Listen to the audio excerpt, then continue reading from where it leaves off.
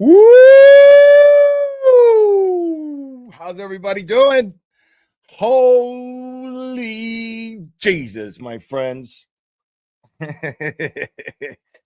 Oh man. I I thought I was done crying.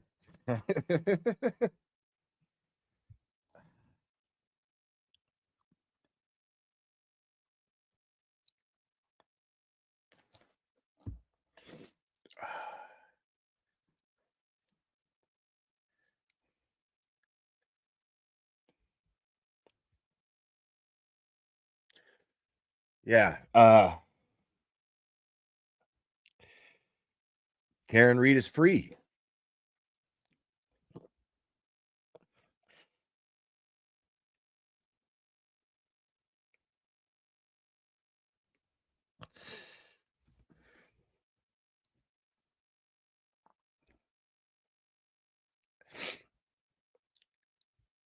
As soon as I can talk, I will. Sorry, guys. Um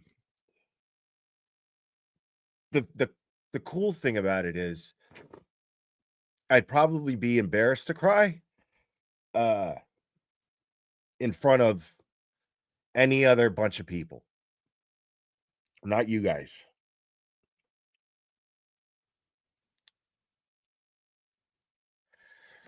Yeah, man. Like, I've been a fucking slobbery fucking mess for like almost 24 hours now. For like 20 hours. I've been a slobbering fucking mess. Uh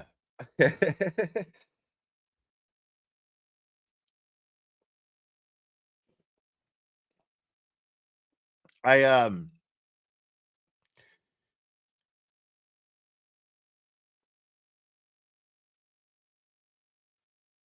and I mean, there's so much stuff we're gonna go over. I'm gonna be crying from happiness and I'm gonna be crying from fucking laughter because we're gonna go over some shit that's just fucking funny. It's just funny. And I would be remiss if I didn't discuss it. All right. Let me distract myself here for a second. Oh, here we go. I think we got a super dad. Super dad. I think we got a super dad. Super dad. Super dad. Super dad. Dad. Dad. Dad. Dad. Dad.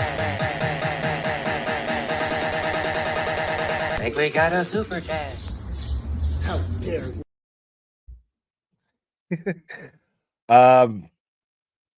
There are a lot of these. Yeah. Thank you. Obviously for your generosity, but for this fucking distraction, it's great. I need the distraction right now.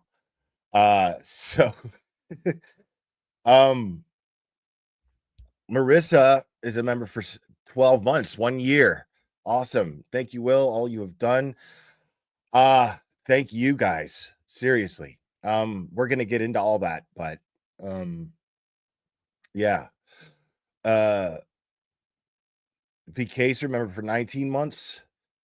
Woo! Our girl is free. Agreed. Yes. DW, fuck yeah, Will. And B Crumbs gifted 10 memberships. Thank you so much.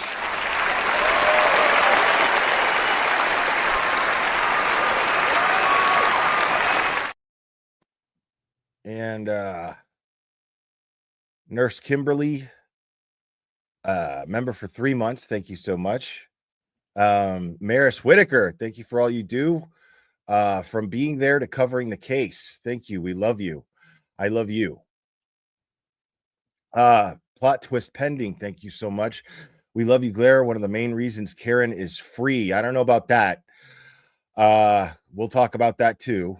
Thank you though so much. Gerda K. Glare, Karen Reed is freed. Free at last. Thank you. Agreed. Calypso, thank you so much. Thank you for your dedication during this trial. Thank you. DK, thank you so much. The audible cheers from outside when the last not guilty was read gave me chills. Cheers for all of us who couldn't be there. Thank you to all the standout warriors. Yeah. Thank you, Will, for just being you. We love you. Robin G, thank you so much. Thanks for all you have done and being there with us. And gifted 5 memberships. Thank you so much for that.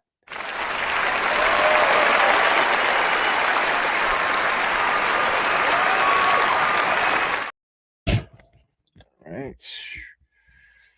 And Stephanie, laughter through tears is my favorite emotion. Dolly Parton. Yeah. Yeah. That's the reason why she's Dolly. Kimberly Cummings, thank you so much. Thank you for coming on. I have not had any idea what to do with myself all morning. I needed you or Melanie today. Thank you for everything you have done and your infectious laugh. Thank you so much. Mike from Providence. We totally understand, my friend. Hopefully the super chat will help you wipe a few of those tears. It is to make you feel better. Think about the same FBI agent knocking on Jen McCabe's door again. Yeah, that would be nice. I hope that happens. I still have hope for that. Megan, thank you so much. Can we please watch Plevin's verdict reaction together? I need your commentary. Yeah. This is going to be a bit of a petty stream too.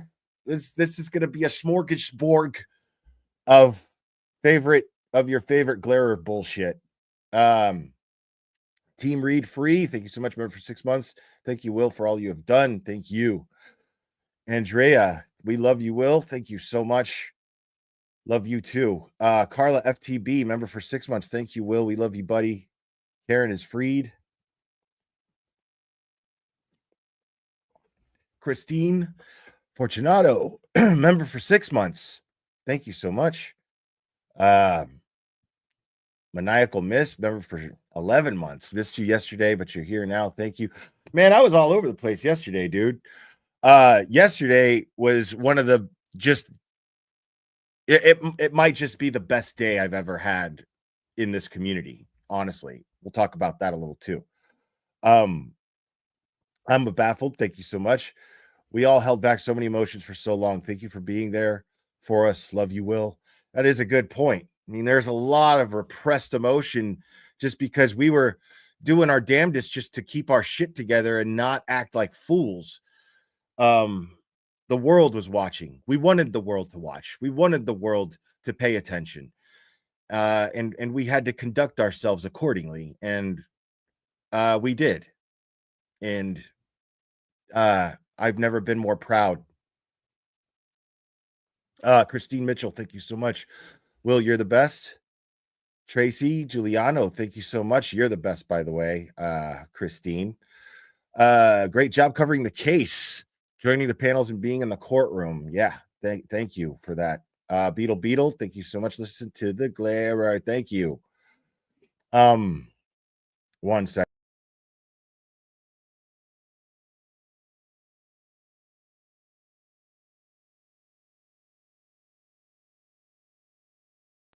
Sorry about that. Had to blow my nose.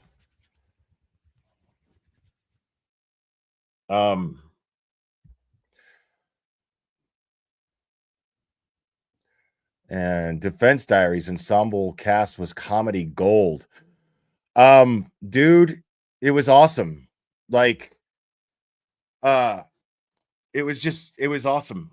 That's a great way to start the stream off is by thanking Melanie Little, Mark Betterow, Defense Diaries, that's Bob and Ali Mata, Ian Runkle, Andrea Burkhart. I may forget people because I interacted with so many people. Annie from 10 to Life, that's where we actually got to watch. We watched the verdict together. Full circle with Annie, and I gotta tell you, Annie is a friend that I will forever, ever be grateful for.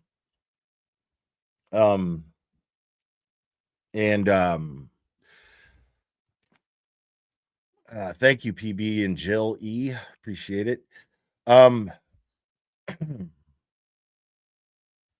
and yeah, of course, Justice Surf TV. That would be Linda Kenny Bodden and Michael Bryant. Michael Bryant, boots on the ground there. Really, Michael Bryant, he holds a special place in my heart for his coverage of this case because he focused a lot on the supporters that are always out there. The Scott McGinnises, I see you in here, buddy. It's great to see you. We fucking did it, man. And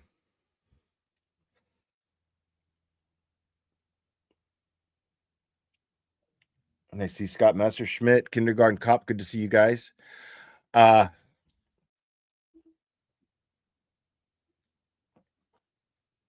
Jeannie Lynn, we won. Yes, we did. Thank you so much. So yeah, if I forgot anyway, I was spinning yesterday because I got to interact with brilliant people. And to be included in such a class of minds was extremely humbling. Pro Hawk VJ, thank you. Yanetti's tears broke me. It was emotional for all. Thank you, Will, for being our entertainment as well as our law professor of the Institute of Law and Stuff. I love this community, real ones, absolutely. It's exactly what I love about it. And Common Sense Investigator, thank you. We did it. Love you and your huge heart. Thank you.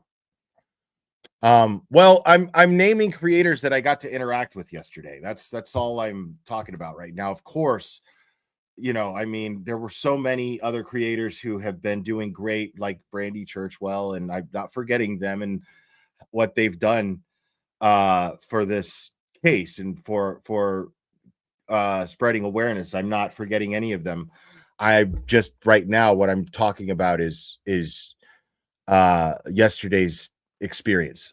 And I see Dietz and Chasing in the chat. Dietz and Chasing, we go way back, and they're the ones who first told me about this case. I had heard about it, but I dismissed it. I thought, okay, I've dated women like that before. She got drunk, she got mad, and tried to run over her boyfriend. Like I didn't even bother. I mean, I assumed since he died, I figured it was just a clean cut. She backed into him or she hit him. I didn't even know she backed in. I know those details.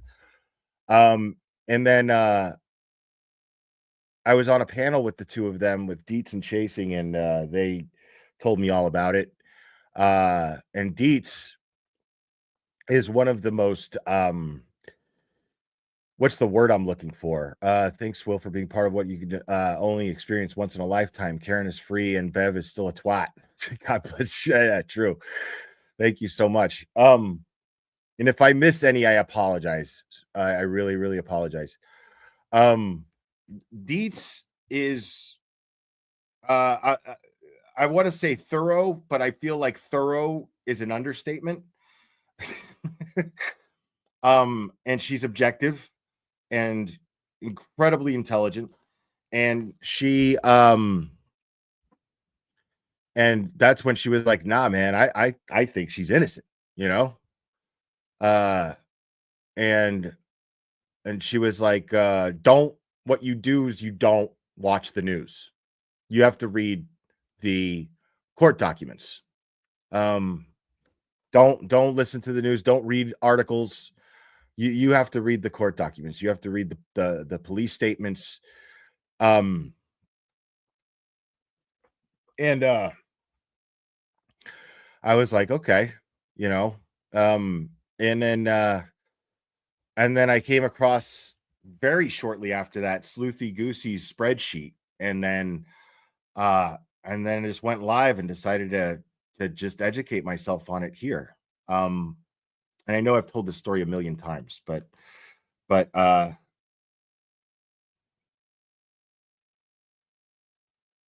yeah, I mean, it just seemed like kismet, everything, how it came together.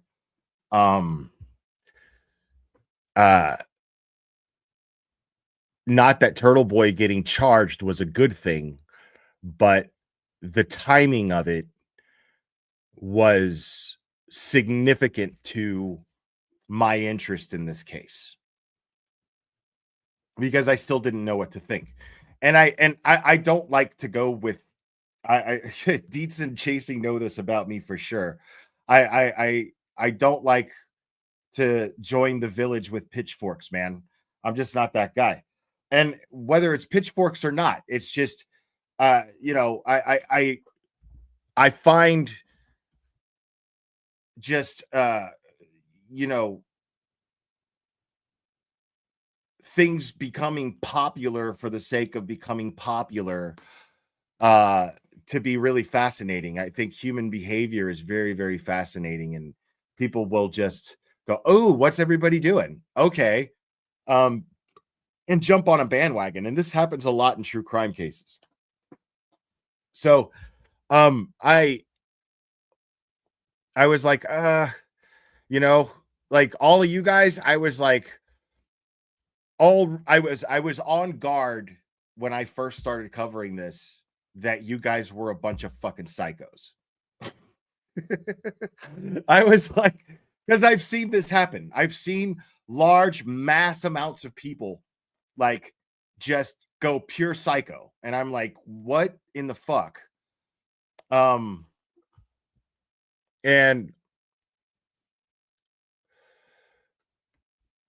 it's so uh I was ready to just be like, I don't know, man. You know, I don't know. But because I was like, are they just reading too much into it? Blah blah blah. But it really didn't take me long because I was still looking at these police statements and I was still thinking, oh, well, you know, they're just lazy cops. You know, this doesn't mean that there's some fucking conspiracy. You guys got to chill out, you know. But I didn't want to tell you all that yet because I didn't know you like that yet, you know. So I was like, just because cops are lazy doesn't mean that there's a conspiracy, you know. That's where my mind was. But I was willing to entertain the idea for sure. And then you know, then I got to a point where I was like, okay, no. And then that's when I wanted to talk to Turtle Boy. That's when I wanted to talk to Aiden. People kept flooding my chat. You need to read Turtle Boy's article. You need to read Turtle Boy's article on this person. You need to read Turtle Boy's article on that person. You need to watch Turtle Boy's video when he did this.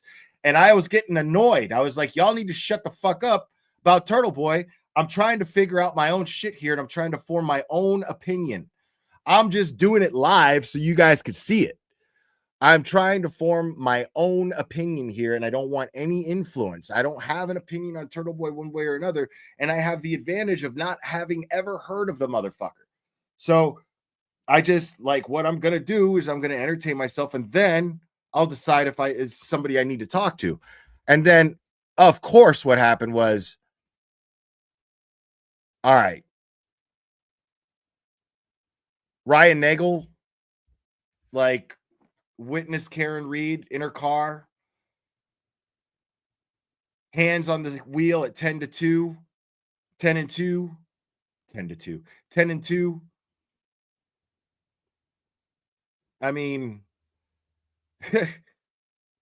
dome light on, no crack tail light, dome light on, and nobody in the passenger seat, and he sees Karen.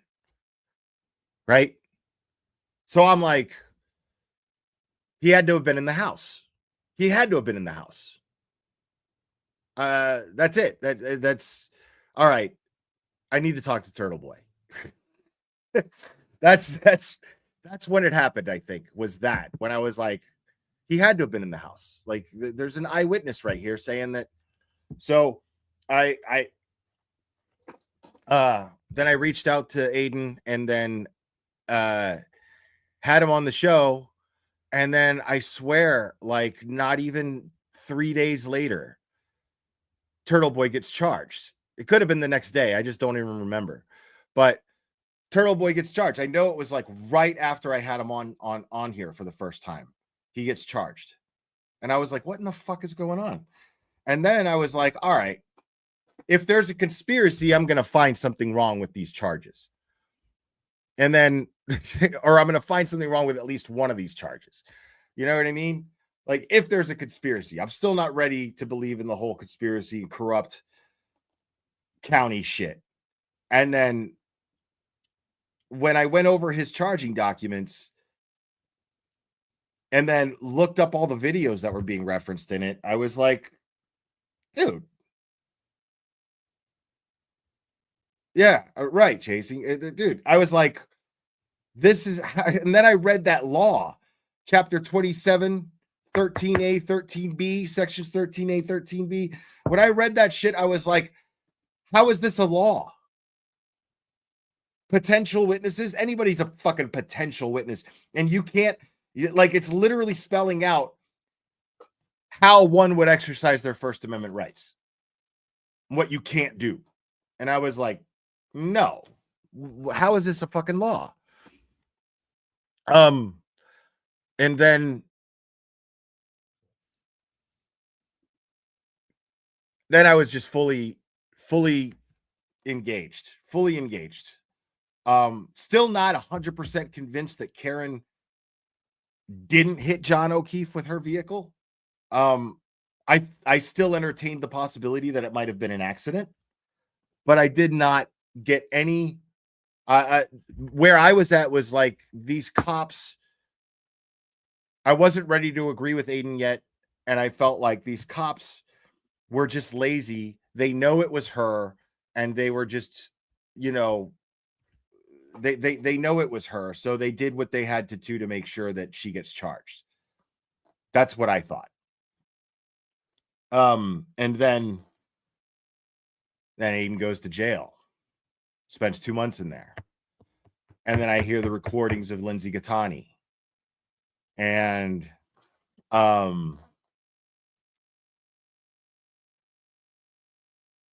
then hearings that were taking place in the first trial, when the 3,100 page TUI report ends up becoming unearthed. And Allan Jackson's arguing points on on motions, and talking about things that this TUI report says. David Yannetti is, arguing these motions, and, and they're talking about how Karen Reed didn't even strike John O'Keefe. The vehicle never even touched him. And these guys were hired by the feds, and they were investigating Michael Morrissey, the DA of Norfolk County, the DA that's prosecuting Karen Reed. I was like, okay. Okay. No. And then ARCA happened, and I'm like, she is factually innocent. That's it. She's innocent.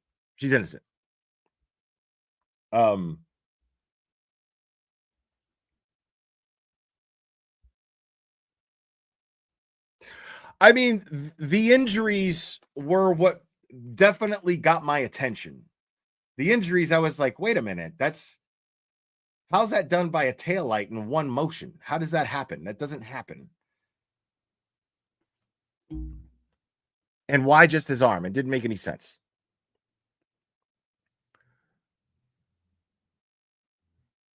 Oh, okay. We'll listen to that. We will listen to that. I will make sure.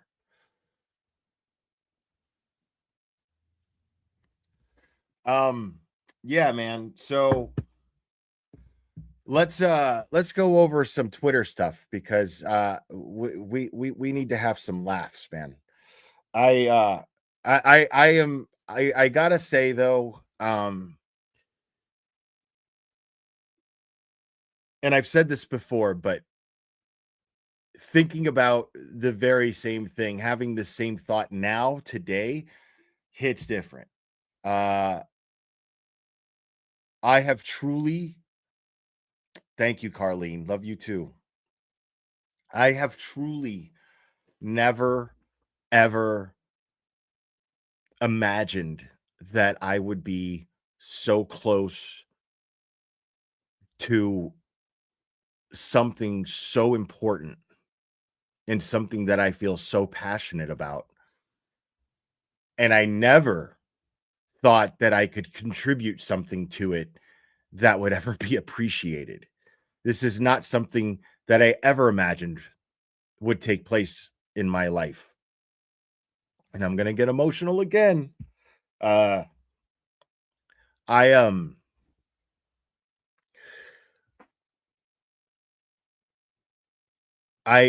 very open about the fact that I struggle with anxiety and depression.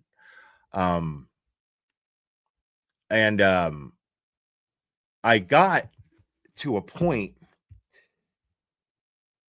in my life where I just hit rock bottom. And the truth is, I was just a dumb asshole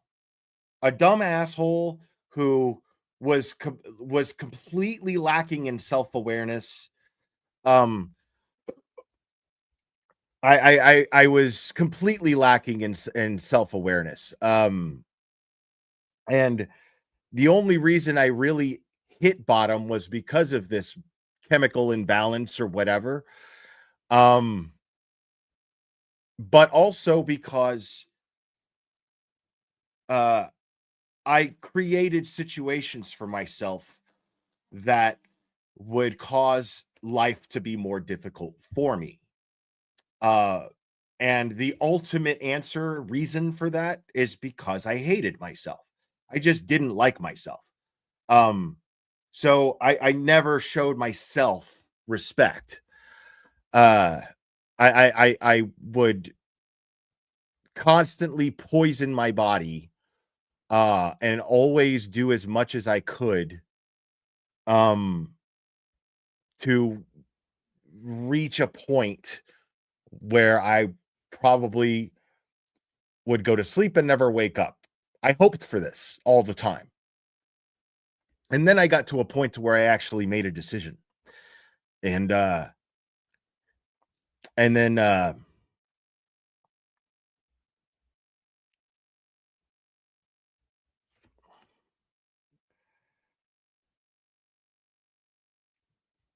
oh yeah, Deets, thank you for that. We're gonna go over that. There's a lot I'm gonna go over. I'm gonna be live for a while, so I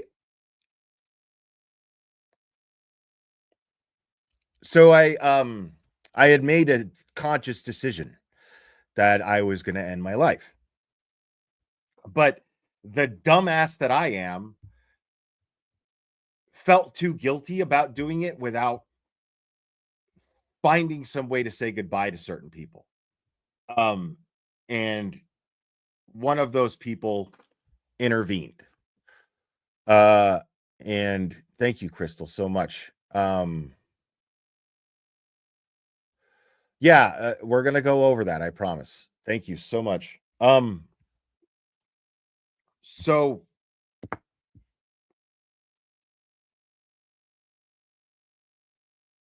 then is when I came up with this glare thing, because when these loved ones intervened, I was in a position to where I had to make a decision. I had to say, okay, like I don't want to die. I want to have a good life. I want to be worth something. I don't want to, like, how do I do that? So I came up with this blueprint, basically, and a list of things that I should focus on to help manage my shit. And those things are gratitude, logic, awareness, acceptance, accountability, rationality, empathy, and resilience. And I make a conscious effort to do these things. And I'm not perfect, and I'm not trying to sell it in as a self-help campaign or anything like that. It's for me and for me alone. I'm not saying if it helps you, then right on. I'm just not trying to like sell it, you know. But if it helps you, then right on. It works for me. So I can't take medication. I don't like being dependent on anything. I don't like codependency. I find it to be very weak, and I have a problem with it. And I don't like that side of myself when I get to the point where I'm codependent and I feel dependent on anything. I don't like it. So um little by little, you know, I mean, it was so bad. Like I got evicted from my apartment. Uh, I didn't know what I was going to do with my life. But when I decided I was going to live, I was like, you know what I'm going to do? I'm going to go fucking find any fucking job, dude. Doesn't matter. Start from the bottom. I have management experience, work my way up, and just do this with a different outlook. And so like I got a job at a gym, and then I started doing this. I started taking interest in crime cases. And then I had already had kind of an interest in crime cases. And then I just started doing this from my bedroom. And that was maybe 6 years ago, I guess, 5, 6 years ago. And so I think about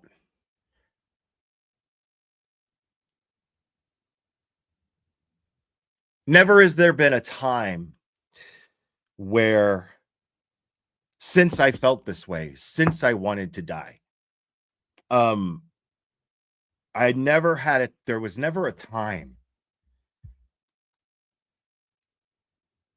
that really made me feel uh an event that made me feel uh so happy that I decided to fight through. Um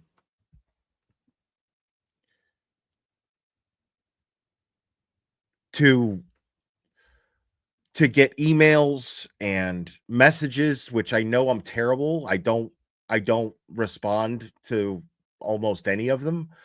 Uh I don't know why. I just feel a little weirded out by it. Like it's a good thing, but it makes I'm still not ready. I can't process this sometimes, most of the time, if not all the time. I can't really process this shit.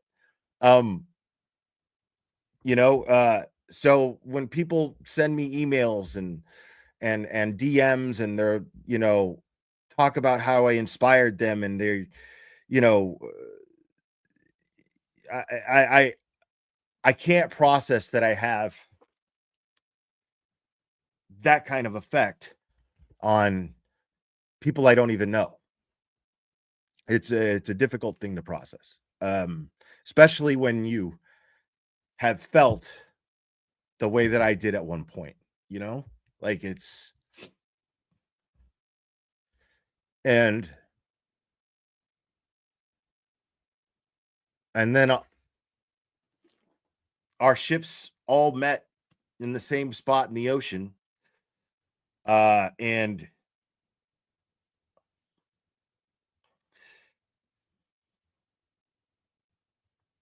all because Karen Reed decided to fight.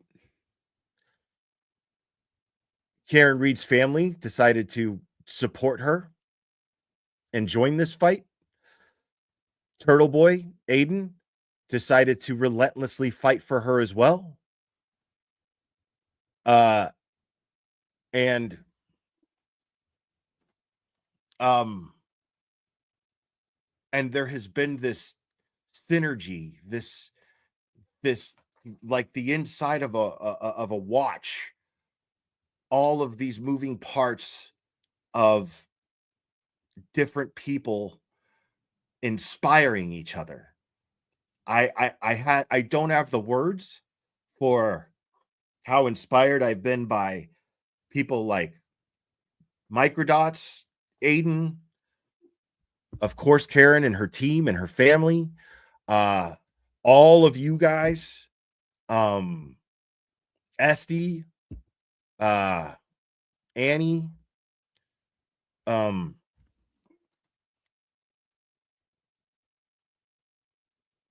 and just this whole thing. And I'm gonna keep talking about stuff that comes to mind because we're gonna watch some things that I haven't watched yet that I've been meaning to watch, and we're gonna watch and we're gonna read a couple tweets, and so I'll have a lot of thoughts, but I'm so grateful for you guys.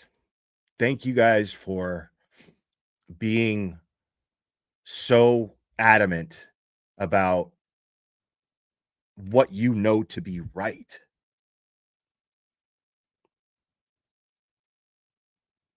This is perseverance is what did this. Perseverance and a way to um perseverance and something to believe in and be passionate about with a level of conviction that I have never ever seen or thought I would ever be anywhere close to. So, uh yeah, you guys are the shit, man. Thank you guys.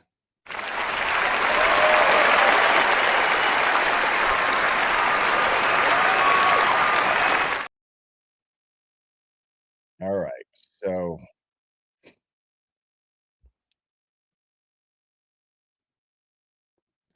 now,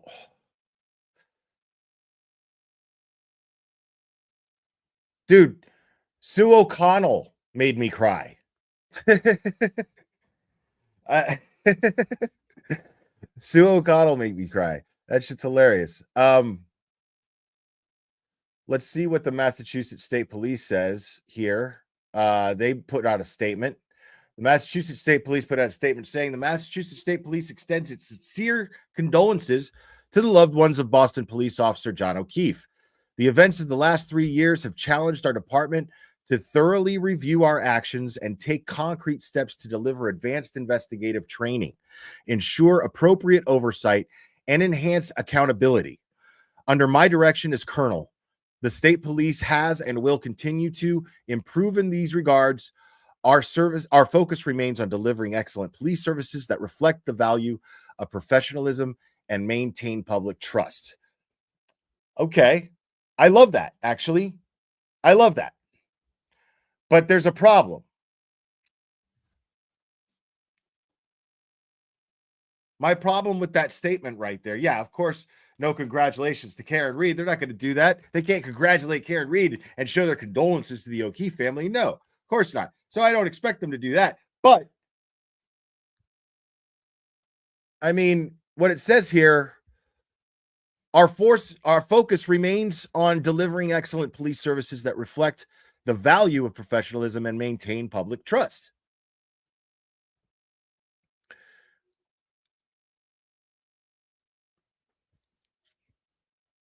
I mean, the real easy way to do that, Colonel Enrique Delgado Garcia. That's the easy way to do it. That's it's real easy. Get to the bottom of that shit. Show the public that you give a fuck about one of your own. And, you know, I guarantee you these people will most likely, at least most of them, will have still some faith in your body of fuckery that you guys got going on over there when it comes to investigations. I don't know what the fuck y'all are doing. Um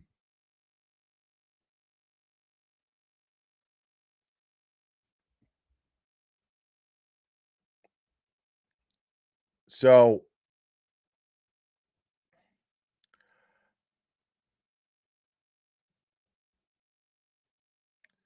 last night, last night, and I'm not gonna play it here. We watched it. It's still up on Kick, but last night we went over the Michael Proctor, who fucking, I don't know what it is. I speculated last night that the dude has been eating too many fucking fries at his new job. Just sticking his hand in the fry basket while he's working the window. But yeah, 2020, fuck 2020. 2020, in the poorest taste, gives this guy a voice to speak on the day that Karen Read is exonerated. Ridiculous. And he straight fucking lied. And now he just sits there all fat, fucking bags under his eyes from drinking. And yeah, now he just looks like a Costanza dick that's been in the pool for too long. In a cold pool. So, yeah, he didn't really say anything. He just lied and stuck to his guns and then cried about not being a cop anymore. It's like, well, if you don't get to, this is what the kind of shit that I'm talking about. Like, you don't get to fucking cry about not being a cop if you didn't act like the fucking cop the whole time you were a fucking cop. Who the fuck are you, dude?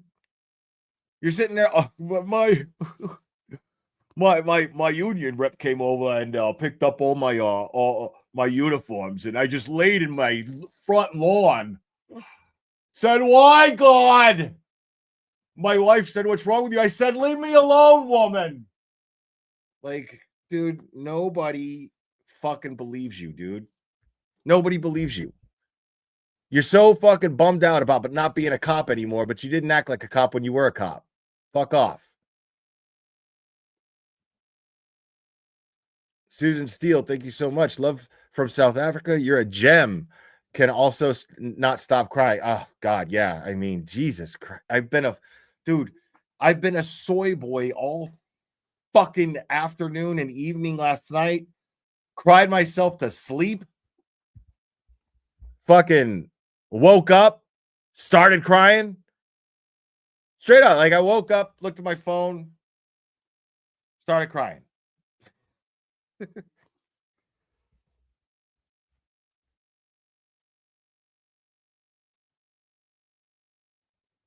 Now,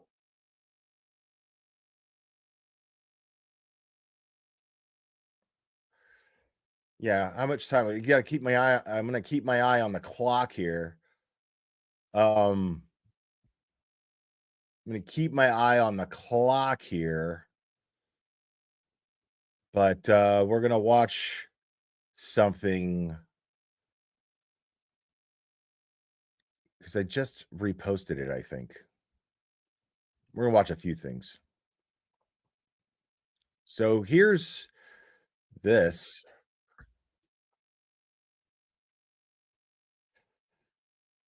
So apparently, one of the jurors did an interview with TMZ. I have not watched this yet. We're going to watch it now. Jason, the jury found Karen Read not guilty on murder and manslaughter. Was it because they had reasonable doubt or because they thought she was innocent? So I think for the jurors, there's a mix of some people think that she was definitely innocent, and the other people, there was a lot of reasonable doubt, at least to where we didn't want to convict her. That's really interesting. So could you give me a breakdown there? Roughly what percentage of the jury felt she was innocent? I mean, I can only speak for myself. I think that she was innocent. It's hard to tell exactly what people think deep down. There was a lot of things thrown at us, of evidence. So it's hard to tell what truly. So you say in your head she was innocent, does that mean you think she was framed by people inside that house? It doesn't necessarily mean that. I don't know what happened. I don't know what happened to John. Really, I was only presented a limited scope of what happened at the night, and I could only base my opinion off of the evidence that was shown in the courtroom. So I don't really know if there was a cover up or not. I know that's the big conspiracy about it, but I don't really know. All I know is that there was a lot of holes in the investigation. Whether they were deliberate holes or not deliberate holes, it's kind of hard from me sitting back to know that. See, this is the kind of jury that we needed on the first trial. This is the kind of jury we needed. Fuck Ronnie. Hey, Ronnie, bow tie. Fuck you, you idiot. This guy right here is like, I don't know if there's a fucking conspiracy. They're not there to decide whether there's a fucking conspiracy. They're there to decide whether or not the evidence proves Karen Reed hit John O'Keefe with her vehicle. Period. That's it. That's it.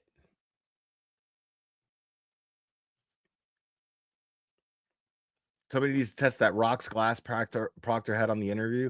Probably had a case of glasses and whiskey in his cruiser. He doesn't have a cruiser anymore. Amor Foralesi, thank you.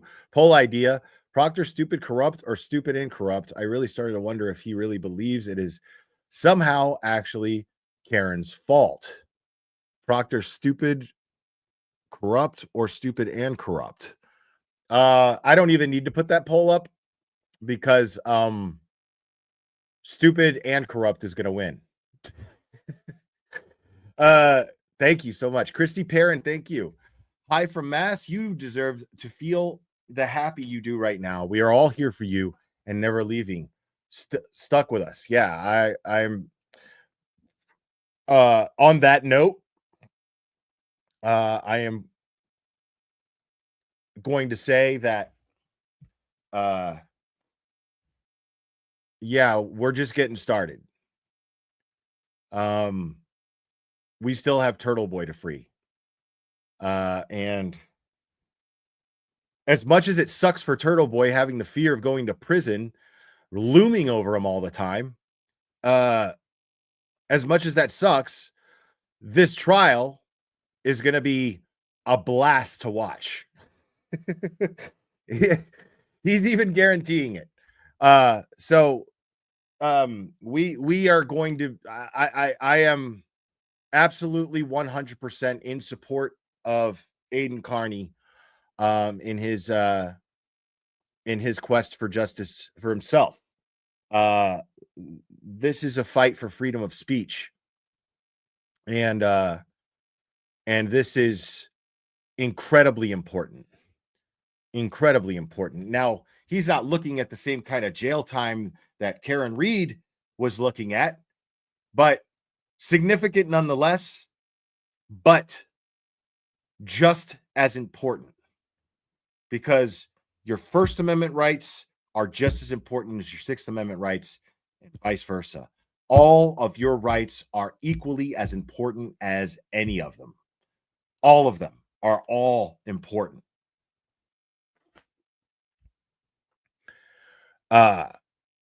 And I'm very passionate about the First Amendment. And Turtle Boy is fighting for everyone's First Amendment rights right now. In my opinion, 2020 did nothing to rehabilitate Proctor's image or credibility. Of course they didn't. Looked like what he is, a fat liar. Love you, Will. Yeah, that's exactly what he is. That's exactly what he is.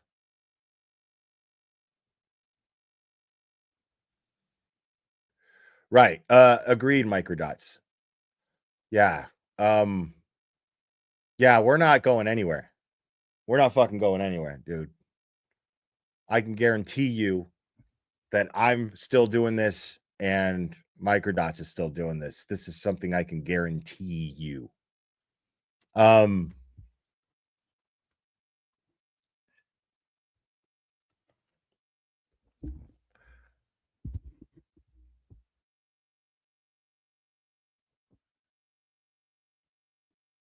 you know, what actually happened.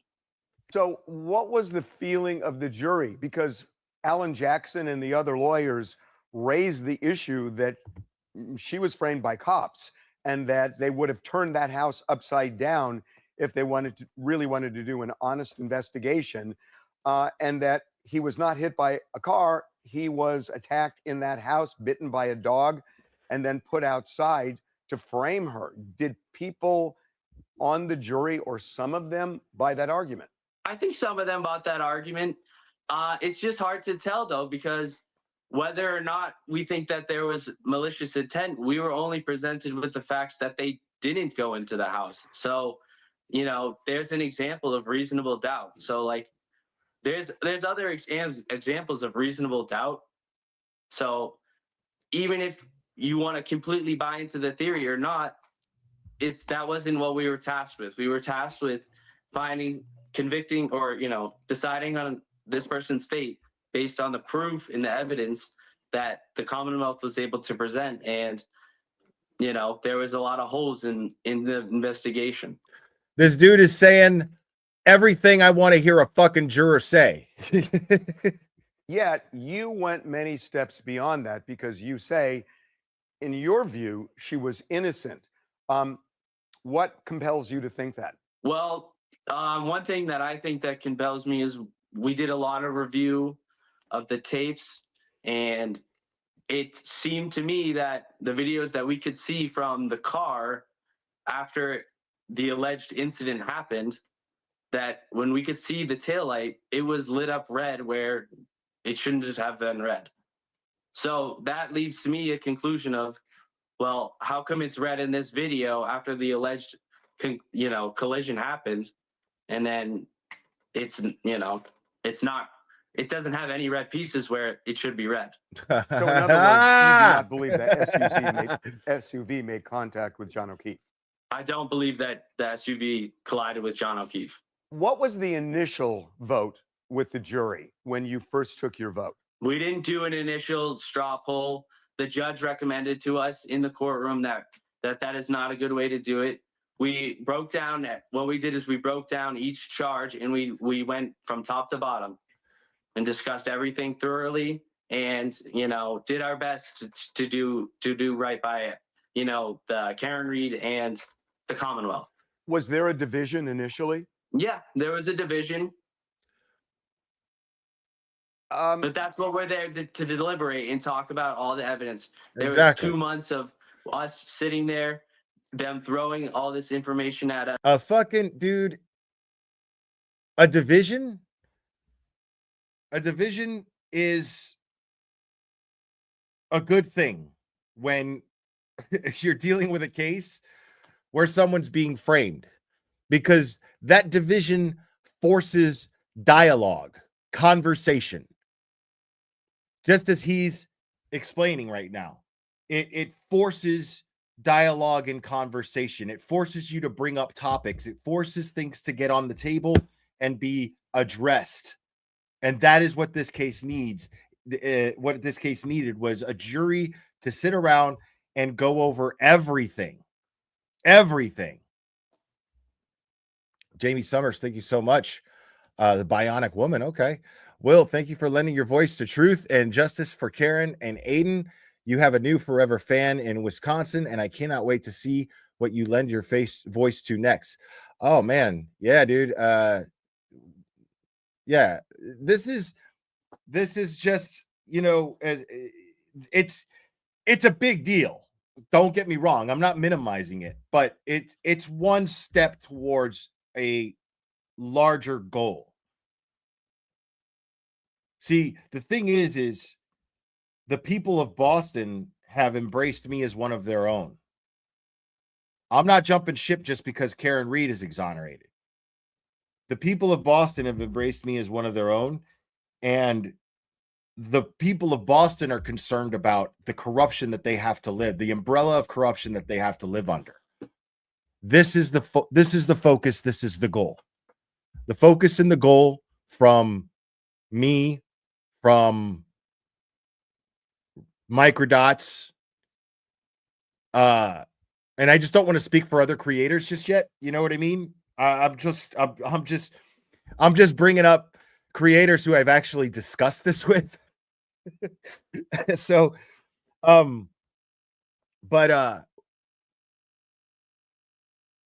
the umbrella of corruption is the biggest problem. Getting Karen Reed exonerated was just one step. Boom, that's done, out of the way. So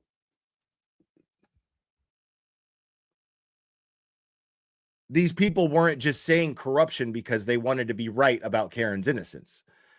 They were saying that there's corruption because corruption is what had Karen Reed charged in the first place and prosecuted. Through the Karen Reed case, I realized there's a bigger problem. Because what we don't want is for this to happen to another Karen Reed. You see what I'm saying? We can't have that. Can't have that. Can't have people running around feel like they're capable of doing this shit. Norman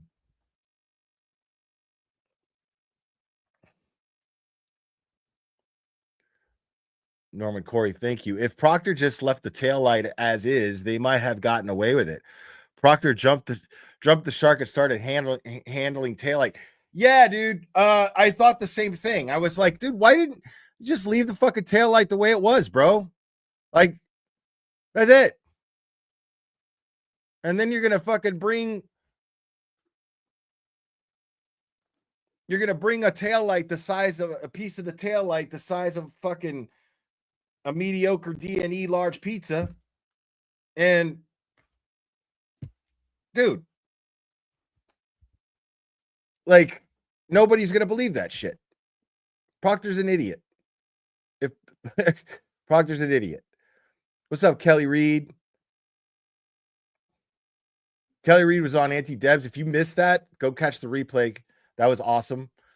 Anti-Deb is just a treasure. I just love the shit out of Anti-Deb, man. Oh, man. And Nurse Kim had me bawling, dude. I was crying like a little fucking bitch, dude.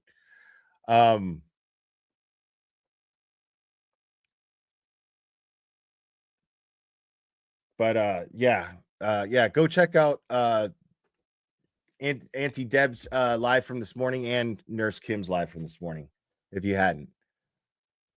At us absorbing the information, going home, thinking about it, reviewing it in our heads, not, and we get to the deliberations, and now we have an opportunity to discuss. Some people went into the deliberations and they didn't. Love you too, Kelly. We did it. Unsure after two months, and that makes sense because there was a lot of things going on. There's a lot of information. How much can you weigh one thing or another thing over?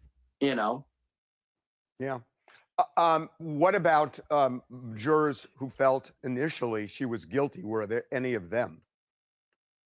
Yeah, there were a few jurors that think that had thought that initially when they went into the deliberations, that was their standpoint, and that's what we were there to do, to talk through all that and bring up every single piece of evidence. Is there an angle of reasonable doubt to where we're not really sure? Like, are you really sure? Are you 100%, or are you 99.9%? If you're that 99%. You know how fucking refreshing it is to hear this guy say this shit? I mean, you guys do, but I feel like I just can't stress it enough, dude. I just can't stress it enough. Like, it's so fucking refreshing because sitting here arguing with fucking, I don't even argue. I haven't argued with trolls in forever. All I tell them to do is shut up. That's all I do now. Like, that's all I've been doing for months at this point. Just like, shut up, stupid. You're an idiot. I don't have the patience, because the concept of reasonable doubt is so fucking simple, dude. The concept of reasonable doubt is absolutely simple.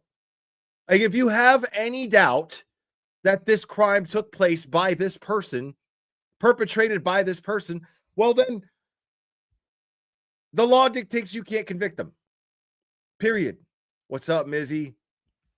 And yes, also, big part of the corruption, Mizzy is the front runner, running point on justice for Sandra Birchmore. And I am right there with you, Mizzy. I promise you that.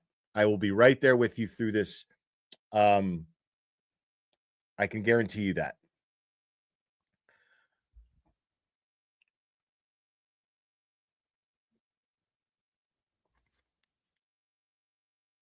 Yeah, like the concept of reasonable doubt is so fucking simple. That's one of the things that made it so frustrating. This whole goddamn thing was like, I don't understand how there's people who are saying, I can't understand how lawyers would get on TV and say that she's guilty. I'd be like, I don't fucking understand it. I couldn't wrap my head around that. Like, it was, as Melanie put it when I first jumped on her panel the other day, she goes, "You are being gaslit at the highest level." And I was like, yeah. If I'm questioning my own fucking sanity, if I'm questioning my own intelligence, dude, that's being gaslit, dude, because you're sitting here, you got fucking lawyers saying the stupidest shit ever when I'm like, no, that can't be right. Thank God, dude. I never thought in my life, having been the person that I was 6 years ago, I never thought that person 6 years ago never would have thought, or that person 6 years ago never would have. Because I'm just not that guy. Like, I know that I have this, I always struggle with depression and anxiety. It never goes away. It's one of those things. It's such a fucking cunt. It really is. But it never goes away. But this method of managing it that I've adopted has worked, and this person is someone I can't even relate to anymore. So I don't want anybody worried that I may get to a low place and then, like, I'm too aware of it. You know what I mean? I'm too aware that, like, because it happens. There's days where I just wake up and I'm just like, poor me, right? There's days I wake up like that. But the thing is I go, fuck this shit again. You know what I mean? Like, what do I got to do to get over it? All right, I got to eat a gummy, fucking chill out, go to the gym, exercise, like, and that's all I got to do. You know what I mean? Denise Hoover, thank you so much. Thank you for guiding us through this movement. I am so thankful for you. Glare, you are a blessing. My son just hugged me when the verdict came, same as I bawled in his arms. Oh, that's awesome. That's awesome. Thank you, Denise. Yeah, like, so, like, just to talk about that a little bit, like, it's not, yeah, the self-awareness is vital. It's vital. So, like,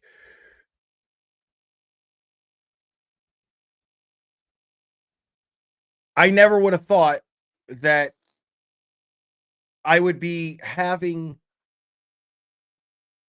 what I consider to be intellectual conversations. And my insight being valuable to rock star fucking lawyers, dude. I never thought that shit. No fucking way. No way would I ever thought that my insight would be seen as valuable to every fucking rock star lawyer that I've ever even, the only ones missing are the ones that that are dead, like Johnny Cochran. You know what I mean? Annie's always so late with my shit, bro.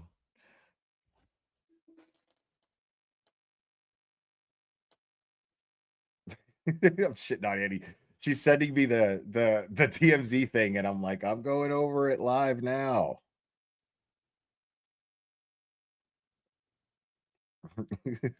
She's always like a minute later with sharing shit with me.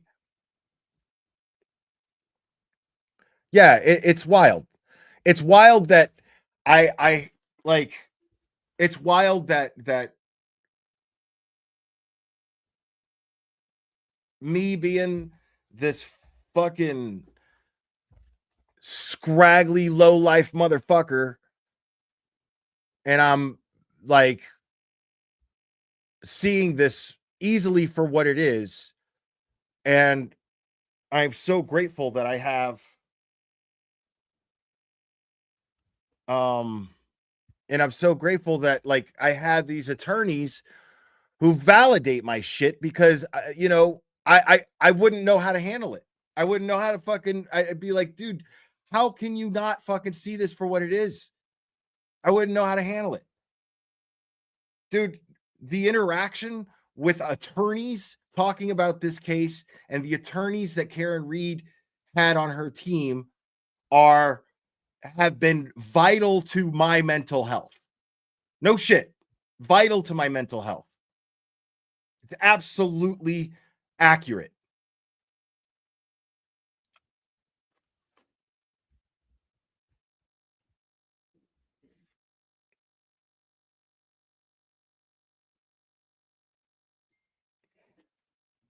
You know, we can't convict you. What brought Oh, the wait. ones who We'll felt come she back was to this, guilty folks. over to the not? But we're about to get. Well, we Seemed to still got a resonate minute. with We them. still got a minute. You Hold know, on. it's hard to tell from my position.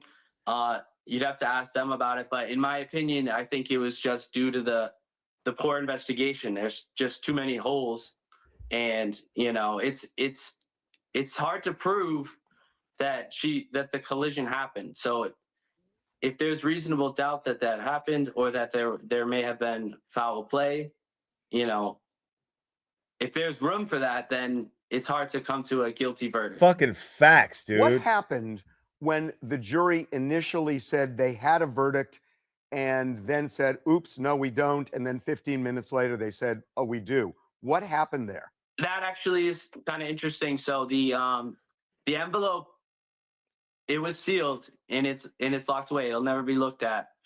But on everything on that initial slip was the same as the slip that was presented.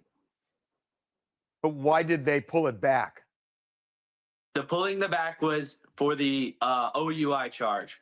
Driving under the influence, essentially, drunk driving. Yes, driving under the influence.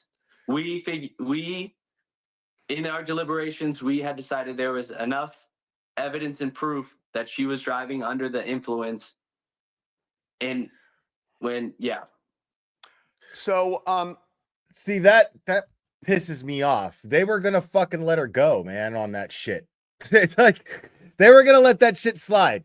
It would have been a full acquittal. But then they were like, nah, we got to do the DUI. Like, I stand by my position. I stand by my position that I had on Defense Diaries. I get that it's a win, but it's still shitty, dude. You know what I mean? Like, it just seems so fucking petty to have a fucking OUI charge after all that, dude. After everything, dude. You know what I mean? Come on.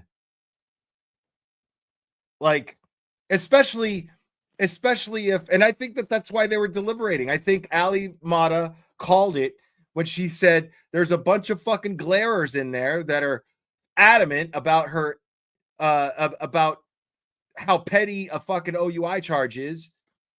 And they think she's being framed, and there's people arguing about it. Yeah, I want to talk to that foreman.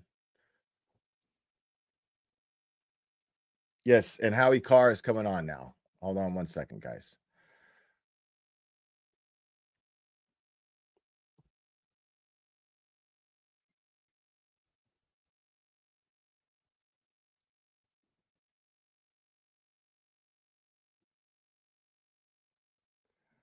Well, that's Grace Curley.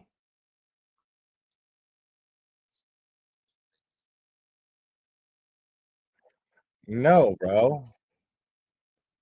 Why is Grace Curley on Howie Carr right now?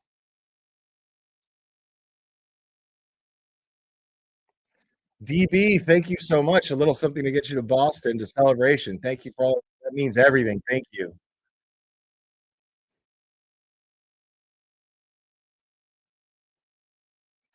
Oh yeah.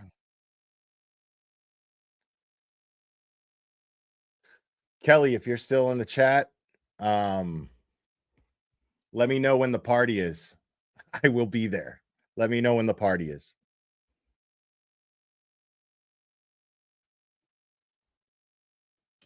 Available wherever you get your Mic check, Grace. Dude, I'm trying to I don't want Grace Curley. I'm on the Howie Carr website.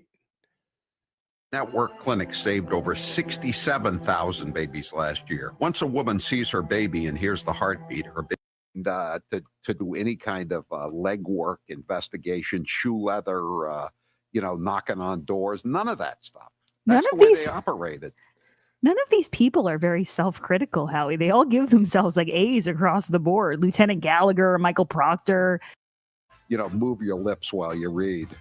Howie Carr's got Allan Jackson at the top of his show. Don't miss. Okay, so where is Allan Jackson? What the fuck am I looking at here, dude? Why is that happening? All right, maybe it's different here. So were you ever in any doubt, or how much doubt were you in as to whether or not you could get a fair trial in Norfolk County the second time around? Oh, I had, how much doubt was I? I was in enormous doubt. I mean, I never doubted the evidence. I never doubted her innocence. I never doubted Karen's, the just result should be that Karen walks out of that courtroom in the front door, through the front door, not the back. But did I doubt whether or not I could get a fair trial? About every single minute of every single day. I love it. Get him significantly. Get him, I AJ. think we may be the only duo, lawyer and client, who has gotten back-to-back acquittals on murder charges. I mean, we got back-to-back acquittals. When has that ever happened? Double jeopardy. And I thought you were going for triple jeopardy yesterday when they brought back they said, oh, we don't have a verdict after all. I mean, you're going into the record books. You got two murder acquittals here in a row. Yeah, I don't know that I'll ever meet another lawyer who can claim that. Yeah, this team has gone through the gauntlet. What was it like having basically the judge tied your hands, the defense's hands behind your backs, didn't she? What was that? What was that like? Things, it was difficult. I mean, that was the challenge, right? So Hank Brennan came on as this, sort of self-proclaimed stalwart of justice. We're going to make sure that Karen Read gets a fair trial. That was just lip service. It was anything but that. The Commonwealth had a theme and a theory going into this case that they did not want the jurors, in my view, they did not want the jurors to actually hear the evidence. They had no interest in having the jurors presented with the truth and the evidence on both sides, even playing field. Everything they did strategically was to try to hide evidence, try to hide witnesses, try to hide experts from the jurors. They filed motion after motion after motion. And well, that's I mean, I can handle a prosecutor. I can beat most prosecutors with my hands tied behind my back. I know evidence very, very, very well. The problem is when the judge is on the Commonwealth side and tends to lean toward the Commonwealth, that makes life very difficult. And I've got example after example after example of the Judge Cannoni making very bizarre rulings that just did benefit the Commonwealth over the defense. And they're myriad. Yeah, we would get people would be texting in and saying, why doesn't Jackson object to this or that? And I said, after he's been overruled, his objection's been overruled about 1 million times in a row. I mean, he's just pissing off the jury if he keeps objecting because he knows what's going to happen, right? So the court is a theater, right? There is a theater to courtroom advocacy. And part of it is playing to the audience. And the audience is not the public at large. The audience is not the bloggers. The audience is 12 folks, or in this case, 18 folks sitting in a jury box. I had to play the odds. There was a witness I took, Howie. This is still just shocking to me. There was a witness that I took on direct examination. It's direct, and it's an expert, and just allowed to lead experts. In every state in the union, you can have moments where you lead experts. Every question I asked was objected to by Hank Brennan, and 100% of his objections were sustained. I've never seen that in 30 years of practice. Literally, I think it was. I love it. AJ's objections not holding and back. 49 sustained objections by Hank Brennan and the judge. Talk about trying to keep the information from the jurors. It's not like I was abusing my position, trying to get information in that was not relevant. I just had to ask the question 17 different times in 5 different directions to get the information in front of the jury. I've never had a situation where the judge sustains every single objection by the prosecution. That's never happened. Statistically, it's impossible. How about the fact when Brennan would kind of like drift off, and you would ask a tough question, and she would ask Brennan, "Objection, counselor." Kind of shit is that? I've never seen that in court. Have you? No, never. It certainly seemed like the Judge Cannoni had an idea of what she thought should be presented to the jury and how she thought it should be presented to the jury, instead of just being, calling the balls and strikes. That's what she's there for. Her job is very, very it's simple. She is a gatekeeper of the evidence, for sure, absolutely. So you don't want to allow abuses on either side to occur in your courtroom, but you allow the lawyers to try the cases. You allow the lawyers to direct examine the witnesses or cross-examine the witnesses. You allow the evidence to come in before the jury, because ultimately the jury is the trier of fact, not the judge. The most important folks in the room are the jurors. Right. So it struck me after a while, and it struck me in trial number 1. She did the same thing. It was just, in my view, abusive of the process, not allowing the system to just work. Let the witnesses testify, let the evidence come in, and let the jurors weigh the evidence, and then let the advocates argue about the weight of the evidence. That's a trial in and of itself. It's not difficult. What would if you could speak directly to Judge Cannone, what would you say to her in criticism of what she did? Don't do that, Howie. Well, be careful. I am an officer of the court in every jurisdiction in which I'm pro hoc, and I can imagine I may be back here in Massachusetts again. I doubt I'll be in front of Judge Cannoni. But my suggestion would be just do better.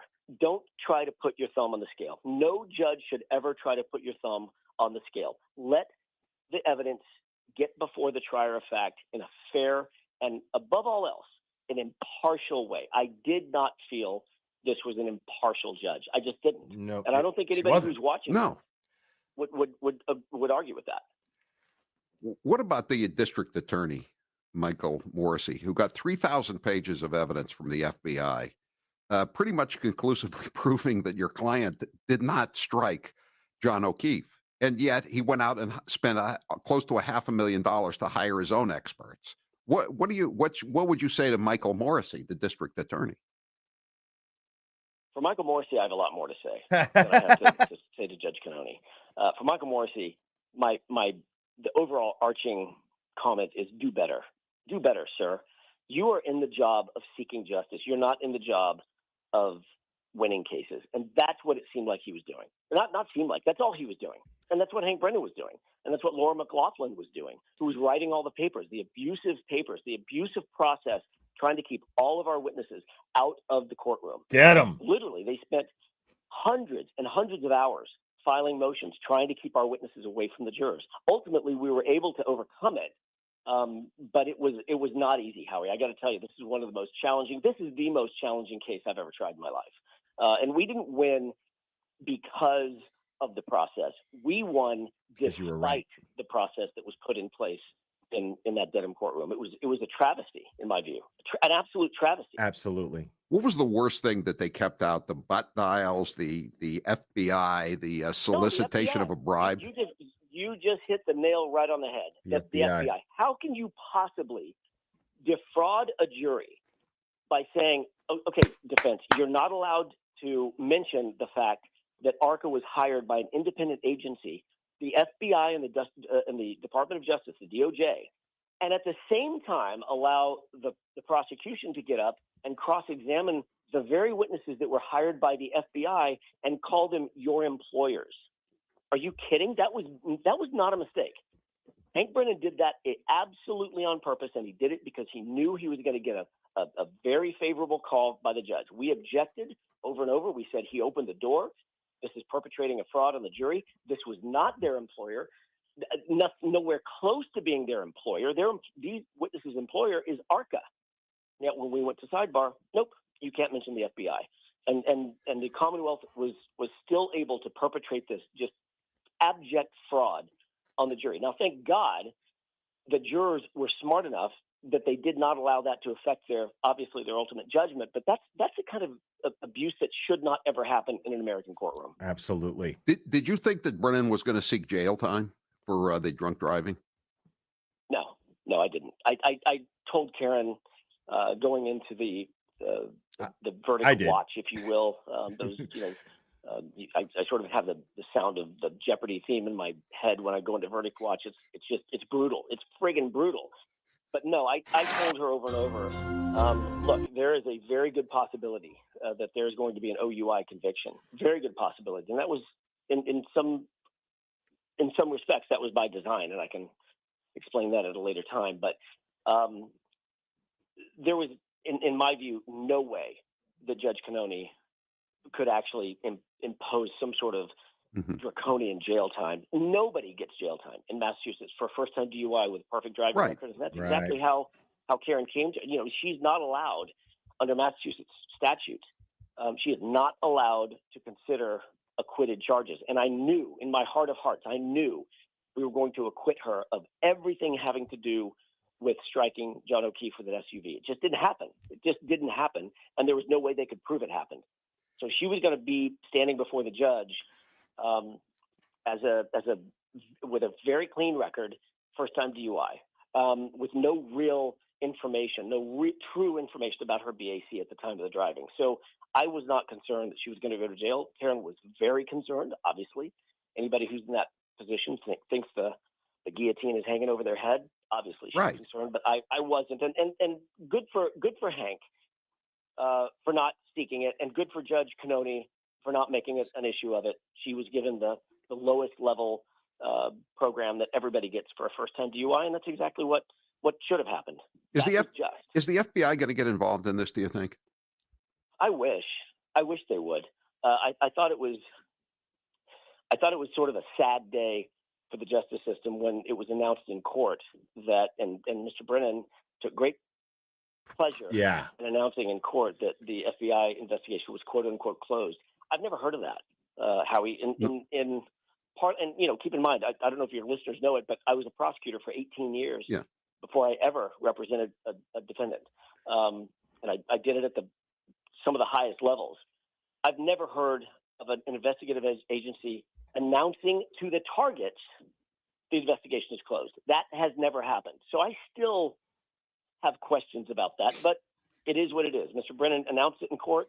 I took him at his word. It was to me, it was a punt on the part of the FBI. I think there's plenty of information for them, plenty of evidence for them to investigate, and I think they should. And I think that if they're doing their job, they should look real close into the culture of the Massachusetts State Police, a culture that can foster somebody as dangerous as Michael Proctor and his A cancer. I remember that's a memorable line in your opening statement. I remember that. Well, I want to play you one cut before I let you go here from Michael Proctor. What did you make of that? Have you watched that yet? I haven't. I couldn't. I was in a celebratory mood yesterday, so I couldn't bring myself to watch Michael Proctor do anything. I suppose I'll have to do it now. Now you've shamed me into it. I gotta watch it. I gotta play you one cut though. I gotta play you one cut as he goes over his investigative chops here. Cut 9. Sure. Is there any part of the actual investigation that you would do over? Because it's blowing up into this crazy so-called conspiracy, maybe I could have avoided it by, looking at other people's cars just to say we did it. There's some witnesses maybe we could have interviewed a Wow. little sooner.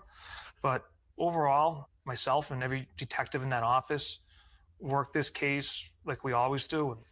So I wouldn't change anything. Nothing. No.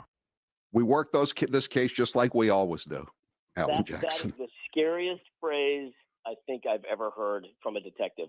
Given what we now know about how this case was investigated and not investigated, for him to literally say on national TV, nah, not so much. I would work this case just the same way I'd work every other case, just like I do every other case.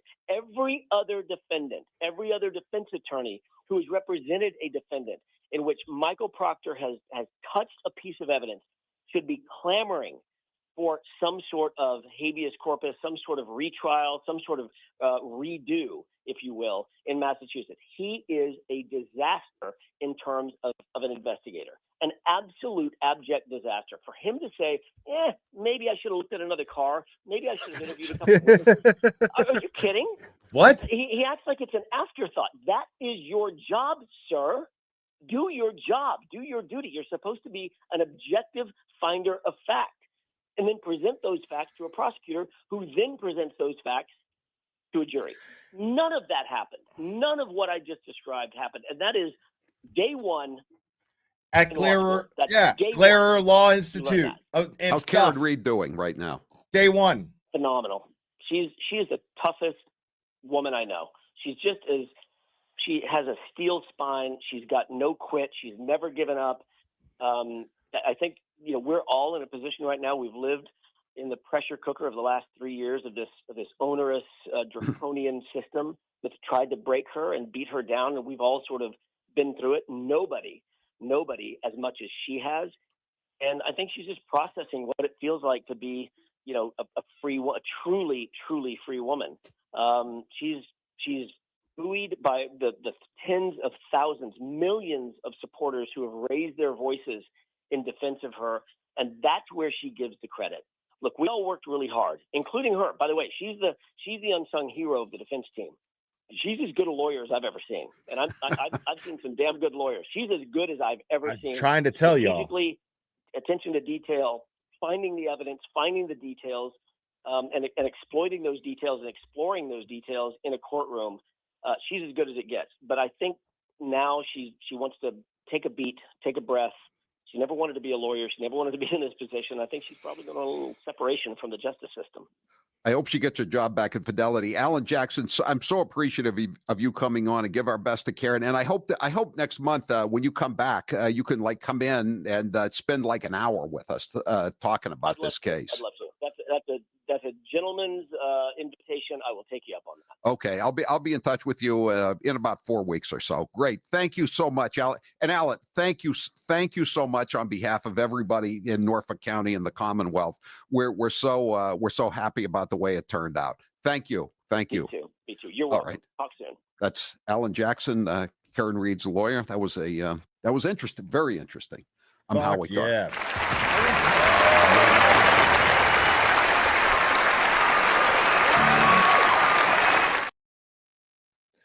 All right. That was amazing. Fantastic. AJ.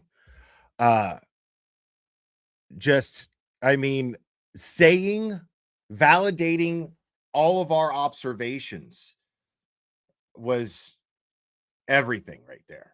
It was fucking everything. I love it. Now, I don't know how to get in touch with this man. I don't know how to do it, but Kelly Reed witnessed Allan Jackson commit to doing my show almost a year ago. So somehow or another, I'm going to get a hold of this man and get him on here. I don't know how long it's going to take. I don't know how I'm going to do it. I mean, I guess I could just contact Karen and see what I could do about that. But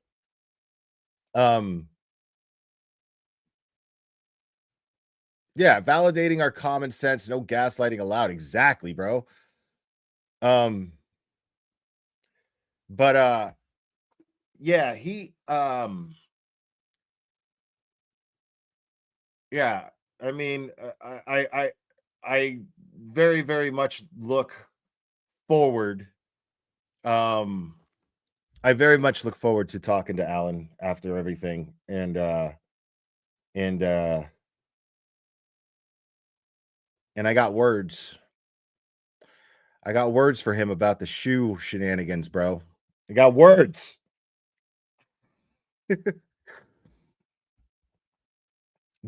It's so funny because like there's things that like I want to tell you guys, like interactions that I've had, but I don't know if I'm allowed to talk about them or not. I need to get like an okay from someone on that team. So I don't know what I'm allowed to talk about, what I'm not. You know what I mean? Um so and I have like a couple of fun little stories from my interactions with members of this team. And so I really I I wish I could talk about them. I just don't know if I can.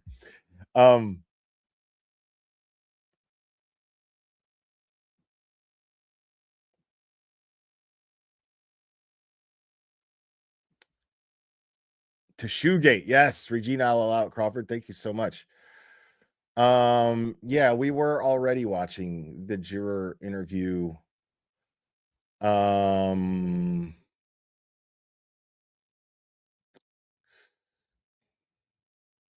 We're gonna finish watching it now. We were about right there. A guilty verdict. What happened when the jury initially said they had a verdict and then said, oops, no, we don't. And then 15 minutes later, they said, oh, we do. What happened there? That actually is kind of interesting. So the envelope, it was sealed and it's locked away. It'll never be looked at. But on what everything on that initial slip was the same as the slip that was presented. Yeah, we heard that already. There was enough. In your view, So I saw somebody in my chat talking about the jury did the right thing with the OUI. No, they fucking didn't, bro. I'm dying on that hill too. Kiss my ass. I'm dying on that hill too, bro. Like, I'm saying 3 years, 3.5 years after the fact, dude. You know what I'm saying? There's no real evidence that she was drunk, and they could have decided that wasn't enough for us. That wasn't enough for us. I feel like it was petty as fuck to fucking charge her with an OUI. Adrian Elizabeth, much love, Will. I don't always like you, but after hearing you this morning so raw and real, it wasn't you I disliked. It was because I have felt the same way. Love your growth. Stay focused. Oh, thanks. Appreciate that.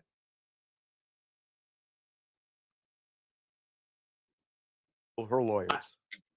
For her lawyers specifically, I think they all did. I think that all the lawyers on both sides did a really good job.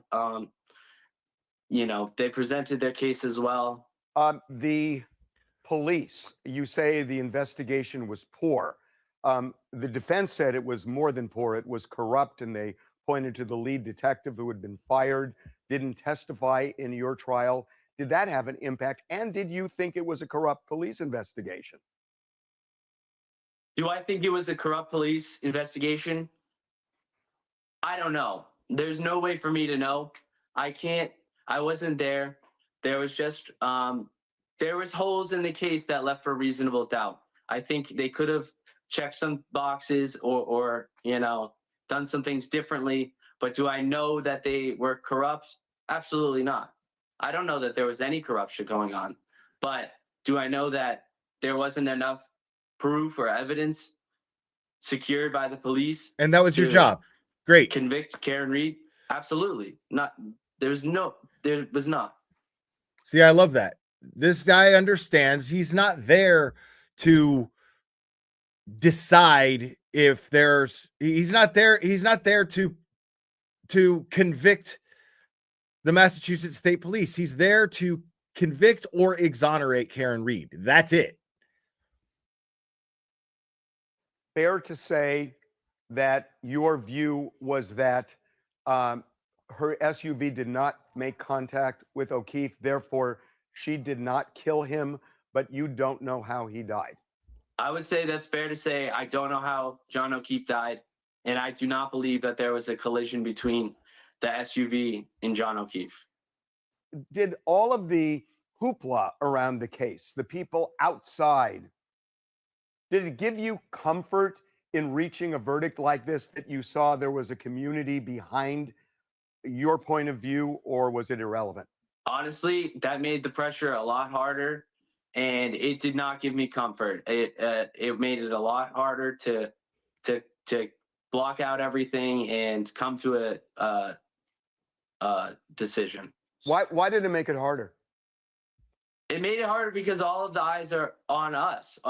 We were told we're the most important people in the courtroom, and they keep us away from the crowds of people in the front of the courthouse, but we do see them, and I don't think that having all those people swayed me to go either way. We were only tasked with looking at the evidence. We were 12 jurors. We had to back. I love that shit. Because this guy basically just confirmed that Beverly Cannoni is absolutely full of shit and basically a fucking Nazi. That buffer zone thing was bullshit. Bullshit. This guy is saying straight up, I didn't give a fuck how many people were out there. I mean, it was pressure on like, okay, I don't know what they want.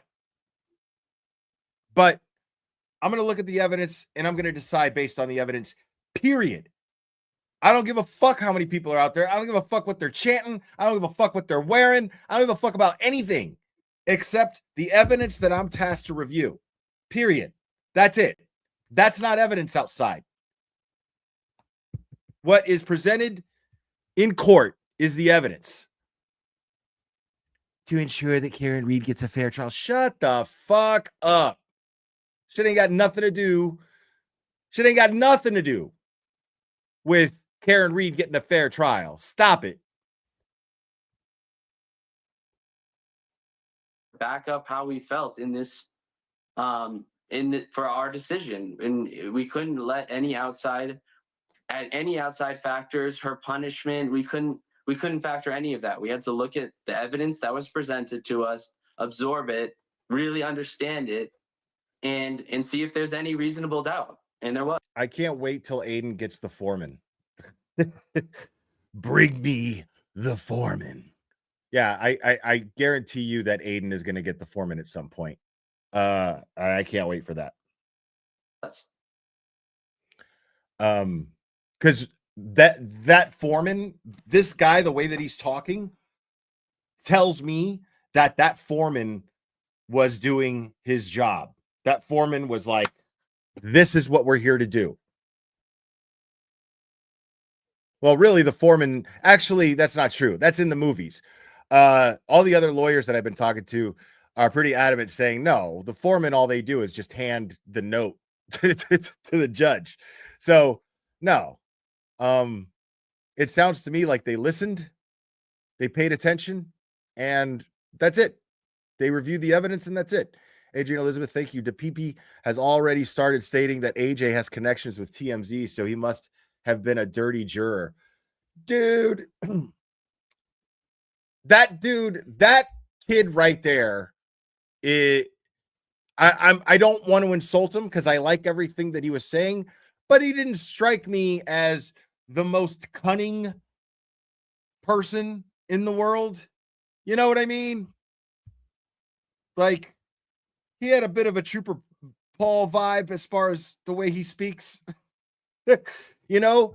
But so I'm just saying that I don't see him as being so cunning as to being dirty.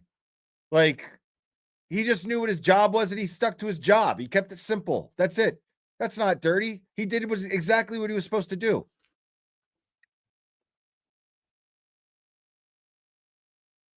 And there was another one right under that one. Where did it go? There it is. Chantal, thank you so much.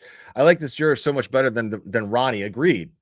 Seems much more sincere and not trying to make up his own theories to fit the holes in the case. Right. Agreed. Thank you so much.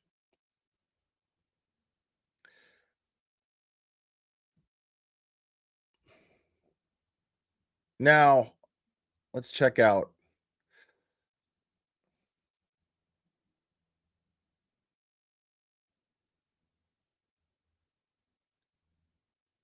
This is just the funniest shit I've ever fucking seen. Now, I don't think I'm going to go over the taillight situation, but like, like just minutes before what we're about to watch happened, this dude fucking smashed somebody's taillight in the fucking parking lot, in the parking lot of the Registry of Deeds. Douchebag. What an idiot. And then he left a note with vague ass contact information, refusing to tell a cop. And there's fucking state troopers all over the place. Margaret Tier, thank you so much. Will, can you check up on Melanie Little? She was so upset yesterday, and I'm worried about her. She put her heart and soul into this case. What could she be upset about? I don't know what she's upset. I texted with her last night. She seemed fine. She seemed happy because there was a verdict in our favor. All our hard work paid off. I mean, I don't know what this is. I think you're overthinking, maybe, Margaret. I think she's okay. But I appreciate it. I appreciate the concern.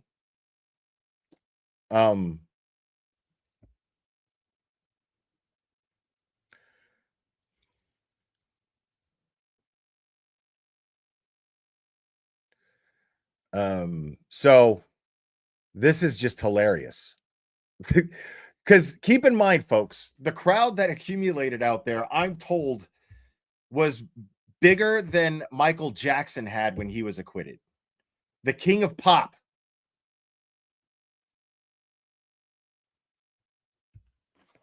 I mean, think about that. And think about the substance that involves, because Michael Jackson made Thriller, bro. Karen Reed got wrongly accused of murder. You know what I'm saying? Like, the evidence was so clear, the corruption was so clear, and her fighting despite all of this corruption and all of these attempts to railroad her inspired all of those people. Inspired as many people who love the album Thriller. At least enough to go support Michael Jackson when he was being accused of touching kids.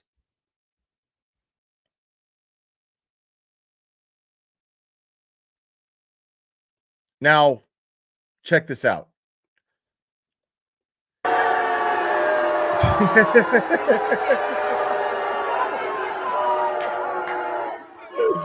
Now watch this. Watch the crowd shift. Watch this.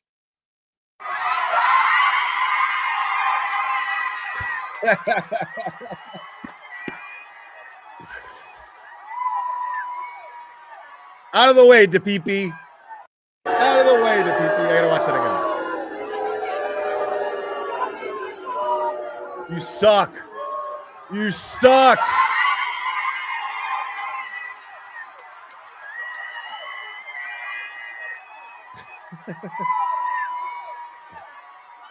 Listen, turtle. Okay. That's fucking great.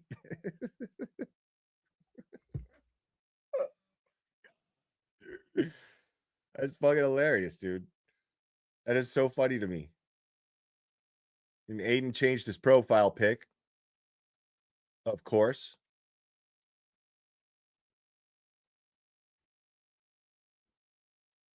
Piney Woods, thank you so much. Thank you so much, Will, for all your hard work. As Nurse Kim says, you're my favorite friend from out of town. Thank you. I appreciate that. We love you here, Piney Woods. I think there was one. Yeah, sorry, I didn't go over this one. Cheryl with an S. Shout out to my fellow Boots. Their everyday rain or shine. Scott McGinnis, Marianne, Paula, Tima, Maria, Lauren, the Sweeneys, Peter Murphy, Annie, Nancy, Joe, Neil, Stacy, and many more. Freed. Absolutely. Thank you so much.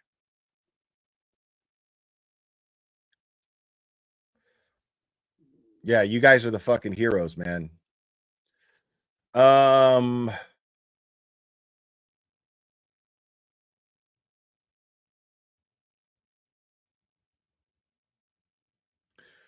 Now this was a moment. This is when I first cried. This is the first time I cried right here. Wow. I really wish I was there for this. And there was Mimi, and then there's Nick Rocco.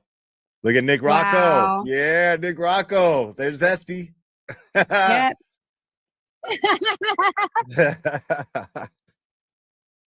Love it. Fuck yes, Esty. I love it. Get it, Esty.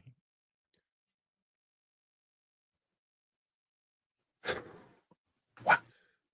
I really wish I was there for. Yeah, man. That was awesome. Esty was like so happy. So happy.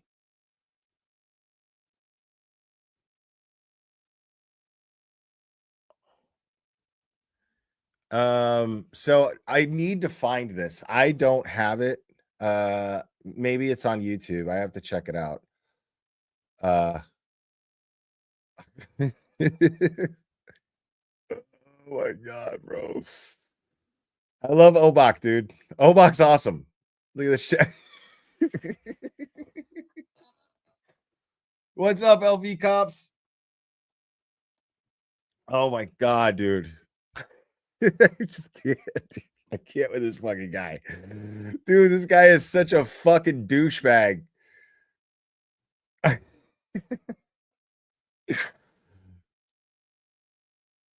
Oh my god, it's so much fun. All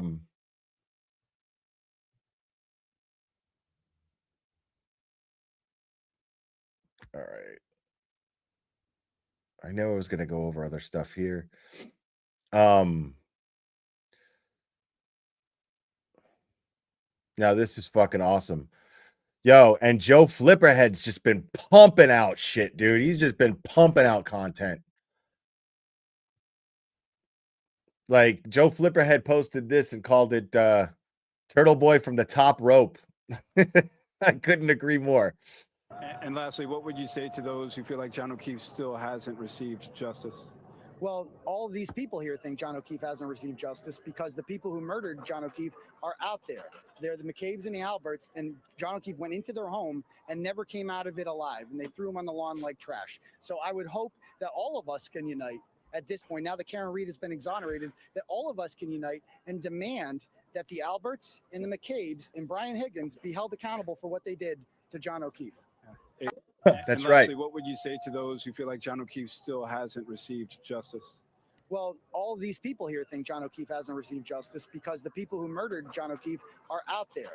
They're the McCabe's and the Alberts, and They're the McCabe's and the Alberts. John O'Keefe went into their home and never came out of it alive, and they threw him on the lawn like trash. So I would hope that all of us can unite at this point, now that Karen Reed has been exonerated, that all of us can unite and demand that the Alberts and the McCabe's be held accountable for what they did to John O'Keefe. I love that shit. And I gotta say, man, my heart, like, my crying fucking session number fucking 3,782 happened when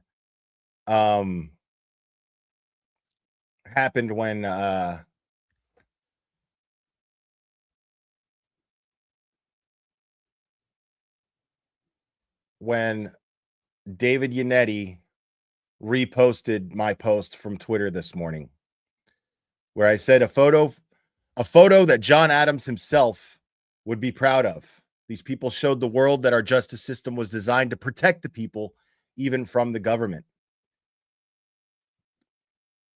And these are all of the people who have been working tirelessly to get Karen Read exonerated.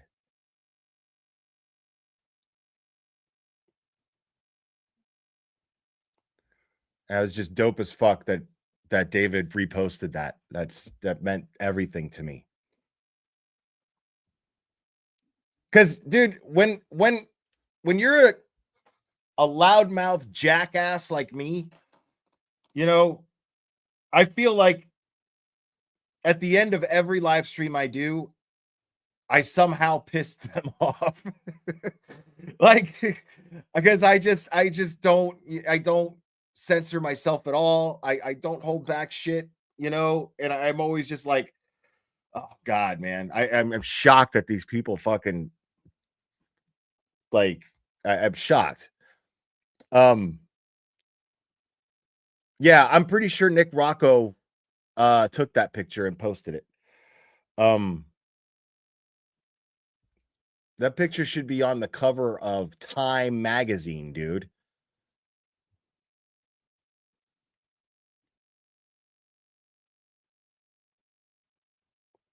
Pearl, thank you so much. Karen is free is the one bright spot in this terrible fucking year. Thank you for everything you did in this community for justice. Love you, friend from a fellow depressive. This too will pass. Thank you so much.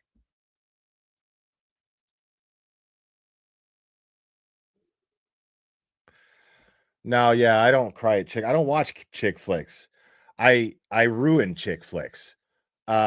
Which brings me to my shameless shill.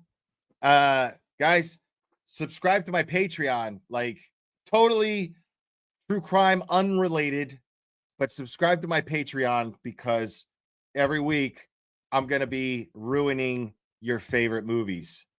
I did Top Gun, totally ruined it for those who watched, and it was super fun.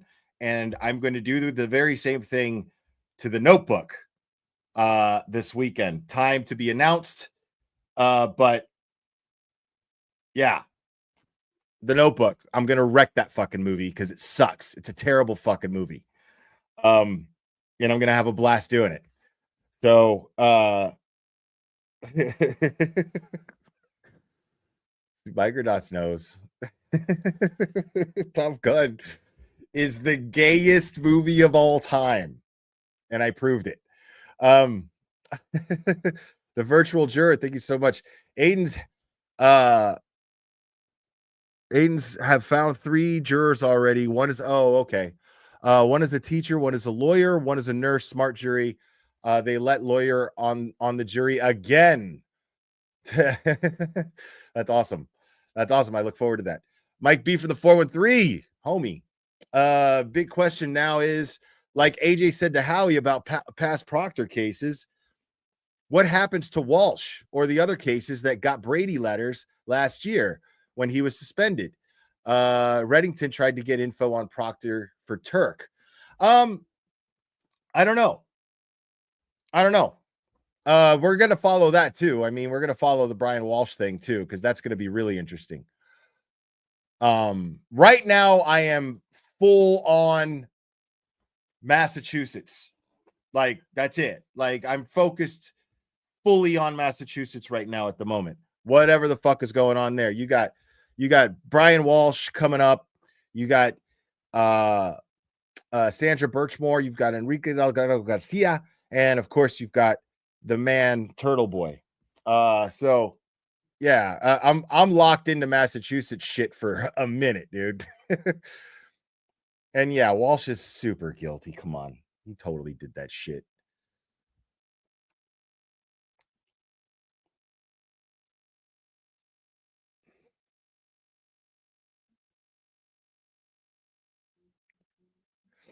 And oh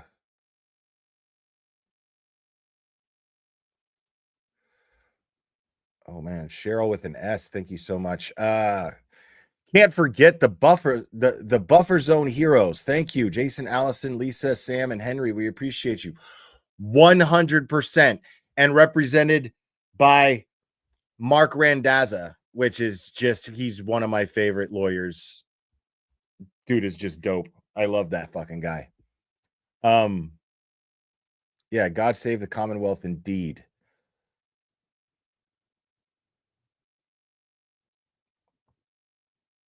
So let me see here. Oh, Brad Blankenship, thank you, buddy. Will, you're a real one. Thanks for being the platform through which I watched most of both trials. We'll be checking in from time to time, but my boss will be glad to see me more productive from here on out. Much love, my dude. Thank you, man. That's awesome. Thank you so much. Oh my God, Nancy S gifted 20 memberships. Jesus, somebody gifted 50. Hold on, I gotta find that. What?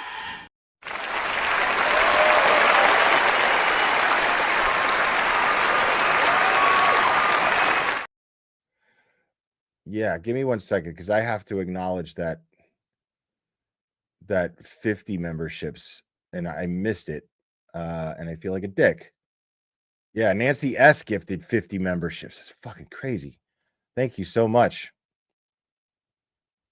Yeah, I wish I could do that for members. Like, I really wish I could do that for members only streams, but the thing is you get copyright dinged for ruining the movies. So I do them over on Kick. So what happens is I share a link just before I'm going to do it on Patreon, and then you go to the Patreon. You should get a notification from Patreon, and then check it. But just randomly check Patreon if you're subscribed to it throughout the day on Saturday, and see if I've posted the link. But that the day of, I will be sharing or posting the link to Kick for the he fucked it up, or whatever the fuck I called it. I don't even remember what I call that shit. I just fuck up your movies, dude. That's all I do.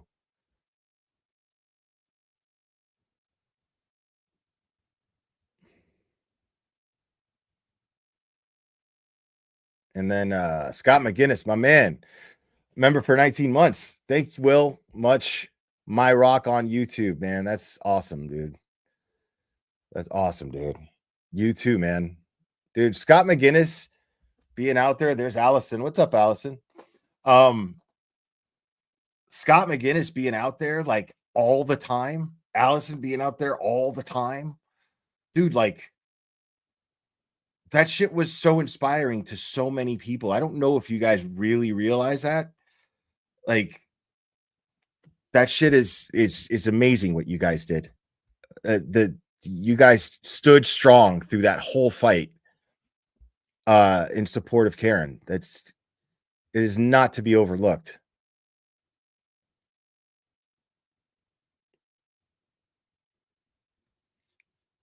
And then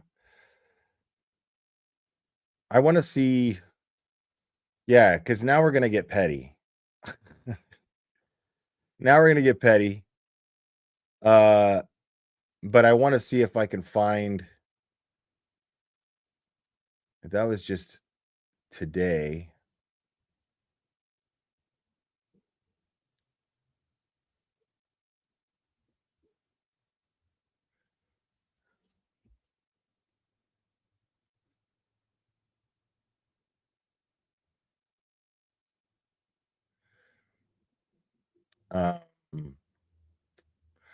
Just looking for a segment here.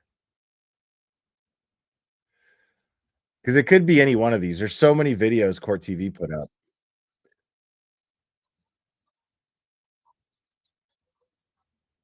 Nope, not that one. Not that one.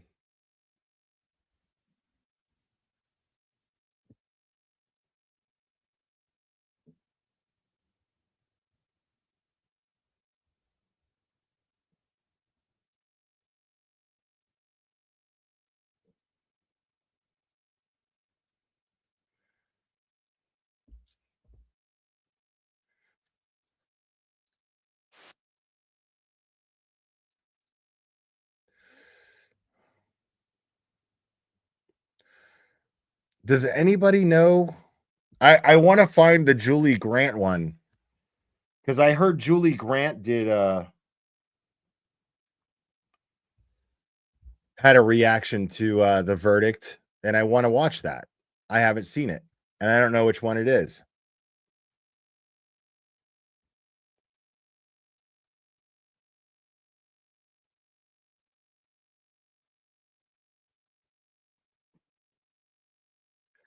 Is that her? Yeah, that's it. There we Of go. the amended verdict slip for count 2. Amended. So let me When go was through it that. amended? The amended has been released. So if you Whoa. find the defendant not guilty of the offense charged or any of the lesser included offense, stop and sign the verdict slip. Then it goes to guilty of offenses charged. Manslaughter while operating under the influence. Check one or both of the followings. What she's added are these notes in parentheses, and I'm trying to. I can't figure out how to scroll on this. Yeah, I know you're Matt reviewing has it to help right me, now. but Vinny, when did she amend it? If you Right. know, what's Matt saying? Did this just happen this morning? That's funny. Thank you. No, yesterday it was amended. It just wasn't released. There were copies given to the jurors. Bring Matt in here. We have- Number 1 charge. Sign the verdict of manslaughter. Yes, we'll see if we Well, can get this going, and it pretty much forces them to go top down, as Her Honor had instructed. Partial verdicts down on the slip so they can all read it together. Example, we find her guilty of count 2, subsection 5. What does that mean of the? We're almost cruel to both sides. Yeah, that's not going to work. I got to talk to Vinny Politan yesterday. That was really cool. Vinny Politan was he jumped on Justice Served TV's live stream while I was on there, and I didn't say much to him. I think once he saw me, he was like, "Fuck," because he didn't know. Michael Bryant was like, "Hey, you come on over here real quick. Come here," and then he gets on there, and then he sees me, and he didn't look so thrilled. But I've always said I like Vinny. I think Court TV has been completely and totally irresponsible with the way that they've covered this case. Hold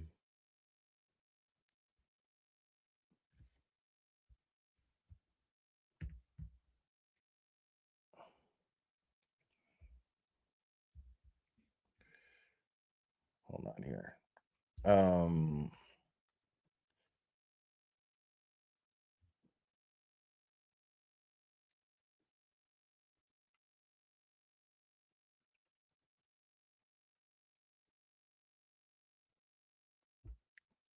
Yeah, we got to do this. We got to do this.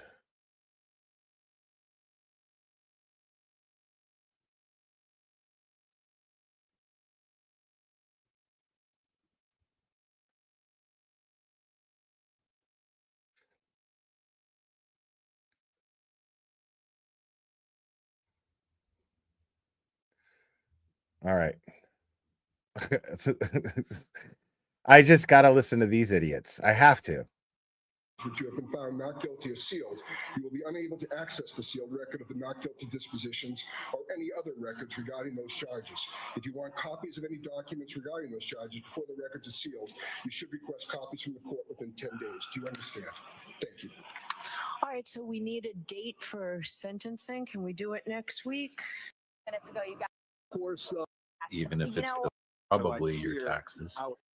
Are handled because it has. be aware that if the records That's life's way of just kicking you in the taint just a little bit. There is a sense of calm. I think. Yeah, they got to handle security in addition. Yeah, I mean, it should take, but I think security. But this is a lot of budget. Job. What suit, no matter who. I've won at the game, so. While the parties may be seated. Your Honor, may the record reflect that 12 deliberating jurors and 6 alternates are present. Yes. Stand quiet. Yes. Mr. Foreman, members of the jury, have you agreed upon a verdict? Yeah. Thank you. May I see the papers? Mr. Foreman, has the verdict slip been placed in this envelope and have they been in your presence ever since? Yes.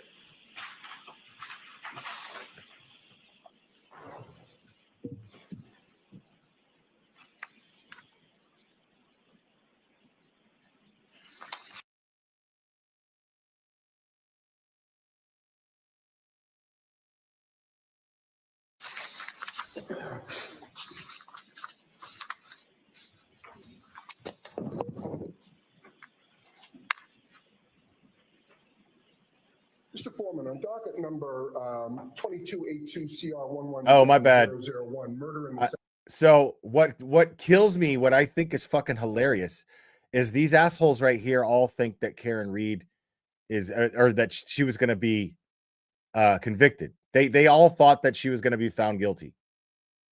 Idiots. They all fucking thought. Fucking Twattendoffer, all these idiots. in the second degree. What say you? Is the defendant at the bar guilty or not guilty? Not guilty. So say you, Mr. Foreman? So say you? No. Do you agree? Yes. Do all of you agree? Yes. Thank you. 002. What say is the defendant at the bar not guilty or guilty? Not guilty. Of. Is not guilty or guilty of that charge or any lesser included charge? Thank you. Specifically, number 5, operating under the influence of liquor by operating a motor vehicle with a blood alcohol level of 0.08 or greater. Correct? Yes. So say you, Mr. Foreman? Guilty. So say you all? Yes. 003. What say is the defendant at the bar leaving the scene after accident resulting in death? Is the defendant not guilty or guilty? So say you, Mr. Foreman? So say you all? Listen to that crowd. As the court records it, you upon your oath say the defendant on 001 is not guilty, on 002 is guilty of operating under the influence of liquor, and 003 not guilty. Thank you. All right, jurors, everybody please be seated. Jurors, we thank you for your service. We're going to send you back. Your service is complete. I'd like to come back and talk to you a little bit afterwards. So thank you very much.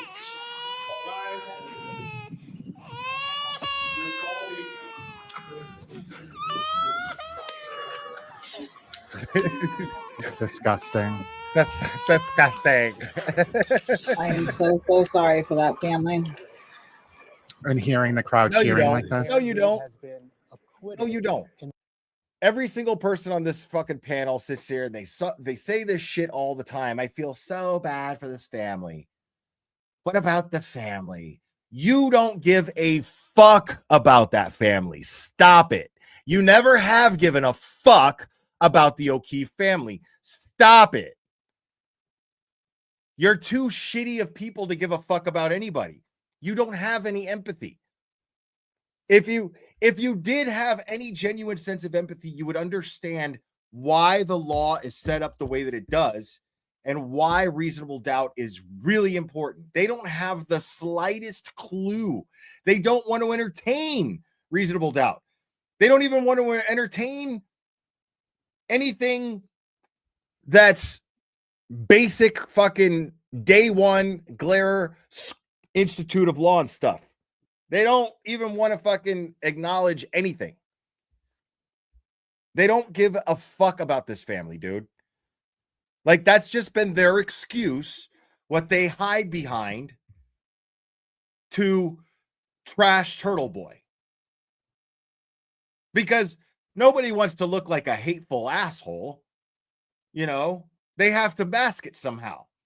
And so what they do is they mask their hatred for Turtle Boy and call it empathy for the O'Keefe family. And they don't give a fuck about the empathy for the O'Keefe family, because if they did, they'd actually pay attention to the evidence.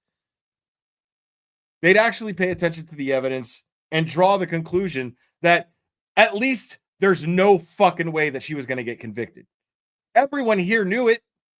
Everyone here knew it. The only reason we thought maybe she might get convicted is because we all agree on the fact that there's a fucking corrupt ass system in Norfolk County.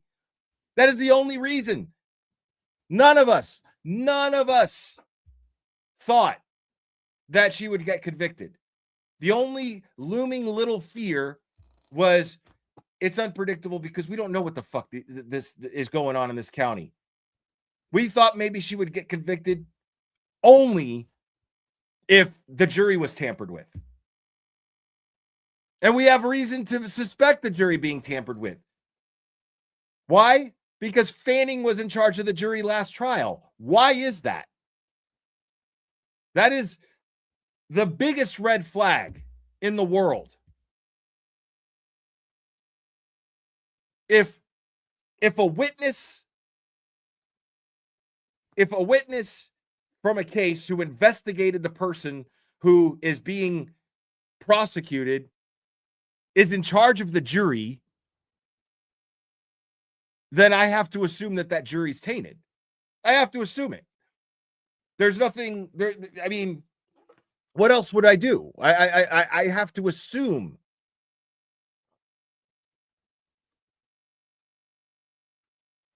So these idiots are sitting here like, oh my God, I feel so bad for this family. No, you don't. Because if you did, you would have helped facilitate the information properly so that there would be a demand to get John O'Keefe justice faster, because this is step one to getting John O'Keefe justice.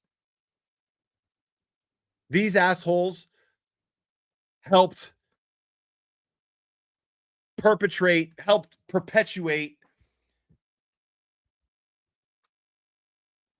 the protecting of the image of the McAlberts. And that all that did was slow down justice for John O'Keefe. All it did was infect the chances of John O'Keefe ever getting justice. In the murder of her boyfriend, John O'Keefe, Karen Reed has been acquitted. Why did that guy say John O'Keefe, bro? That motherfucker just said John O'Keefe, you dumb shit. Of her boyfriend, John O'Keefe. Bro, the man just called John a pussy fart, bro. Virtual juror, thank you so much. If you could ask a juror a question, what would you ask? I'm interested in everyone's thoughts, chat included. Great question. If I could ask a juror a question, what would I ask? Well, I think TMZ asked all the questions that I would have asked. I wanted to know what was in that envelope. I wanted to know what was in that first envelope and why it got sent back. That's what I would have asked. And I already got the answer to that. But thank you, virtual juror. Karen Reed has been acquitted. Oh, wait. Yeah, actually, like, if I had a question, I would have definitely asked about the shoe. I would have been like, did you guys notice? Did anybody in the jury notice that the shoe was different on the screen in the picture shown in the courtroom than the shoes that Buchanan held up? I would have definitely asked them that for sure. Of her boyfriend, John. Well, now we know money can get you out of anything. This jury found that she is responsible, that she is guilty for one of the lesser included offenses, and that offense is operating a motor vehicle under the influence of liquor. Let's listen in again. Found not guilty will be sealed by the Commissioner of Probation by the court unless you notify the Commissioner of Probation in writing within 10 days that you do not want these records sealed. To request that See, I'm not an officer of the court like Allan Jackson. So I can say what I think about Beverly Cannoni. You guys, somebody just asked in the chat, like, what, what do I think of Beverage Bev? I mean, I don't know if she's a fucking drunk. I know she's a piece of shit. I know she's a slimy, dirty piece of fucking shit. That's what I think of Judge Beverly Cannoni, a slimy, dirty fucking hack. No business. She has no business walking into a courtroom. She doesn't have the respect for the courtroom. I had more respect for her court than she did. That's a crazy thought. I had more respect for her court than she did. Why is that? Because she did everything she could to railroad Karen Reed, and she did everything she could to passive aggressively fuck up Allan Jackson and the rest of her team. Make no mistake about that. I don't give a fuck about getting on court TV panels or any shit like that. I mean, I'd probably do it. I'd probably do it, but I don't give a fuck about talking with other fucking fence riding people who just want to be proper. I don't want to have conversations with people like that about this case. I just simply don't. I'm not interested because I know what I saw. Allan Jackson just fucking validated it. I know what I saw. I saw a judge abusing her position of power, abusing the robe that she wears, abusing that bench. And to me, that's just as bad, if not worse, significantly worse even, than being a dirty cop. She might as well have been Michael Proctor with a judge's robe on, in my opinion. That's how I feel about it.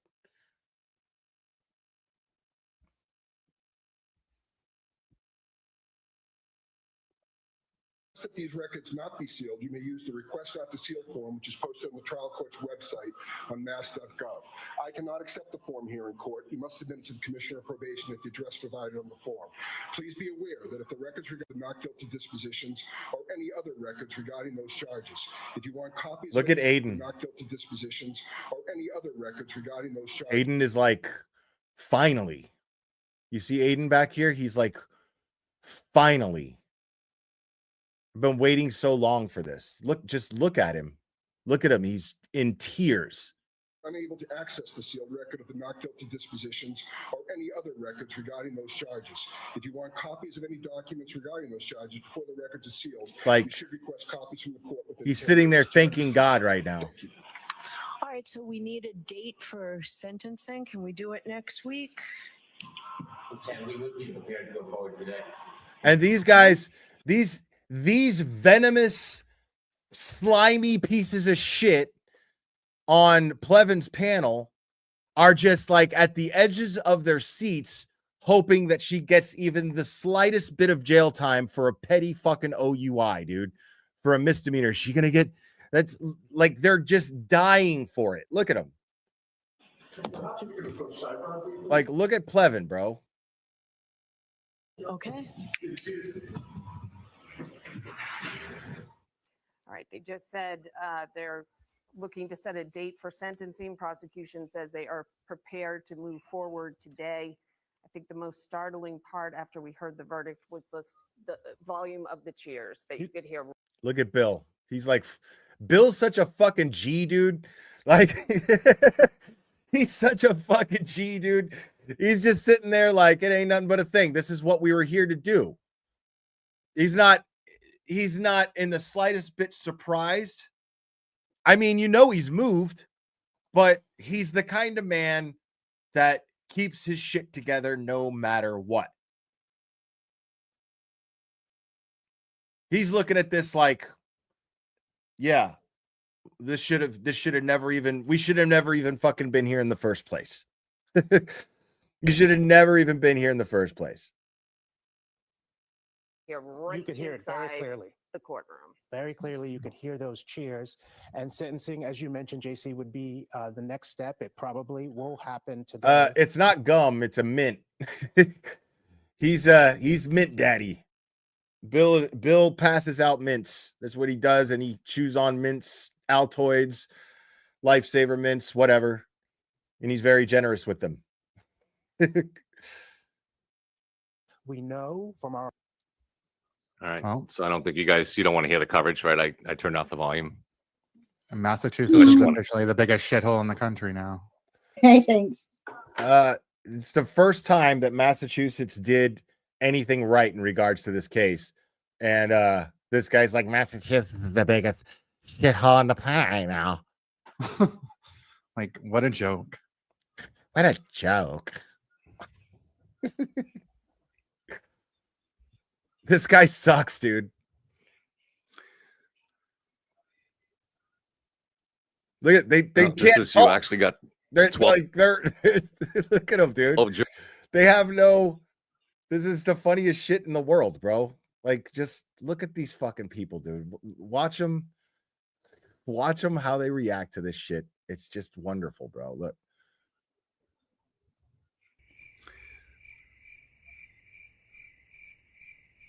Well, this is, you actually got 12 jurors to vote not guilty on these issues. So I don't believe 12 jurors were contaminated. So I believe there was a flaw in some part of the prosecution's case. I disagree, particularly. First fucking thing Plevin said that made any sense at all whatsoever. First fucking thing Plevin says that makes any sense at all. Plevin's like, they couldn't have infected 12 jurors. There's no way to do it. There's no way to do it. So this was a flaw in Brennan's prosecution. 100%. 100%. You know what the flaw was? He didn't have a case, Plevin. Brennan didn't have a case. That was his flaw. That's what he did wrong. He went forward with this. That's it. It's not complicated.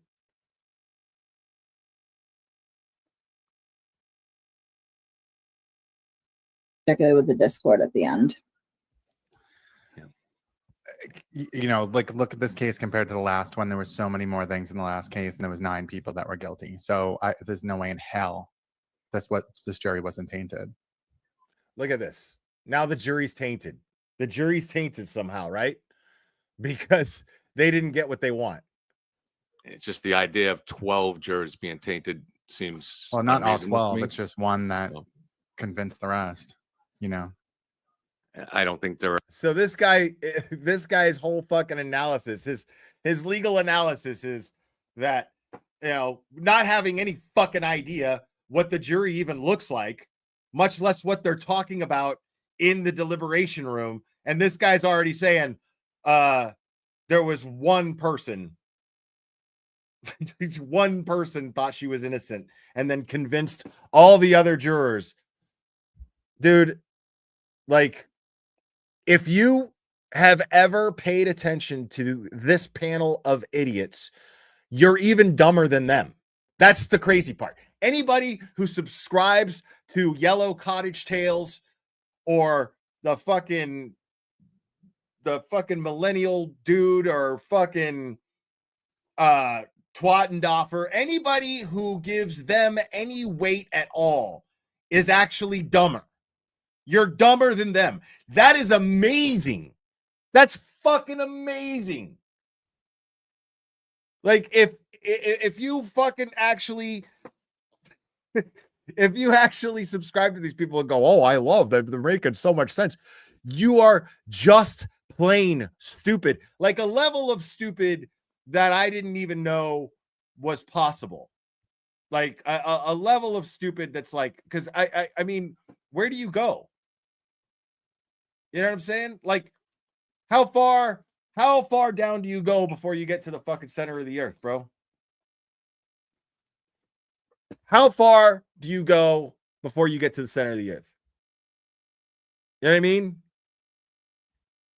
Like these people are Morlock stupid. Isn't that what they were called? Morlocks? Morlocks, the people in the time machine that lived in caves. Like, you're a fucking dumb Morlock. You're a Morlock with an intellectual disability, bro. That's what you are.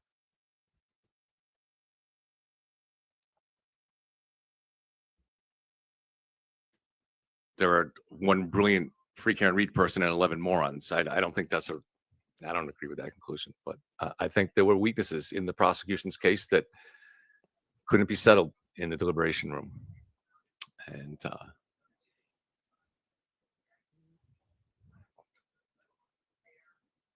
I don't think I'd be as disgusted if they won this case without harassing all those people. Right. Right. It was just one in court. It was just one in court on the merits of the argument. I'd be fine with it. It was one in court on the merits of the argument. We listened to the juror say that. The juror was like, I personally didn't, that juror that TMZ interviewed was like, I personally didn't give a fuck what was going on outside. I was too busy paying attention to the evidence presented in the case. That's it. That's what he was supposed to do. But after watching the disgusting display the media's put on and all these parasites have The been media backed your dumbasses, dude. It took independent media such as Turtle Boy, Microdots, myself, Nurse Kim, Auntie Deb, LawTubers. I don't even want to name them all right now. LTL. Like, it took us doing that.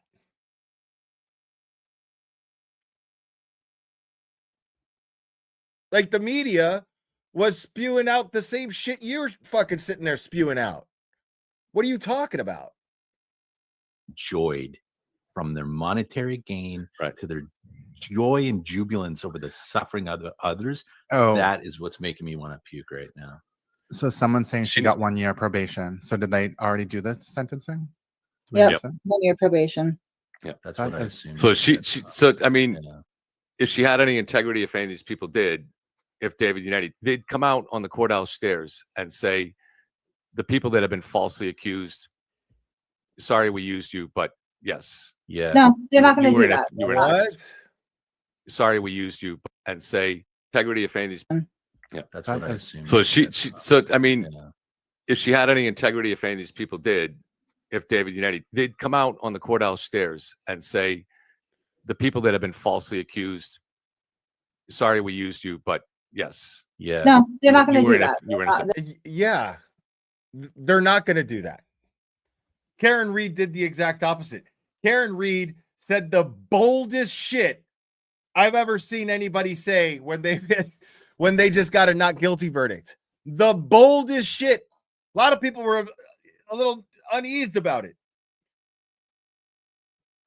A lot of people were like,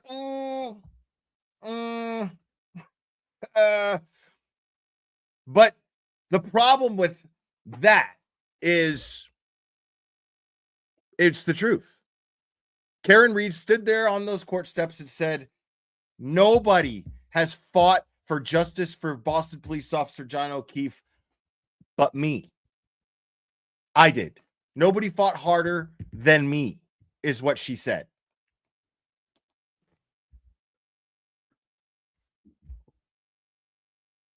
I've been saying that shit since I started covering this case, since I decided that Karen Reed was innocent in my mind.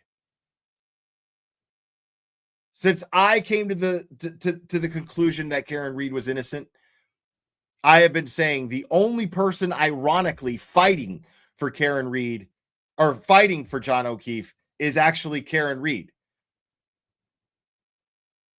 Because all of the evidence that indicates that the McAlberts absolutely killed John O'Keefe and covered it up, all of the evidence that dictates this is presented in her trial. It's all on record.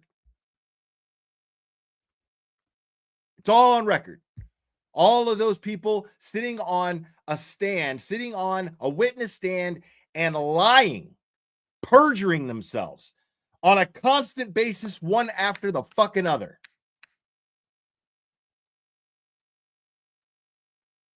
Karen's like, all right, you're going to put me on trial? Fuck you. How's that? I'm going to put you motherfuckers on trial through my trial. That's what I'm going to do.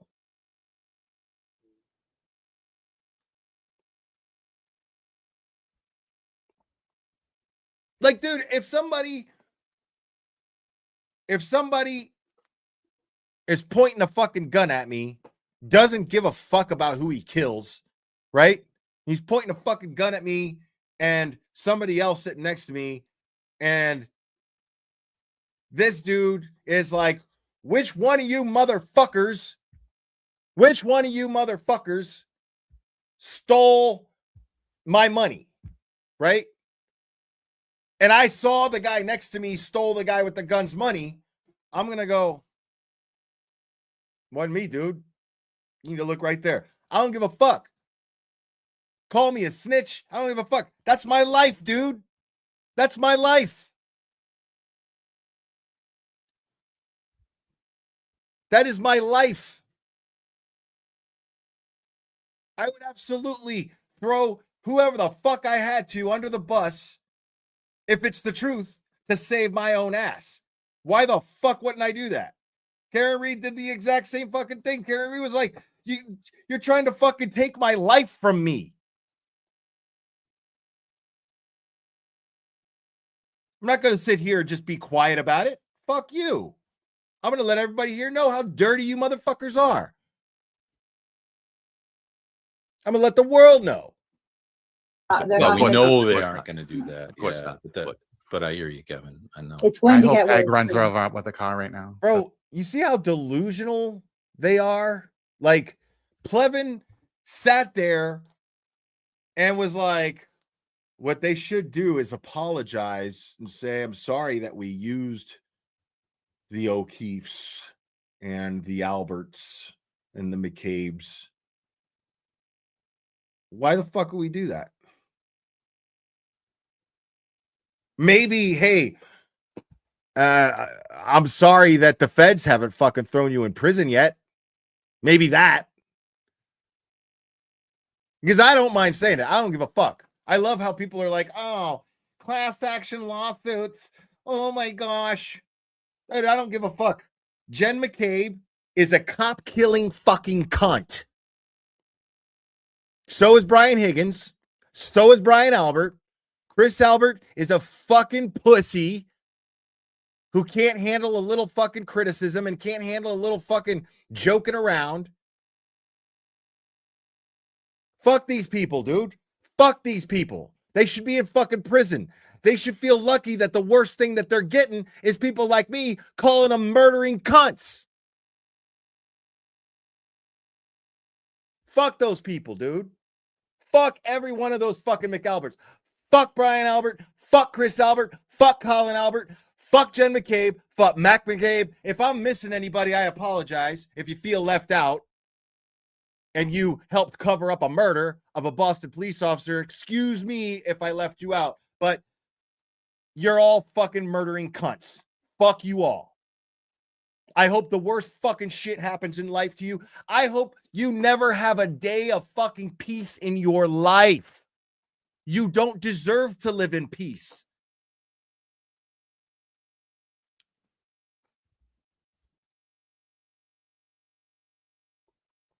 That would be the perfect ending. No, I don't think that. I just think it's really, I mean, this was bought and paid for. Bought and paid for. Yeah. Bought and paid Well, for. At least all killers in the country know you just need to raise some money and convince some idiots to donate to you, and you can get away with anything. Then how come fucking people get convicted of murder all the time? How come Dirk got convicted of murder? Like, come on, bro. Stop it. Like, to their fucking grave, bro, these people are sitting there talking about that Jerry was bought. Oh my gosh. They raised money, so no, bro. Yeah, exactly, dude. State has way more money. State has way more money. If you admit it. This is the blueprint now. This is the blueprint. Mm-hmm.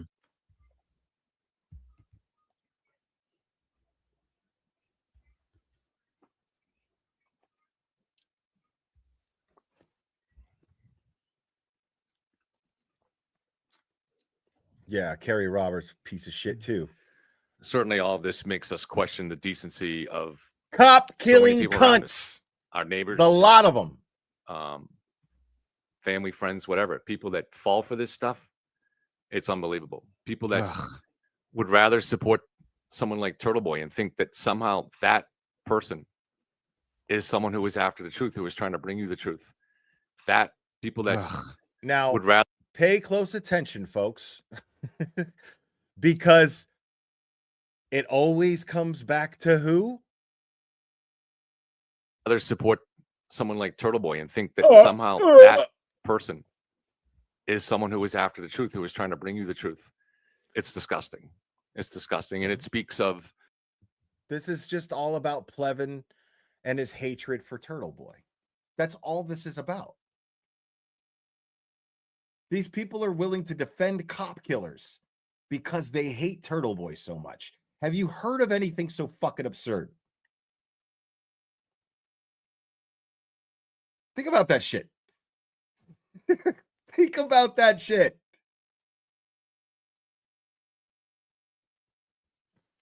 These people are willing to defend cop killers.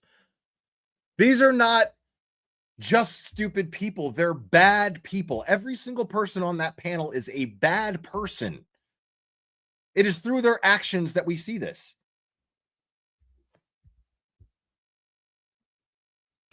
The level of need, I guess, would people now in these days to want to have something to hang off of. But we've failed to teach people how to think critically. And whether that's in the school. I have a very simple explanation as to why you failed to teach people how to think critically. Because you don't know how to. That's all. It's that simple. You don't know how to think critically. You have no idea how to. How can you teach somebody something that you don't know how to do?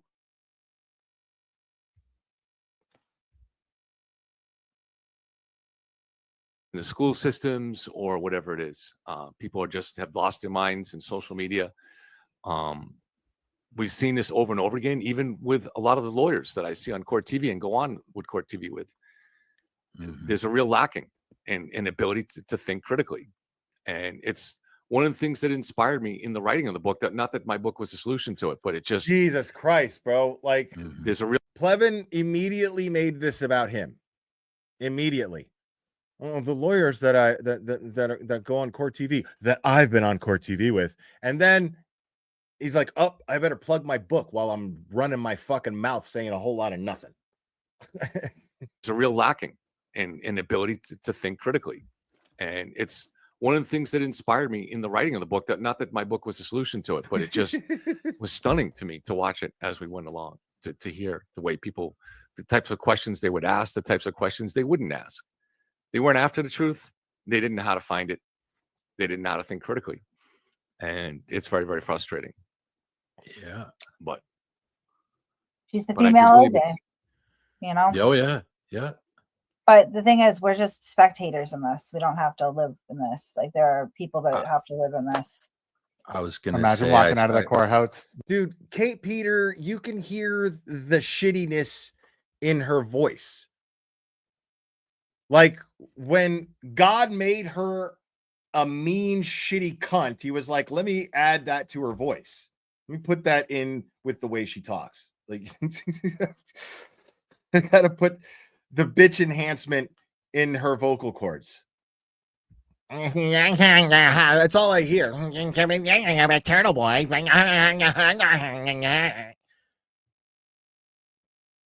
With those cheers, like the family is just devastated and the deafening cheers by these pink elephants outside the courthouse. Like, it's just so disgusting. These people should be ashamed of themselves. I just got a comment. Somebody said, "Admit you I've- lost." I've never been more proud of myself in my life, dude. Facts. Facts. I've never been more proud of myself in my fucking life. I've never been more proud of a group of people in my fucking life. Probably never even will again. Hopefully I can make myself proud of myself for something else one day. I would love that. Sure. But I may never be a part of something this important ever again. This was an achievement achieved by like-minded, wonderful people who saw something that was wrong and made it right by spreading the word. By spreading the word, and Karen getting the support that she's been getting so that her team can effectively defend her against a corrupt local government. It is not cheap to fight a corrupt local government. It is not cheap at all. I have never been more proud of a large group of people in my life.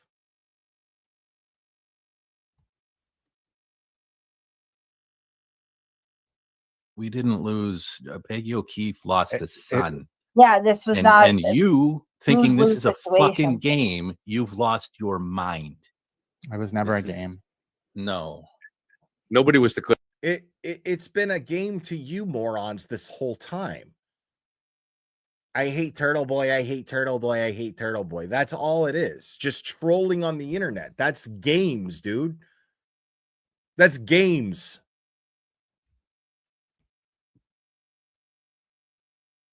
Declared innocent. No. The jury did not find that there was evidence beyond a reasonable doubt, which is not the same thing. Does not mean the jury found that John was killed inside the house.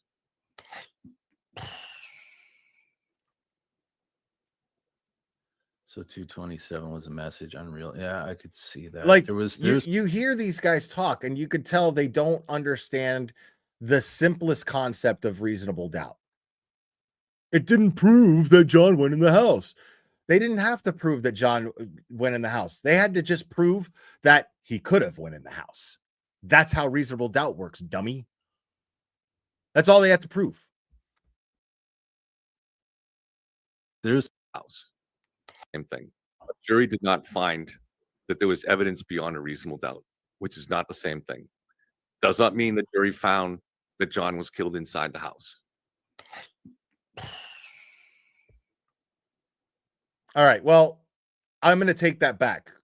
Plevin, I'm actually agreeing with Plevin in the sense that that's not what they were there to do. They were not there to prove that John O'Keefe went in the house.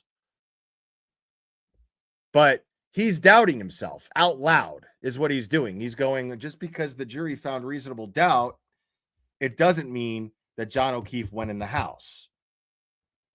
And he's trying to like rationalize everything. See, right now, what Plevin's going through on this live stream that we're watching, right now, what he's going through is a struggle with, have I been wrong this whole time? And Plevin, I got to tell you, it's not too late to get right with God, dude. It's not too late. Far be it from me to tell you to repent and accept Jesus as your personal Lord and Savior or any of that stuff. That's not my business. But I'm saying at least seek some godliness.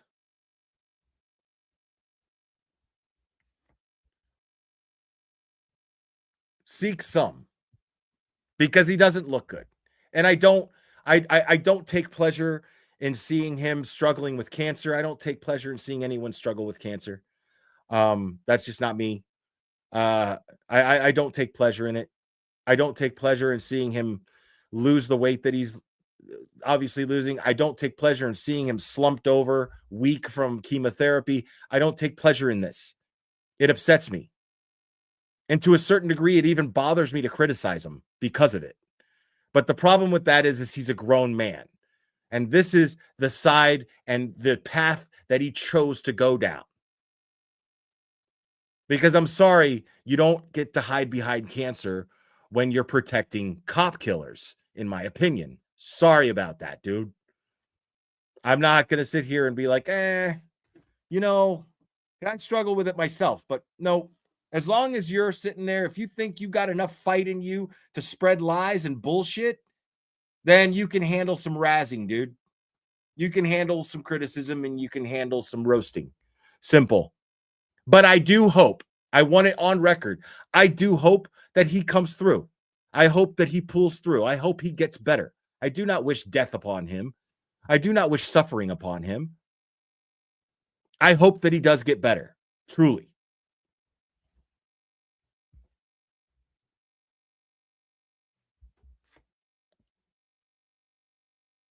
But he is subject to criticism for the things that he's doing and the things that he's done. It's just that simple. So 227 was a message. Unreal. Yeah, I could see that. There's some public statements too.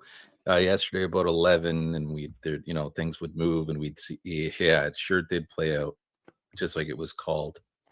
That's nuts. There were some of those comments. We're gonna have to re-examine that. That's crazy as hell. Yeah, this isn't a game. It never was a game. It's So Trooper Paul was more effective than Aperture, I guess. No, I really Mhm. do think it was. I mean, I think we heard Brendan and John kind of nod to that too, that it was a bad draw.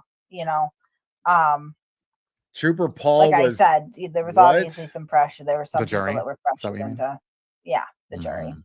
the jury. Oh yeah.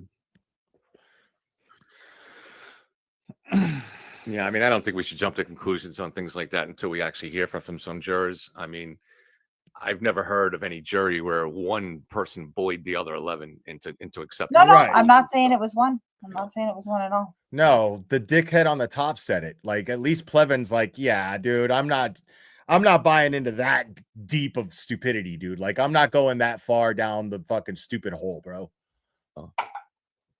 Or even 2 or 3. I mean, I think the only reasonable conclusion here is that the majority of the jurors did not feel that the case was proved beyond a reasonable doubt. I will, petty paralegal, And always. I think Thank you. to not conclude that would be in putting our own bias into it. But I don't think that they didn't have outside influence, because, that message that they sent to the judge was exactly what the defense wanted when they put that charge on the slip, and exactly what the defense wanted to happen happened. See, this is, again, a lack of accountability is just like, it's so funny to me. Like, no, this is how they think critically, by the way. They're like, well, they must have tampered with the jury because the jury came back and said that the verdict form was confusing. And does this mean, and they had specific questions about the verdict slip. And of course, to this idiot, it means, oh my God, they must have tampered with the jury. But it doesn't dawn on this moron that maybe Bev made the verdict slip way too complicated. It doesn't occur to this man. It doesn't occur to him as a possibility. At no point did this guy pull up any other verdict slips from other cases. At no point did he listen to an attorney, one of the fucking hundreds that were fucking screaming from the rooftops. This is the craziest shit I've ever seen. I've never seen a verdict form like that.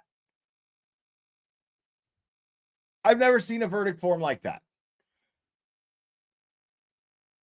Mark Randazza tweeted, loved it. It was my favorite tweet of yesterday. One of my favorites. Like, so call me crazy, but is it wild? Is it so hard to fucking just put the charges and then a box that says guilty and a box that says not guilty for each charge? How hard is that? That would have been fine. There was no reason to make it a choose your own adventure book. There was no reason to do that. Other than to confuse the jury. Bev was deliberately trying to confuse the jury. I'm convinced that Bev was deliberately trying to confuse the jury. Or she was going through a psychosis brought on by... I like it. Because that's meth head shit, dude. That's what that is. That's meth head shit. Like, why the fuck would you do that? That's the same type of fucking behavior where you're like, oh man, you know what we need to do? We need to make these beers cold. Oh man, but not the fridge. I don't like the fridge. The fridge gives me a bad vibe, man. It gives me a bad vibe. You know what I'm going to do? I'm going to go get coolers, and I'm going to get 3 different coolers, and I'm going to put a certain amount of beer into this cooler. I'm going to get ice from this store because this store, I'm not sure about the packaging of that ice, and just make some room in the fridge, dude.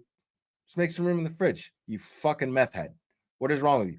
I'm going to fucking dig a hole because it's wintertime. I'm going to dig a hole in the front yard and I'm going to store the coolers in there so that the ice doesn't melt. But we got to wait till winter to do that. Fuck. That's the kind of mentality that was going behind making out that verdict form, dude. Ridiculous bullshit fucking cokehead madness. Crackhead shit, dude. That's not. So it's either that, which I don't think it was, or Bev was deliberately trying to confuse the jury. I mean, and I just think it's too much of a coincidence with this amount of evidence for them to just come out with that. That's the only question they had. Like the only set of questions they had were those. It's just not right. No, Kevin is not the one that's being naive. I'm reading the chat. Look, we all have to put us. We all invested a lot into this. Nothing compared to what the families. like everybody, well, maybe not everybody, but most people have known that fucking cokehead, dude. They've known him. You know what I'm saying? Where you're just like, ah, fuck. You know, like when they show up, you're like, oh. Because you know they're just going to do everything that makes no sense at all. And it's frustrating. And it's annoying. And they're going to ask you for favors and do shit. They're going to ask you to help. Dude, can you do something? Can you grab that fucking cooler? I'm trying to fucking put the cooler in the ground, bro. Help. And you're like, dude, why not just put it in the fridge? Dude, you're fucking with my vibe, man. Fucking with everybody has known this guy at some point. I grew up in Miami. I could not get away from these people. There was always one. No matter what set of friends I had, there was always one that came around like, what's up, buddy? Hey, dude, you got $1? Like, everybody fucking knows somebody like this, bro.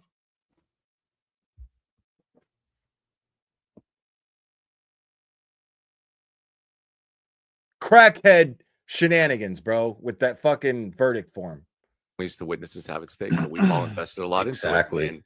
But you have to distance yourself from that and evaluate it rationally.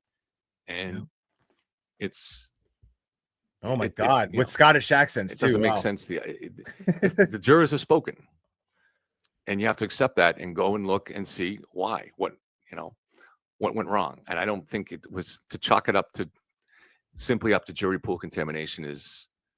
I don't believe that explains it. It's stupid. So, like, just call your guests, your panelists, fucking stupid, Plevin. Just do it, bro. Call your fucking panelist idiots. It's okay because they are. These were 12 jurors. So that live in Norfolk County that I've heard about this case for 2 years straight, and have family and friends that probably are free Karen Reed probably in the crowd. And they probably have people on both sides. Oh, yeah. So you have family and friends who have brains. Cool. When I was in I wouldn't have a guessed, couple of days ago, the people that all drove by were shouting support. So Kevin, I don't know. I have to go with Matt on. Yeah. Like, look, and right there, Coffindoffer knows, like, Plevin is teetering on flipping. Teetering on it. Right? And so Twattendoffer has to chime in. She has to chime in. She's like, wait a minute, we're losing Plevin. No. You're fucking with my money, Plevin. On this one, and I don't know who else is in that, but from day one, I was so worried about a stealth juror because you cannot get an independent jury pool from this area. It should have been from Boston. I know we have to deal with the fact that the verdict is in. Twattendoffer is an ex-FBI agent and possibly the stupidest person on that fucking panel, dude. That's amazing. This shit is amazing to me, dude. Possibly the stupidest person on that panel is Twattendoffer. That's crazy to me. Like, possibly even dumber than the millennial douchebag on the top of the fucking panel, dude. And I will respect that. But wait, I will bet any amount of money that there were particular FKR people in there and it's going to come out. That's my opinion. And Well, I'm we'll not see what disputing that. What I'm saying is that you're not going to get 1 or 2 FKR people to convince 10 people who were convinced that Karen was guilty. Right. You're not gonna- FBI lady who doesn't fucking know how juries work. 1 or 2 of them is not going to convince them to change their vote. So then you would get a hung jury. But we didn't get a hung jury. We got a decision. Well, So- I think Right. oftentimes what happens is the stronger voices, there's always, the jury makeup. See, Plevin, this is the first fucking time I've ever listened to Plevin and been like, yeah, dude. Typically, there's several people who just kind of go along. And then there's the strong voices that end up not coercing, but guiding, if you will, a verdict. That's just the way it works. That's just, you have the leaders, you have sort of the followers, and I bet you the leaders were possibly, in that vein. That's just my concern. You're a little cunt. It is what it is. Like you said, we've got to respect it. I'd rather have guilty people go free than, somebody innocent get convicted. So that's our system, and it's a good system. Right.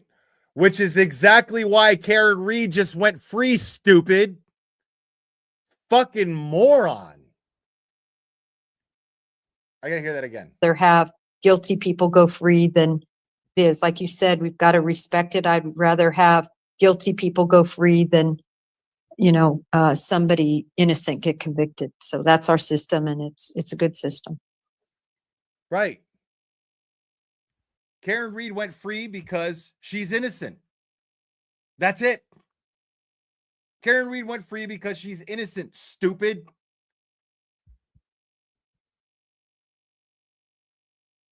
Yeah, she was FBI, dude. I don't understand it. Like, and she's totally in the pocket of Michael Morrissey. Like, we saw the emails, dude.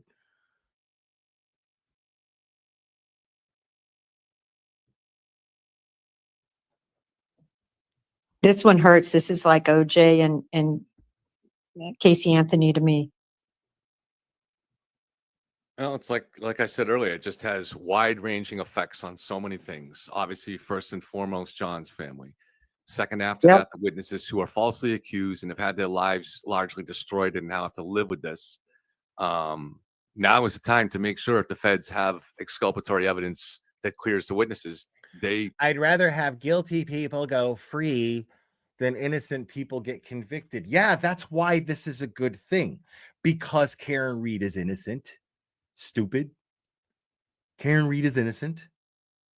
There's not even a debate. There wasn't even a hung jury, dude. I thought they were going to be hung on the OUI charge. That's what I called. I predicted that. And it almost happened. It almost happened.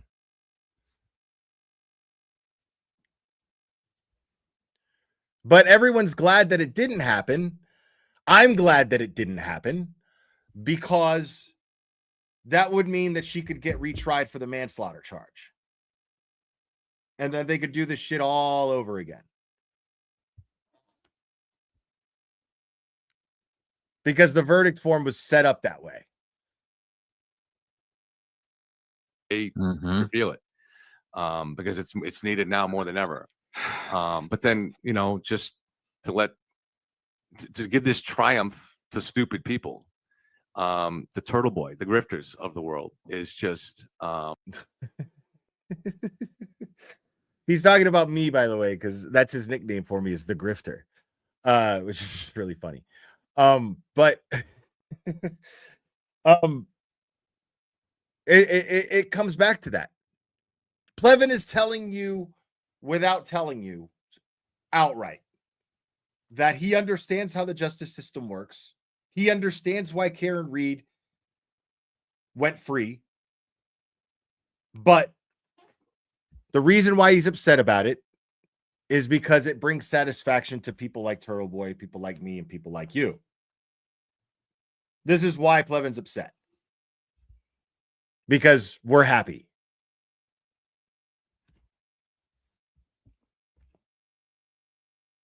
Oh, thank you for the Venmo, Lynn. Free Karen Reed, thanks for all your coverage, Will. Awesome. Thank you so much.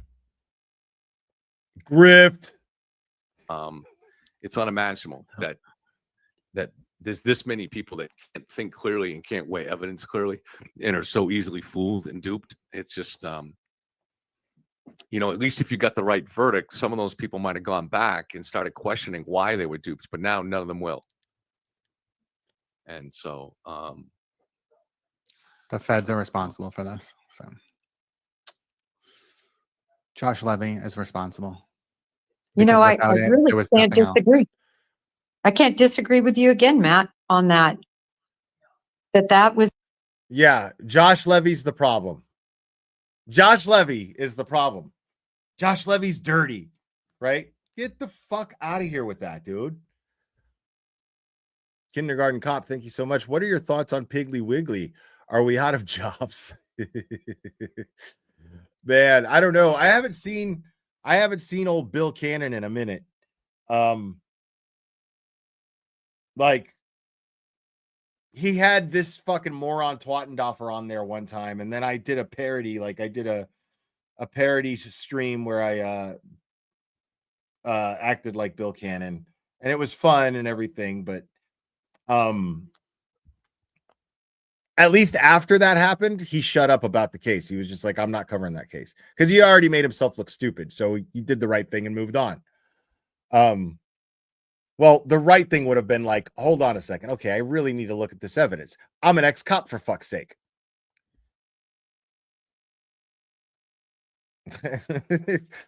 Y'all love this shit. I love it too, man. I'm petty as fuck. I don't give a fuck. I love rubbing it in their faces. You know why I love rubbing it in their faces, bro? Is because they hate that we're enjoying it. So I'm going to find a way to enjoy it even more. I'm going to enjoy their resentment to our happiness. I'm going to enjoy that on top of it. Oh, thanks. I don't know how to say your name there, but appreciate that. That was the distraction that caused all of this. It was the smoke, I should say, that caused the fire that wasn't even there. I've seen the messages, and even Turtle Boy probably would not have been convinced to take up this cause were it not for Karen selling him on the idea that the feds were going to arrest the real killers Bro, two dudes with PhDs hired by the FBI. They don't have fucking skin in the game, dude. They conducted every possible test that one could possibly conduct to determine if they weren't trying to prove that Karen Reed didn't hit John O'Keefe with her vehicle. They were trying to find out if Karen Reed struck John O'Keefe with her vehicle. That's it. And through process of elimination, they tried all these different things. Well, what if he was standing this way? What if he was holding a glass here? Blah, blah, blah. They did everything they could, and then they were just like, nope, that doesn't work. Nope, that doesn't work. Nope, that doesn't work. Nope, that doesn't work. Turns out there's no way that Karen Reed could have struck John O'Keefe with her vehicle. It just didn't happen. There's no way this guy got hit with a vehicle. No way. Doesn't happen. in a few weeks. So yeah, the feds absolutely interfered in this case in a decisive way and have been interfering actively right along. So I believe they're sitting on evidence such as geofence data that would clear the witnesses, that would have proved that John didn't go in the house, and they're sitting on it for their own reasons. And we're trying behind the scenes to do everything we can to get to the truth. So now there's evidence, geofence data, that proves John O'Keefe didn't go in the house, and they're just sitting on it. That's what Plevin just said. Plevin almost had me, bro. I'm not even trying to lie. I was like, maybe he's getting right with God, bro. Maybe that's it. Maybe he's just finally coming around, you know, slowly but surely. I feel like maybe, I don't know. And then he says some shit like that they're sitting on evidence. The prosecution didn't use a smoking gun evidence to disprove the defense's theories. Like, he's making perfect sense up until he gets to that point. And I'm just like, dude.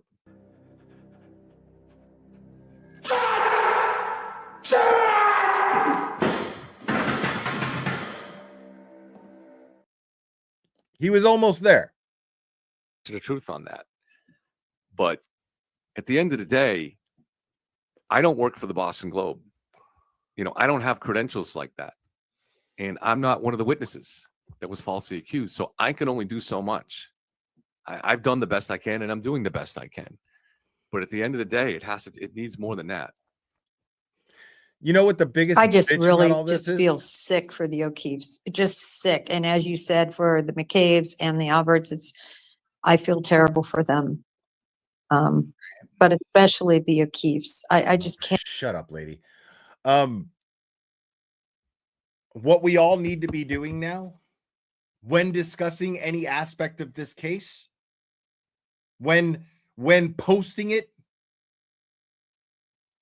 on Facebook, Twitter, X, whatever. Because it's no longer free Karen Reed. It's no longer free Karen Reed. She's free. Right? She's free. We all need to hashtag Turtle Boy was right. If for no other reason than just to be petty. If for no other reason than just to annoy the fuck out of these morons. Why not? Just hashtag Turtle Boy was right in everything. Everything revolving the death of John O'Keefe. Because the fact is Turtle Boy was right about everything. It's true. This case and her being found not guilty just validated him. It just fucking made him legit. It absolutely legitimized him in the eyes of the public. Now, not to his followers. He was already legit to all of us, right? He was already legit to all of us. But now that he was right about everything in regards to this case, now that everything that he said has come to fruition, he is now officially validated as an investigative journalist. Dude, I fucking love that shit, dude. Yesterday, some news people, I think it was Fox News. Fox News was like interviewing Turtle Boy. They were like, well, this is the blogger. And he goes, no, bro. Not a blogger. I'm a journalist. He set him fucking straight right then and there. And I loved it. I was like, fuck yeah. Let him know, dude. Let him know. Because the word blogger used by mainstream media it's a keyword. What do you call it? It's a buzzword. It's a buzzword. It's something that the mainstream media collectively uses to refer to him in order to minimize him. I talked about this yesterday or the day before. That the whole point, what they're doing, because if they villainize him, somebody made a comment in the chat. This is why I remember this. Somebody in my chat made a comment that day and said they're trying to demonize Turtle Boy. The media is trying to demonize Turtle Boy, and I said no, that's inaccurate. I get why we think that, but that's inaccurate. They're not trying to demonize Turtle Boy, because demonizing Turtle Boy makes people pay attention to him. Makes people go, okay, well, what's up with this Turtle Boy guy? Right? They're minimizing him when they do that. They minimize Aiden when they do that. And that is much more effective. It's much more effective to keep him quiet. Well, not keep him quiet, but keep people from paying attention to what he has to say and what his what his investigative findings ever are. It keeps him from being legit. This blogger Turtle Boy, it minimizes him to the public. The public go, oh, he's not a reporter. He's a blogger. My fucking 7-year-old's a blogger. That's what that does. It's extremely effective.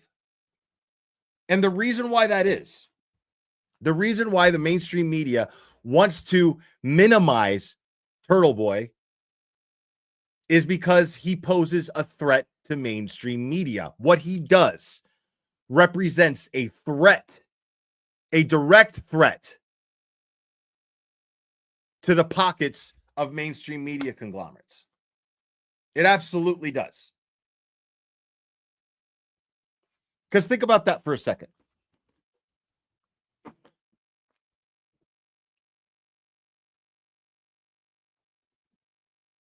Now, what's happening?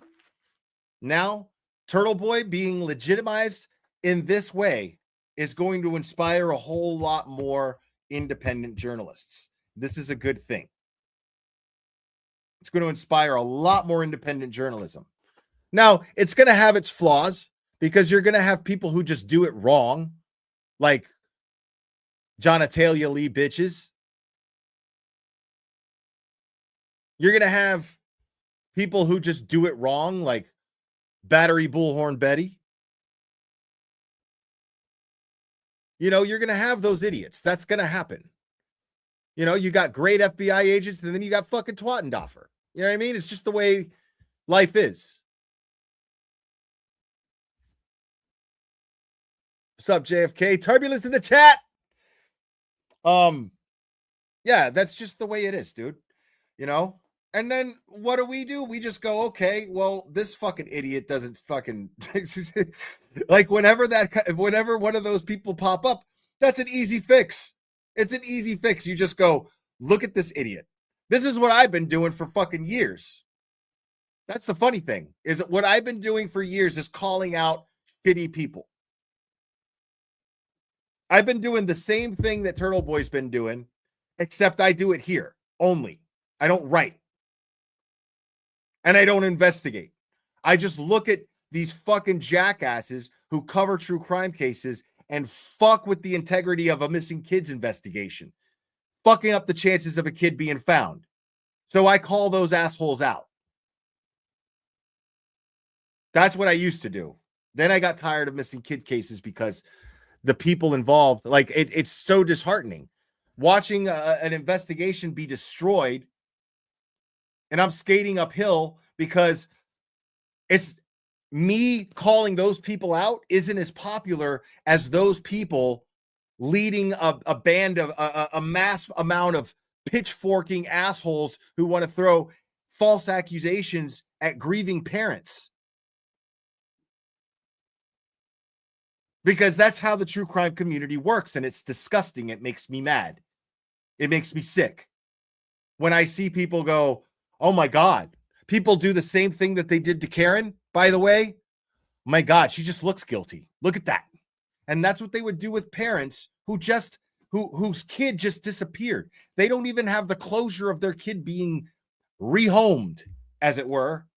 But we don't have to say that here. Dead.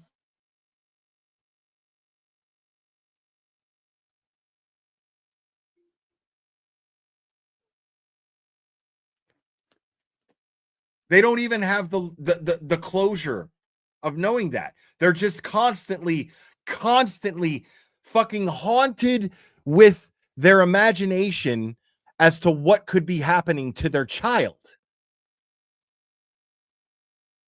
But the majority of people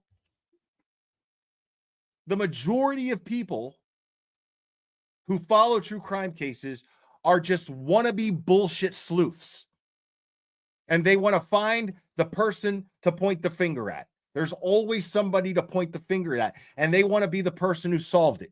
They want to be the person. And it's something as shallow and stupid as, if it turns out that this person is guilty, then they get to go, oh, I totally said that. I called it.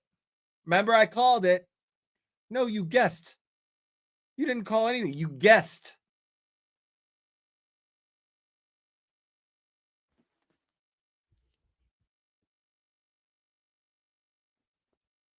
You guessed.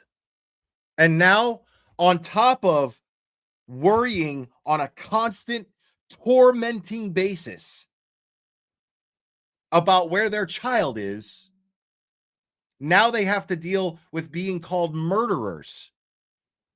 When in most cases, there's not even any evidence of foul play. And you want to call parents who are worried shitless and lead a campaign of people sending them messages and emails and calling their jobs and getting them fired from their jobs and just making their lives that much worse because you think you're so sure that they're guilty with absolutely no evidence to indicate it. You're so sure that you're like, well, I'm going to pressure them.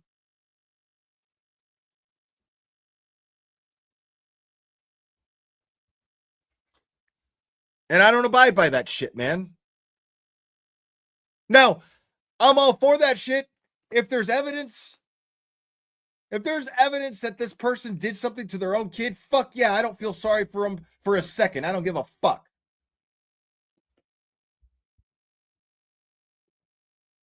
See, that's the thing is people want to compare Turtle Boy. When I first heard about Turtle Boy, people were like, oh, I heard he's like JLR. And I was like, all right, I'm going to find out. And I see the footage of Turtle Boy being like with his phone talking about, you're a fucking loser. And being like, you're a fucking disgrace, piece of shit. And I'm just, at first sight, you're like, oh my God, this guy, what the fuck's he doing, man? But then when you realize that he has very, very strong, compelling evidence that justifies those kind of questions, that justifies that kind of pressure, well, then it's a different story. Because who's going to hold cops accountable? Who's going to hold cops accountable? Think about it. Turtle Boy is funny. I mean,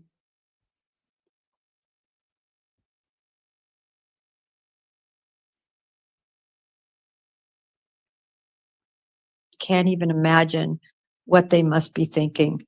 What a menagerie and a circus. yeah, because all these people are wrong, right? All those people. Where were the blue shirts, bro?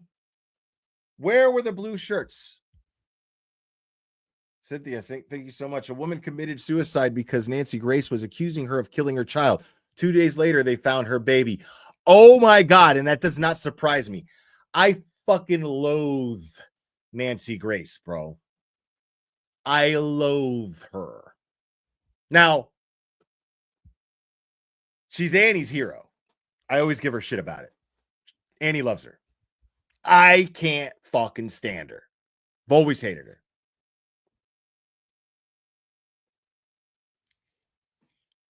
But this is exactly what I'm talking about. If that's true, that's exactly what I'm talking about. That's exactly the problem.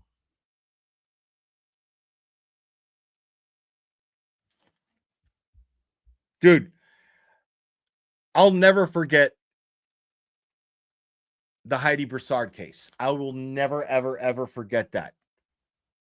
That was the day, that was the case that made me take that direction with my channel, where I was like, I'm not ever, ever, ever going to accuse anybody of anything without evidence. Ever.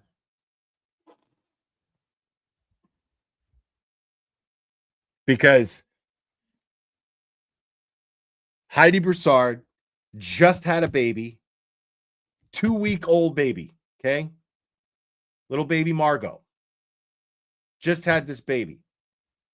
Boyfriend, oh my God, Shane something. I think his first name was Shane. Can't remember his last name. And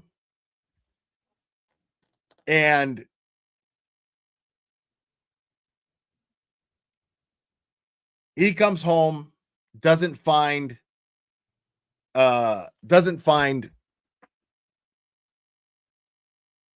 his wife and child there, or his girlfriend and child. They weren't actually married, but they were probably going to get married, and they considered themselves pretty much married. And He thinks something's wrong. He reports them missing. Exactly what he's supposed to do. He reports them missing. Shane Carey was his name. Shane Carey, excuse me. So he reports them missing. And then he gets on the news, as one does. He gets on the news and he's crying. He's a blubbering mess. And he's going, he's like, if you hear anything, please, please, please, you know. And then, of course, everyone with their fucking true crime channels are going, oh my God, I don't like his mannerisms. Look at his body language. Because everybody's a fucking body language expert too, right? Look at his body language. That's a telltale sign of someone lying right there. Did you see the way that he crossed his arms, put his hands in his pocket? Did you see that? Like, and I've said that, like, there is a sense of defensiveness when somebody does this, but it could also mean that somebody's just fucking cold.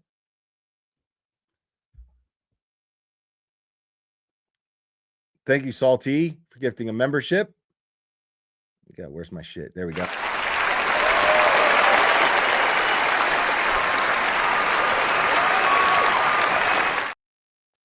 Right. He looked up and to the left. He must be lying, right? Everybody's no, and you know, they're like, oh, he totally did something. Fake tears, even though they're fucking running down his face, and then they're like fake tears. And I'm just like, dude, I'm not seeing anything. I'm not seeing anything that indicates that this dude is guilty of anything. I see a guy that's worried about his girl and his kid. He has a 2-week-old daughter and she's missing. This guy must be freaking out. But I always assume that. But we live in a culture where you don't assume innocence. You assume guilt because it's more entertaining. It's more fun to point the finger at somebody. Actually doing the work to find the truth is not nearly as entertaining as pointing the finger and accusing somebody of something. So, lo and behold,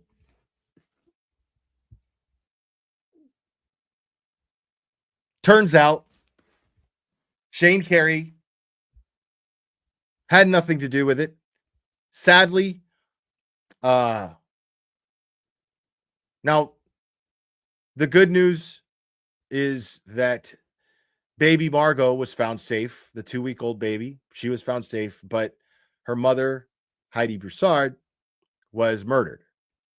And the person who did it was one of her friends who faked a pregnancy, and they were pregnancy buddies for 9 months. Oh my God, I'm pregnant too. But she wasn't pregnant. Her name was Faramuska? Megan Faramuska. Megan Faramuska used a baby bump, faked the pregnancy for 9 months, and then murdered Heidi and stole her baby. That's what happened. Craziest shit in the world. Crazy. But the world was accusing Shane Carey of this. And you know what's fucking ironic? This might be the dawn of why this might be the dawn of my disdain for mainstream media. Because as soon as this happened, while this was happening, there was a YouTube creator known as J is for Justice, who is a fucking trashy piece of fucking garbage. And she went on YouTube and got a friend of Heidi Broussard who was just looking for clout. And they sat there for like 3 hours trashing the image of this Shane Carey, this young father, hard worker, trashing the image of this man as much as they could. And then the case breaks. And then they're like, the case breaks and people in chat are like, hey, something's going on in that part of Texas. You got to go look. And then what ends up happening is that's when they found out that Megan Faramuska had murdered Heidi, and they raided her house. And the case unfolds, disproves their whole fucking narrative right there. But then Dateline and the news, well, first it was the local news that were like, oh my God, a YouTuber, a YouTuber covered the case and discovered the truth. That's not what happened. She just streamed the fucking news. And so she ends up on Good Morning America for breaking the case. Then JS for Justice ends up on Dateline. They flew her out to New York. When in reality, she didn't do anything. All she did was trash the name of the innocent father whose baby was just murdered, or whose baby was just stolen, and his girlfriend was just murdered. The mother of his child was just murdered for his baby. And then Dateline puts them on TV. Good Morning America puts them on TV like they're heroes. These YouTubers. I have no respect for that shit. None. I just feel terrible for them. They trusted the system. It didn't work. And look at this, all these people. I mean, it's just amazing.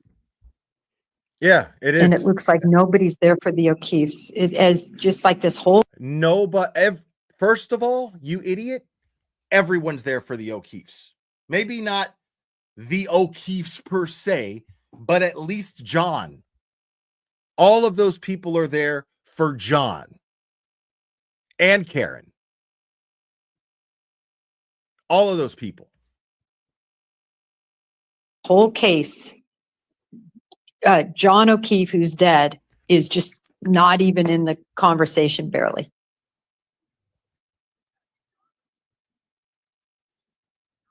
I guarantee none of those pink shirts are saying they feel terrible that John O'Keefe is dead. Karen's going to be a talking head on Court TV or something now, I bet. Or somewhere.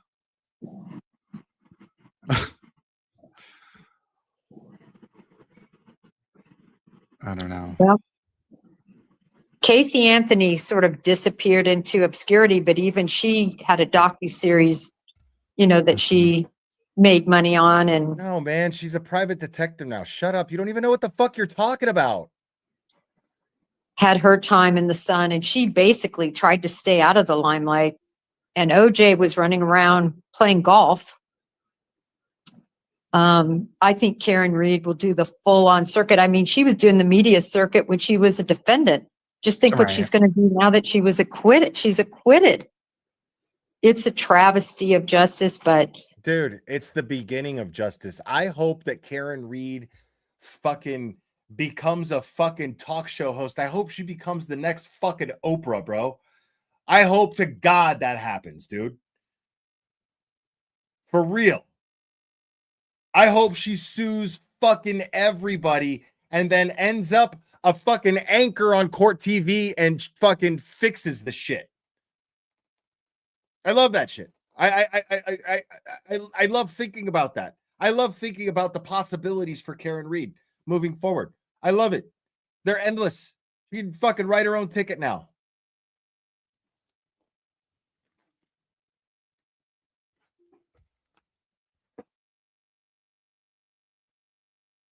you just have to, it's our system. And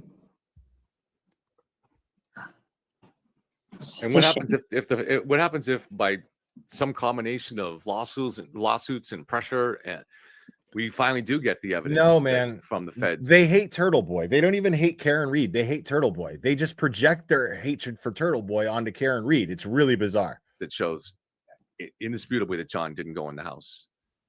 It's too late. She's not going to be tried again. It won't change any of the minds of the fools. So they can't think this out. They won't understand, that there was no other possibility. There was no other theory. So, I mean, he's sitting here. Plevin is just making shit up, saying that there's geofence data. Like he's pushing that shit so much, and most likely because he's always been saying it and there's never been any proof of it. And then he was just waiting for that shit to happen during the trial. Like I was waiting for Allan Jackson to bring up the goddamn shoe. And it didn't happen.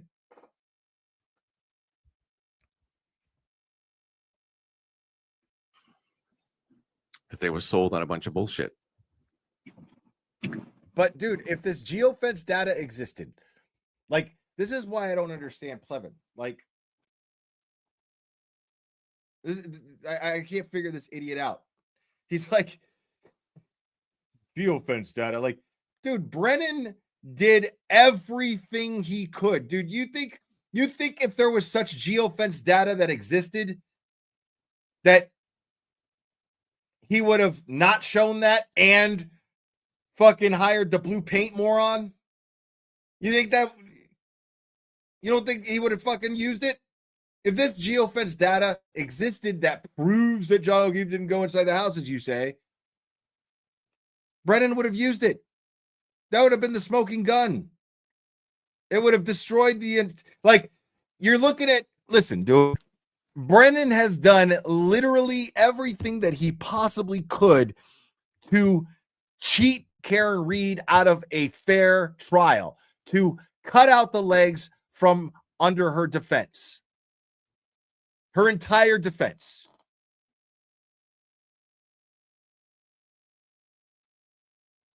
So if there was geofence data that proves that John O'Keefe did not go inside the house, that would destroy Karen Reed's defense, wouldn't it?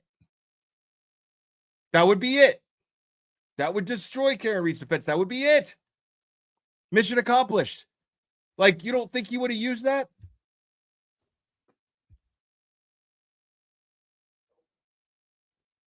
Oh, thanks, April Raymond. I really wanted to be there too, man. Like, I really wish that I was there for that. I was just, I wanted to hug everyone on the Reed team and her family so bad. Like, No, I'm just gonna How respect the the hell? system. I just don't understand how the McCabe's are gonna respect like the live in that system. town, and you know, Yeah, ugh, they. it's just- You know, on the outside, I love how she's saying that. I'm just going to respect the system. No, dude. Like, you were respecting a system that was clearly trying to railroad her. It was all good to respect the system. You didn't have any problems with the system when it was trying to railroad an innocent woman, when it was breaking all the rules.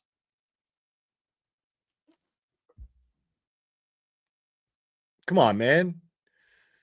side though, you know, we're working off the presumption that that was all done just to get Karen Reed off, which it's not a presumption. It was all done just to get Karen Reed off. So hopefully, like, I guess again, silver linings, it will no longer be necessary to harass the ever loving shit out of them because they no longer have to be fingered as the real killers, you know, now that she's gotten Right. off. Because it was never about justice for John O'Keefe. You know what, Kate, though? That isn't what. No, man. No, dude. What's happening is now the eyes are on the real killers. The public's eyes are on the real killers. That's what's going on. Simple. What will happen, because I think the blogger will continue to rage. I get what you're saying, that now there's not really a reason to do it. But remember, he's still facing charges. And I think he's going to continue to rage because that's what people want to hear. You know, let's get the real killers. I can hear it. Yeah.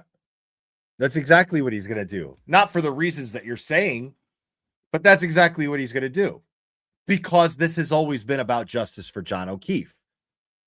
This has been about justice for Karen Reed. Make no mistake. This has been about getting peace for her family. Make no mistake about that.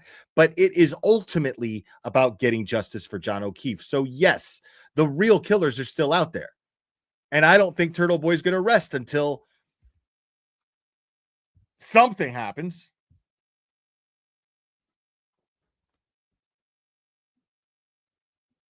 Hear it all now. I mean, one of the things that was like really like heartbreaking was when Paul O'Keefe was interviewing and he's like, you know, we don't even talk to a lot of our friends anymore because we don't know where they stand. And we have a very small circle of friends that we know we can trust because, you know, you don't know. You know why that is, bro? and this might leave a bad taste in some people's mouths, you know, but I mean, look at Paul O'Keefe. Paul O'Keefe has gone out of his way to harass Turtle Boy himself. He's gone out of his way to make Karen Reed look like a venomous villain. He's done all of these things. He's willfully ignored the evidence that dictates that Karen Reed did not do this. He's willfully ignored this. And on top of that, he used his brother's murder trial as a dating site. That's not, it's when you have friends that are seeing all this, they're going to probably look at you a little different. They're probably going to be like, dude, I mean, at this point, you're still really like, it's your brother. That's what makes it even worse. It's your brother, dude. You know what I mean? You're on the wrong side of this shit, and it's your own brother.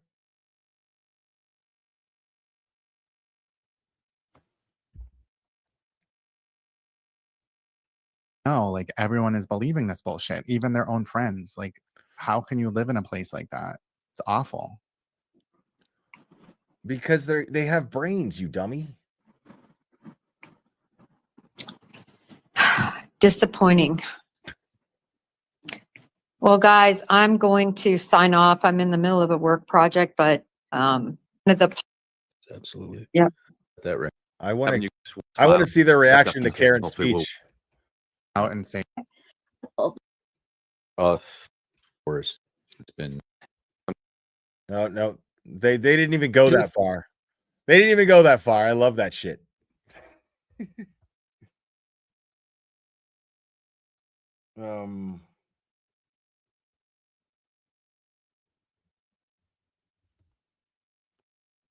Oh, and Angela, thank you for the Cash App. Appreciate it.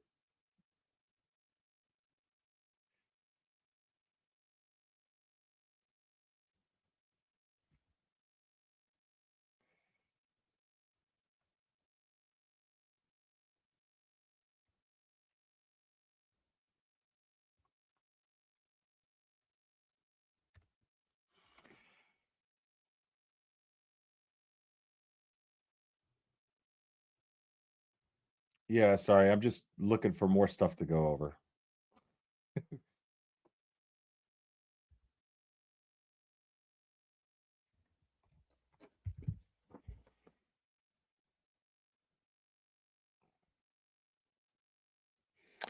Am I streaming Dateline tonight? I mean, probably not. I mean, maybe I will. I don't know.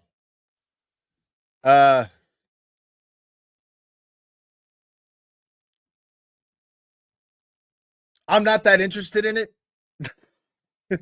If I'm being honest, I'm really not that interested in it. So if I do stream it, I'm gonna do it for Patreon members only. You know, so it'll make it worth my while because I don't fucking feel like watching more bullshit and getting pissed off about it.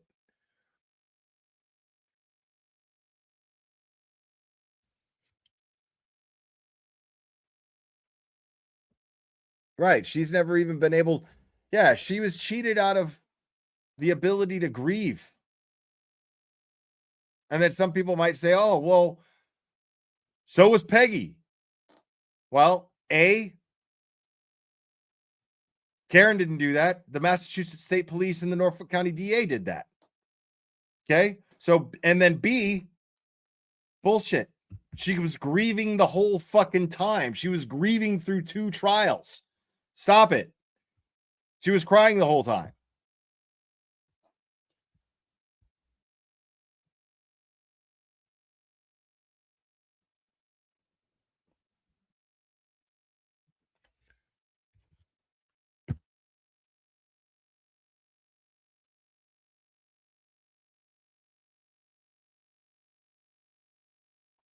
Oh yeah, I love the pic of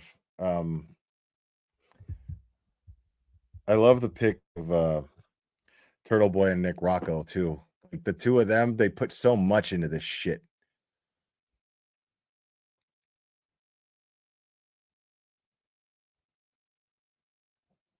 Oh yeah. No, bro. No, bro.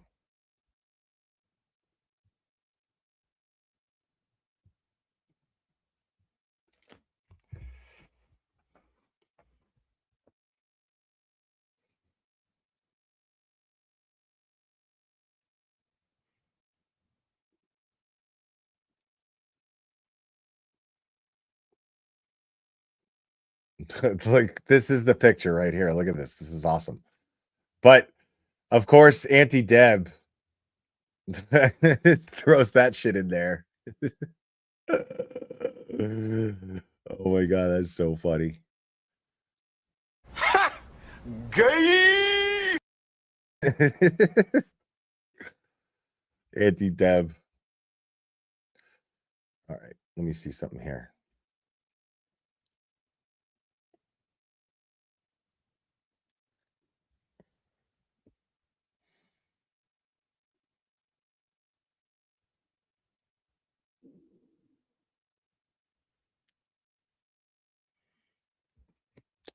Oh wow. Yeah, for sure. Wow, that's really nice. I have to respond to that, but I can't do it right now.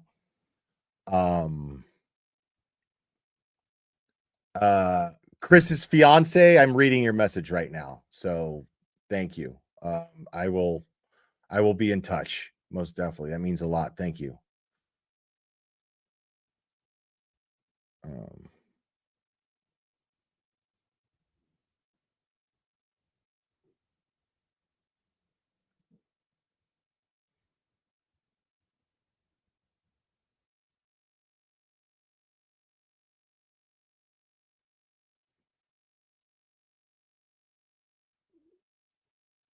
Oh, here we go.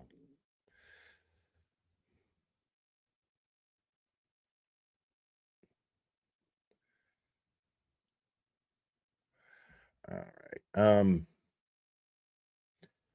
I keep thinking that I'm forgetting something that I wanted to go over. And I keep fearing that I'm going to end this live stream and then be like, fuck, I forgot to go over that. Because I'm that disorganized. I don't fucking make a list or anything. I just do. That's all I do.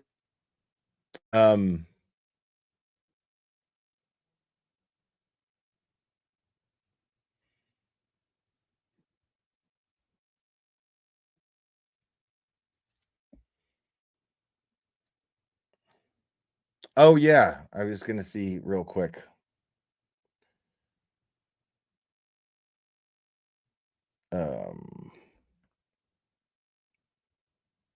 Oh, now I just had a brain fart. Oh, okay, here we go.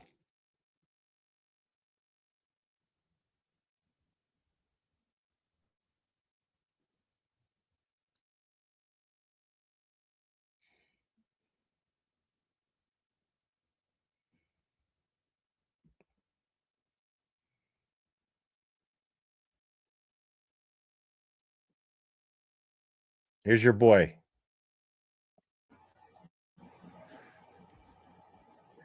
Oh, we could do that too, Connor. Oh my god, that was so funny the other night, dude.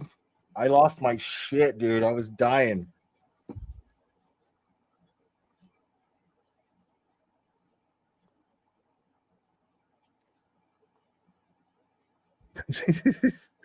Look at this guy, bro. Completely defeated. Oh, I went over that in the. I went over that. Okay, folks, yesterday. here we go. Yes. Yep. Let's go. It is a national holiday. I'm aware of that. I could be just enjoying the day off like so many people are. But because of the news, and especially the news of yesterday, I thought more important. Okay, bro, you're taking way too long. that people could Wrong one. learn and get the latest. Obviously, the decision yesterday, the jury reached a verdict. The jury has spoken. And we're going to be live in 2 minutes. AM 1380, 99.9 FM. Are we good, Gian? Are we good? The sound should be fine. I'm on the radio. Let me check. Listen, Turtle. And there it is. Day after. Now, I'm going Listen, on Turtle. YouTube, and the sound sounds fine to me. Yes. I know, Vala. Yep. Dude, you are the worst. Sounds at this, fine to bro. me.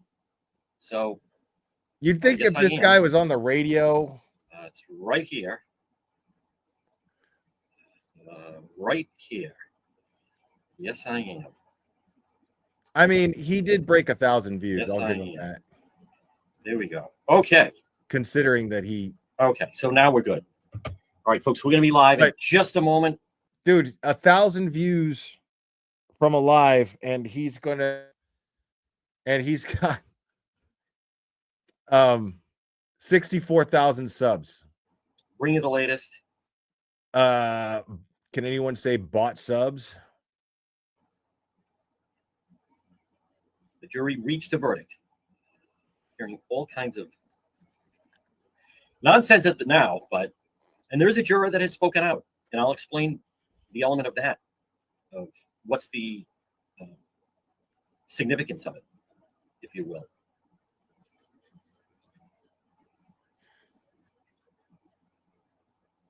Okay. Well, we're going to begin at 106. Yes, 106. Dude, it is a national bro. YouTube, although program, and it's brought to you by PR Landscape Material. Oh my God.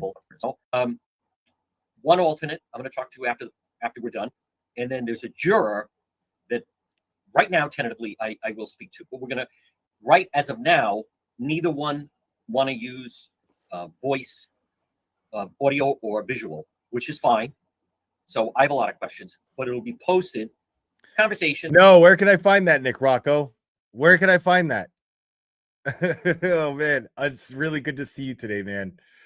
Like, God, you must be feeling amazing. I feel fucking so happy, dude.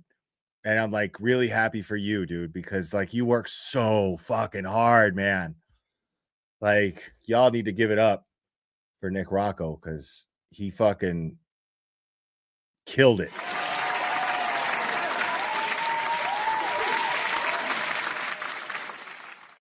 Show Nick Rocco some love, man. Where can I find that shit? I want to see that. Because I'm going to love trolling the fuck out of this guy, bro. This guy's going to try to make his bread and butter trying to take down Turtle Boy. This guy's going to try to make his whole bread and butter trashing Turtle Boy. And I'm just going to have fun with it.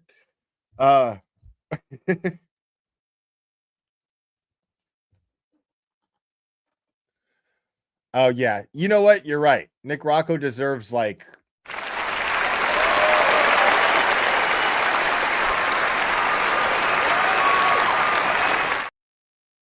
yeah, you deserve the Liza Minnelli. I can't even believe it. Nikki haircuts.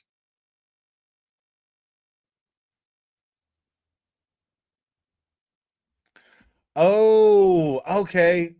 Did that? Okay, let's do that. Yeah, this guy's show sucks. Let's check out Vinny here.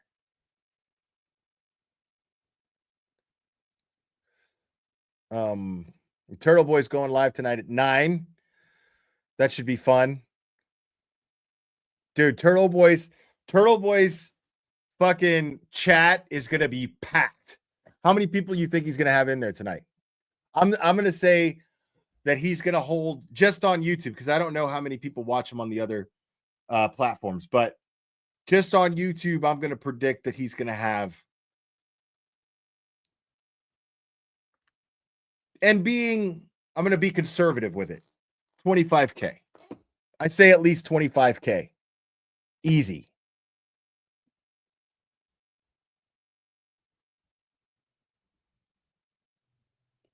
All right, hold on. Let me see if I can find.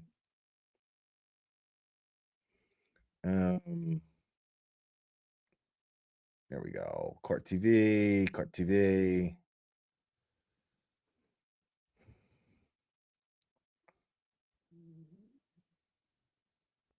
So which one is it? Is it not what's next for Free Karen Reed, right? I feel like it's this one. Yes. It's at the perfect point too. I love this shit, bro. I'm fucking good, dude. Us throughout this case. Joining me live in Dedham, Karen Reed supporter and insider Nick Rocco and John DePietro, host and creator of Road Patrol Live. Gentlemen, welcome. Great to see you. Nick, I want to start with you because you've been so integral in all of this, right? As I got part it. of the Free Karen Reed movement, Justice for John O'Keefe and Karen Reed, Facebook. I got it, Nick. Thank you, buddy. Page, the money that you've helped raise, everything else you've done connected to this defense team. What are you feeling tonight at this moment? It was a long 3 years that we've all been. Yeah, I mean, I want to watch this whole thing. This, and I'm glad it's over. I'm glad the truth has come out. What we've been saying for the past, 2 years, 2.5 years, we've been saying this repeatedly of what we believe happened, and ultimately the jury, believes what we believe, what 90% of the public believes, that Karen Reed didn't do this. And they did find her guilty of the OUI. She got 1 year probation. I believe she has to take a class, as most first-time offense does, but. The Commonwealth walked in with murder charges and left with an OUI. Yeah. So, how about for you personally? Are you drained? Yeah. What happens next in your life here? Because this has been a big part of it. You're a business owner. You have all these other things going on. You've got kids. I mean, you've got the whole thing going on. No, it's time to go back to the real world. Get back to working and being back at home. It's been a lot. It really has. I've never been a part of something like this before. I was grateful to be a part of this, but it's time to take a break. And then one more follow-up. Do you feel appreciated by Karen Reed and her defense team? Because there's a lot of things that you've done here that added to this result. Yeah, the whole team. I mean, I've talked to them throughout the whole trial. They were very appreciative of what we did, because a lot of the money that we had coming in through the fundraising allowed these experts that they put on the stand to, get her the not guilty verdict. So, hold on, let me slow this down. I have it playing full speed because of this dickhead show. Not Vinny, but this dickhead. Just look at this. Look how fucking clueless this guy he's just got a permanent face of fucking stupid. So every penny that everybody has donated really made a big difference in this case. All right. John DePietro, there was a moment today. We talked about it already. I don't know if the folks at home saw it. I'm going to show it to them. Okay. John DePietro has been an advocate. You've seen him on our show, believing in the prosecution's case here. The crowd outside not believing in the prosecution case, but they all know John. I gotta tell you about Esty, bro. So we were in. So when I went up there for jury selection, there's nothing to do, right? And this dickhead, DePipi, was walking in and out of the courtroom, right? And me and Esty were sitting on the bench outside of the courtroom, just whatever, talking shit, looking through our phones, whatever. And then so he had just tweeted something really stupid. He had just tweeted some shit that was because Bill and Janet hadn't gotten there yet. And Bill and Janet, dude, they're in their golden years, bro. You know what I'm saying? They have doctor's appointments and shit. You know what I'm saying? It's jury selection. So they're yeah, we'll be there, but we don't need to fucking be there first thing in the morning. What are they going to do? Choose a juror while we're not there? You know what I mean? There's no sense. So, they took advantage of the fact that they were going to have to be in that courtroom every single day at a certain time. And so they kept living their lives and still went every time, every day to support Karen. Right? And so this dickhead tweets, Karen's family isn't here because they're ashamed of the support that they're getting, the kind of people that support them, and blah, blah, blah, blah, blah, or some stupid shit like that. And it made Esty mad. Esty gets mad about stuff like that. I don't get mad about stuff like that. I just expect that kind of shit from dickheads. You know what I mean? Esty's just more of the type that's I don't know why he has to be that way, though. You know what I mean? So So, like, and I think we had a similar conversation where I was just like, dude, I mean, what do you expect from this asshole? Fuck him. You know what I mean? Then John DePietro walks out. He walks out of the courtroom and starts going down the stairs, and she just gives him the look. And then as he's going down the stairs, she turns around and she leans on the railing and she goes,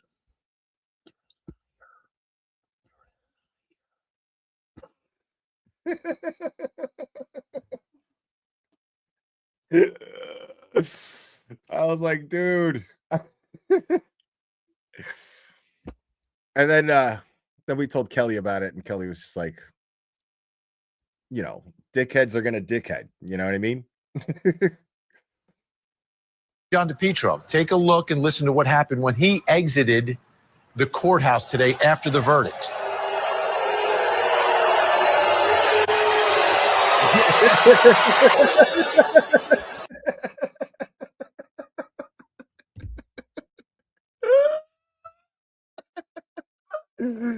This shit hits so different knowing that fucking Vinny Politan has him sitting right next to him and puts his ass on the spot in front of the whole court TV world that he fucking sucks.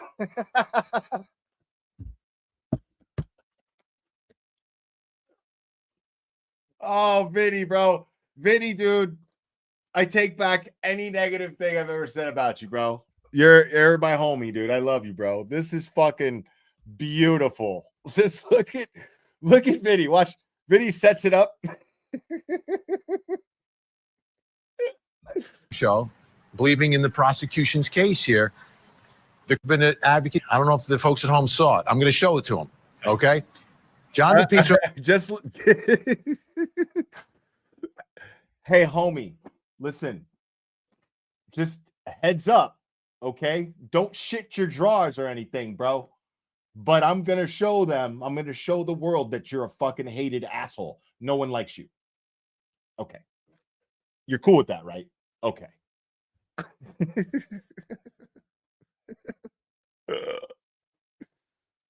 Oh my fucking God, dude. And Nikki Haircut says that he thought that he was going to show the taillight video. Because this dickhead fucking actually smashed somebody's fucking taillight with his car, and he fucking left him a note. He was going to leave. He was going to fucking leave. I want to see the dash cam footage. Whoever the fuck, if that person is watching right now, I want to see that dash cam footage, bro. I want to see that shit. DePietro's been an advocate. You've seen him on our show, believing in the prosecution's case here. The crowd outside not believing in the prosecution case, but they all know John DePietro. Take a look and listen to what happened when he exited the courthouse today after the verdict.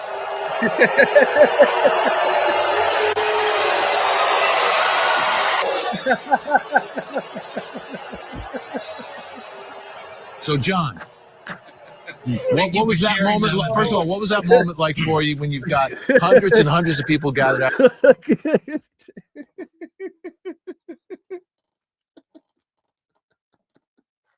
Dude, look at Nick. Nick's just looking at him like, homie, that shit just happened, bro. Nick's looking at him like, you know, like, you realize that just happened, right? Like the whole fucking world just saw that shit, dude. You just got humiliated twice in an afternoon, dude. Like, it's like technically 3 times. Oh my God, so good. Out here. Thousands. Yeah. Did you? What did you feel? What was going through your mind? I was just thinking. I was in the courtroom, and I just feel for the O'Keefes, and also for the witnesses. This has been a long haul for them. No, you don't, stupid. I know the people out here are saying justice for John O'Keefe, but for the O'Keefe family and what they've been through, and they're there, and they're hearing people cheering outside, and we could hear the cheers inside the courtroom. The microphones. We heard it on the microphones during the verdict. Yes. We did. Okay. We did. So my point is, I can take the bows and arrows, and it just comes part of it, because when you get involved with a case this divisive. See, Vinny's over it, bro. Vinny's over it. Vinny's like, no, dude. Like, I've been listening to what you're fucking doing this whole goddamn time, and it's not going to happen now. We have a verdict. It's over. Like, it's over. So you're not going to sit here and spread this bullshit anymore, dude. Like, I see where you're going. He was sitting there implying that the jury could hear the people outside and that swayed the verdict in some way. No, dude. No. Like, Vinny puts a stop to that shit immediately, and Vinny's like, homie, we put the mics on the crowd, bro. Okay? We did that shit. Stop. Nice try, though. So I didn't think it'd be this divisive, but my main thought was I just felt so bad for the O'Keefe family, for the witnesses, and also Hank Brennan. I think he really put his heart and soul into this case. This is not the outcome they wanted. The verdict is the verdict. First of all, bro, in order to put your heart and soul into something, you have to have a heart and soul. Hank Brennan does not have a heart and soul.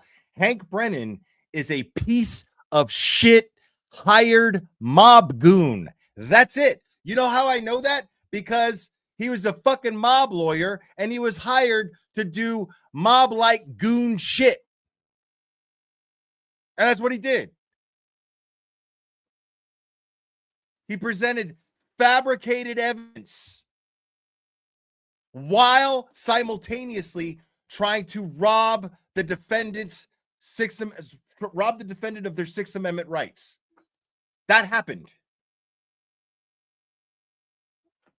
Fuck Hank Brennan too. Fuck Hank Brennan just as much as fuck any of the Alberts. He is just as much of a fucking cunt as any of the McAlberts, as far as I'm concerned. Fuck Hank Brennan, dude. Verdict, but that's the way it came down. I'm feeling bad for Hank. The guy made over $300,000 to prosecute this case, and all he did was land an OUI. Well, he didn't have to do this. I think he put on a brilliant prosecution, and I think he... I can't get enough of Nick, dude. I can't get enough of how Nick just listens to him. He looks at him attentively while he spews out bullshit so effortlessly. Nick's just smiling at him like, okay, bro. Okay. He, on the case, the merits of the case, he was very, very strong. He just didn't get the verdict he was looking for. All He right. lost. Our insiders are staying. Nick goes, you lost.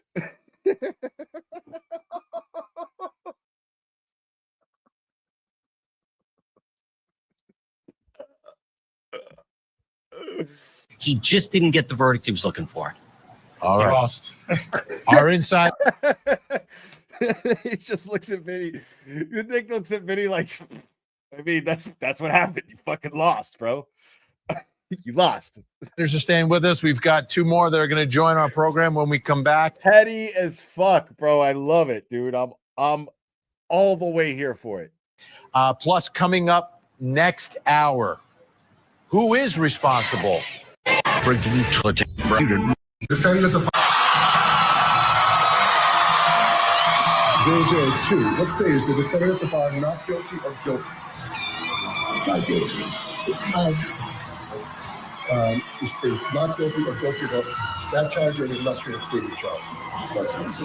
Thank you. Specifically, number 5, operating under the influence of liquor by operating a motor vehicle with a blood alcohol level of 0.08 or greater. Correct? So say you, Mr. Foreman? So say you all? 003. Let's say is the defendant at the bar leaving the scene Dude, David Yannetti is fucking everything, bro. after accident resulting in death. Defendant not guilty or guilty. So say you, Mr. Foreman? So say you all? Yes. All right.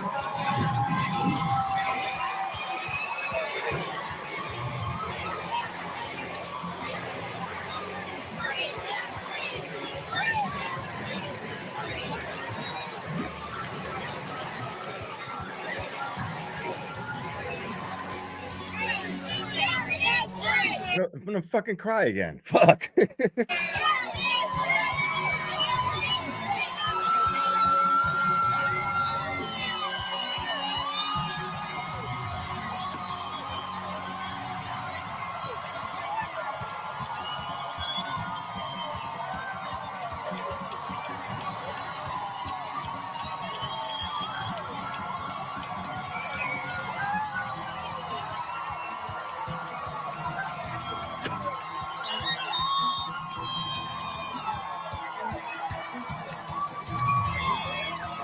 An unreal scene. I've never seen confetti at a verdict. Never, ever, ever. But this was different. This was a different case from the beginning. Every aspect of it, another twist, another turn, another thing that I've never seen before. I want you to take a look at this because a central character in all of this was the lead investigator who didn't testify in the second trial, former trooper Michael Proctor. ABC's 2020 has an exclusive interview with him. Take a look at a piece. At what point did you develop such strong negative feelings about Karen Reed that you would say things like, hopefully she kills herself, or calling her the C word? Those feelings developed as the case went on. Bro, whose fucking eye sockets get fat, bro? Like, did you fucking eat chili fries covered in mayo through your eyes? Did you put them in your fucking eyes, bro? Like, how did your eyes get fat, dude? What is happening to you? I mean, can you see how people might think, he was caught in this instance speaking about a suspect in this way. Maybe it's happened in other cases as well. I 100% understand why people would think that. But when you have, a fellow police officer around my age, 2 kids of his own, it generates an emotion. And I expressed those emotions in a negative way, which I shouldn't have. I shouldn't even, been texting my friends anything. Yeah, that's all fucking alcohol. That's just fucking sitting around, drinking and feeling sorry for himself is what that is. They are what they are. They don't define me as a person. No. They're regrettable. Bro, your fat fucking eye sockets define you as a person, dude. Unreal. And he was a central figure in this retrial as well, especially during Allan Jackson's closing argument, weaved throughout. Let's bring back in our insiders. Joining me live here in Dedham, still with me, Karen Reed supporter and insider Nick Rocco, John DePietro, host and creator of Road Patrol Live. Also joining us, former prosecutor Margaret McLean. She's also the host of It's a Crime with Margaret McLean podcast, and attorney Allie Crothamel, who was here last night. Dude, there was a YouTube creator that had a channel called It's a Crime, and it was not her. And then she just disappeared into fucking nothing, nowhere. Nobody knows what the fuck happened to her.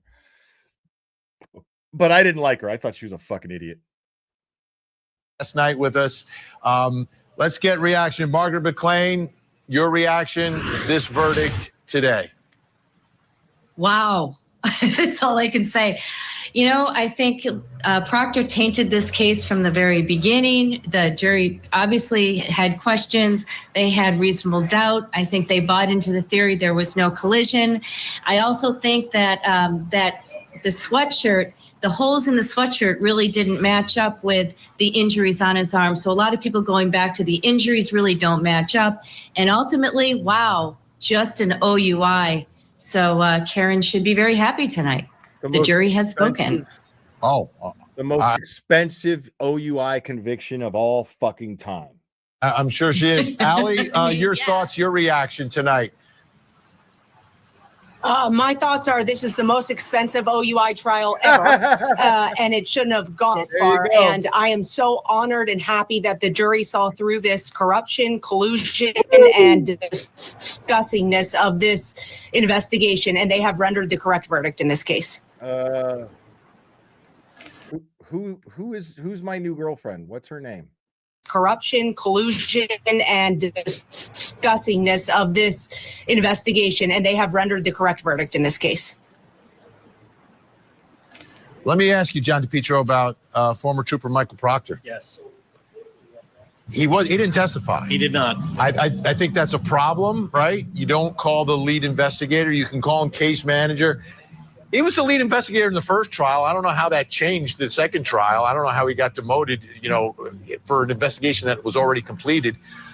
What are your thoughts about his role in the results of what happened here? Vinny, how he played into this. And again, it goes back to that federal investigation that they were looking in. That's how they lifted his text messages. They never found any element of police corruption, but it did taint things, unfortunately. And it also tainted ARCA. We never really got a full handle on that relationship between ARCA and the defense. And again, that goes back to the federal investigation. So it seems as though this case could never get rid of that federal investigation that carried the ghosts of Proctor into this. And then also, I always just thought those ARCA guys, there was something unseemly with the relationship with the defense. Oh, shut the fuck up, dude. Bob, what do you have to say about that? What could be more egregious? What could be more misleading than that? And what could be more important? That's what I'm saying. You're going after ARCA. Yes. The lead investigator got fired. I understand that. But when they investigated him, they didn't get fired. Vinny's done with this fucking guy, bro. Vinny's fucking done with this guy. I love it. He looked at the camera like, are you guys hearing this shit? See that again. Look at Nick. He's like, dude, this guy is fucking, I can't believe this guy's for real, bro. Like, I don't understand that this guy is for real, dude. I'm being fucking punked right now, dude. This is insane. This guy is serious. I gotta hear the whole question again. Trial. I don't know how that changed the second trial. I don't know how he got demoted, for an investigation that was already completed. What are your thoughts about his role in the results of what happened here? Vinny, how he played into this. And again, it goes back to that federal investigation that they were looking in. That's how they lifted his text messages. They never found any element of police corruption, but it did taint things, unfortunately. And it also tainted ARCA. We never really got a full handle on that relationship between ARCA and the defense. And again, that goes back to the federal investigation. So it seems as though this case could never get rid of. Vinny's like, all right, hold on, I'm listening. Are you really about to do what I think you're going to do? That federal investigation that carried the ghosts of Proctor into this. And then also, I always just thought those ARCA guys, there was something unseemly with the relationship with the defense. You're going after ARCA. Yes. The lead investigator got fired. I understand that. But when they investigated him, they didn't get fired. Mickey Haircuts is going like this. He's going.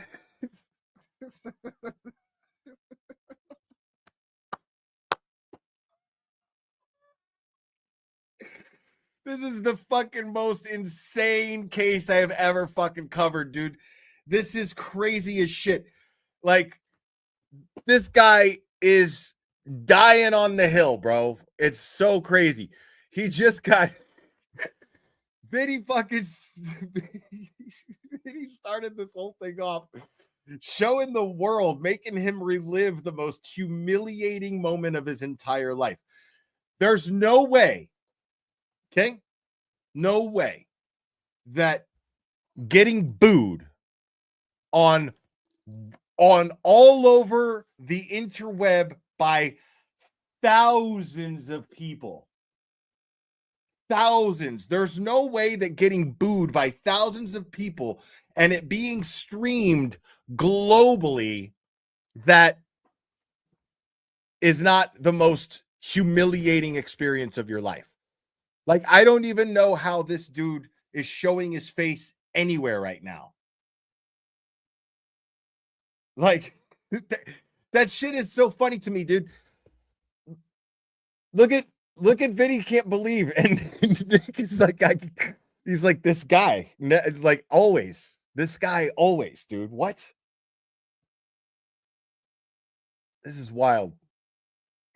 Because of that, there was corruption with the investigation. You didn't see texts of. I can't get enough of Nick on this, dude. Like, this is the best shit ever. And it's all set. I set her up, or the planning of he was villainized. I'm not in any way trying to defend, and he's not trying to defend I the message. that. But what I'm saying is, I think they really use that. I don't know. You know what? I don't know what happened with this jury. I don't know if it's. I don't know exactly. Dude, I love that shit. I don't know what happened with this jury. The jury looked at the lack of evidence that the prosecution provided and voted not guilty. It's just that simple, dude. That's how juries work. That's how trials work. That's how our justice system works.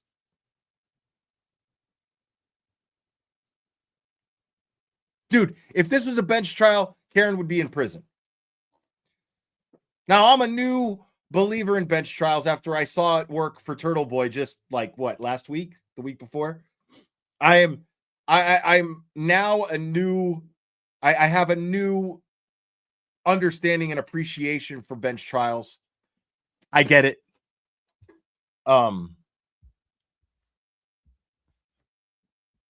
But if this had been a bench trial, Karen would be in prison. Exactly what happened, because I think the evidence was overwhelming. So, Nick, what are your thoughts about Trooper Proctor after this verdict?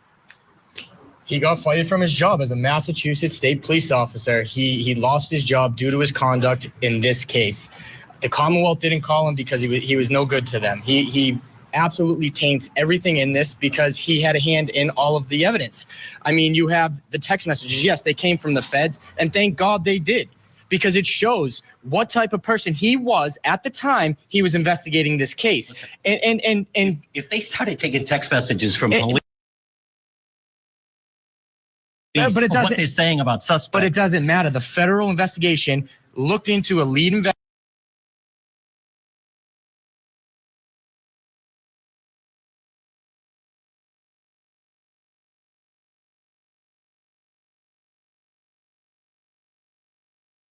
Sorry, I'm muted.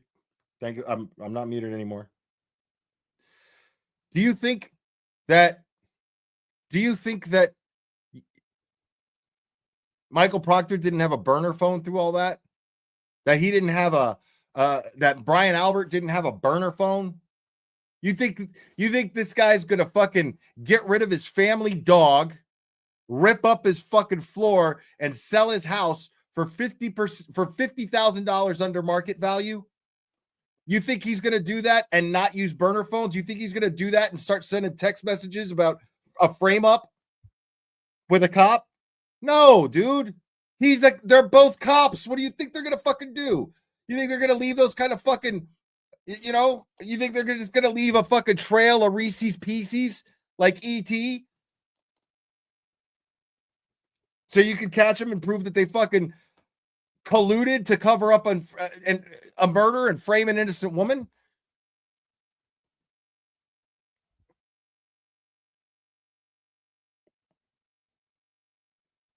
No, Signal is what people who aren't doing something shady use. Signal is something that when you're not doing something shady, you use. Burner phones are when you're doing something shady. Burner phones are the ones you destroy. Amanda Riley, thank you so much. Like, you're a fucking idiot if you don't think that Brian Albert and Michael Proctor weren't communicating via burner phones. Get real, dude. Yeah. Dude, that's how I communicate with Karen, through Signal.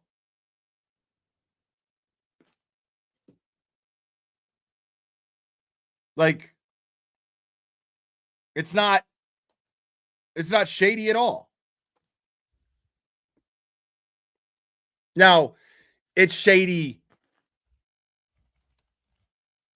if you're using burner phones, like you're clearly trying to hide something. But Signal is just an app that automatically deletes messages. Like, they've been rabidly trying to get her phones. They've been rabidly trying to violate her privacy. I mean, so what does she do? She's like, well, I'm just going to use fucking Signal. So these thick fucks who are looking through my phone for fucking nudes aren't going to fucking read my private conversations with my lawyers and with my friends. Like, it's practical. It's practical. Especially when you're trying to protect yourself from a corrupt fucking system that's trying to railroad you.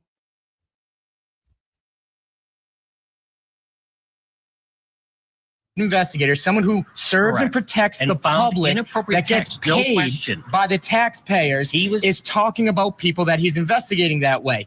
And not to mention the fact that he was fired. So it doesn't matter what he was fired for. It had to do with this case. And that just goes to his credibility. He would never be able to testify in another case. And you know the outcome of this. Everyone that he was a part of the case is going to want a retrial. They're going to want some type of mistrial. Anything that's going on, any conviction. I'm not overturned convinced Michael that's going to Proctor. happen. But We'll as see. far as you didn't have him planting evidence or anything, as much as there were accusations for that, I still think that we don't know the answer of why there was a not That's guilty why the today. jury. We don't know They don't that. know either. They don't know what happened. I don't. Well, they don't know what we happened, need which is to- reasonable doubt because the Commonwealth didn't I'm put on a not case. convinced of that. They So put why on did they an vote not guilty? overwhelming case. Why did they vote not guilty on everything? With the Lexus data of her That vehicle clearly backing didn't matter up, because with they the voted temperature not of the guilty. phone, right? That was very impressive. What way was the they did verdict? The What reconstruction. was the verdict? We don't know why there was a not What guilty was the verdict, though? We all know what the verdict is, but the question What is, was it? It was What was the verdict? What was the verdict?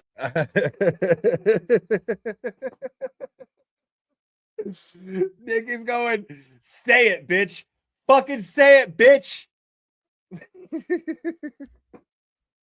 We don't know why there was a not What guilty was the verdict, though? We all know what the verdict is, but the question What is, was it? It was, she's not innocent, but she's not guilty. Not guilty. Okay. Yes, Fine, I'll take it. Staying with us. We've got more to get to. I've been calling it the retrial of the century. All of that played out today. You agree?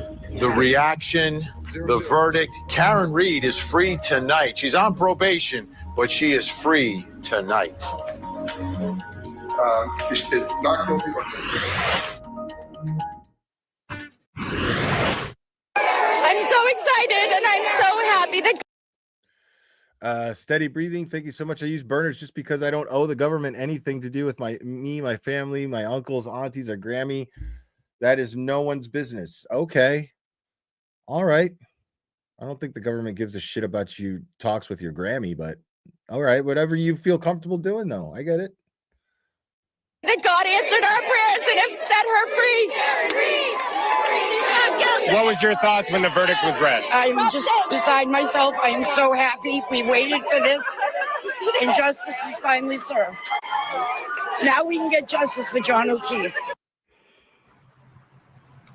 And that's such an interesting line in all of this, getting justice for John O'Keefe, because justice for John O'Keefe meant something completely different for folks supporting the prosecution and folks supporting Karen Reed. That's a Karen Reed supporter. Justice for John O'Keefe now is investigating people who were at 34 Fairview Road. It's not going to happen, okay? It's not going to happen. You know, they didn't go searching for the killers in the OJ case. If the prosecution believes they have the correct person on trial, they're not going to turn around and go after someone else and continue the investigation. That's like an admission of prosecutorial misconduct. So it's not going to happen. I want you to take a look at this, though. This is the reaction from the other side. This is Paul O'Keefe's not going to continue. Prosecution believes they have the correct person on trial. They're not going to turn around and go after someone else and continue the investigation. That's like an admission of prosecutorial misconduct. So it's not going to happen. Right. That's why we need the feds. You take a look at this, though. This is the reaction from the other side. This is Paul O'Keefe in the courtroom at the moment that the verdict is read. As we take a look at him, you'll see his reaction at that moment. It's not easy.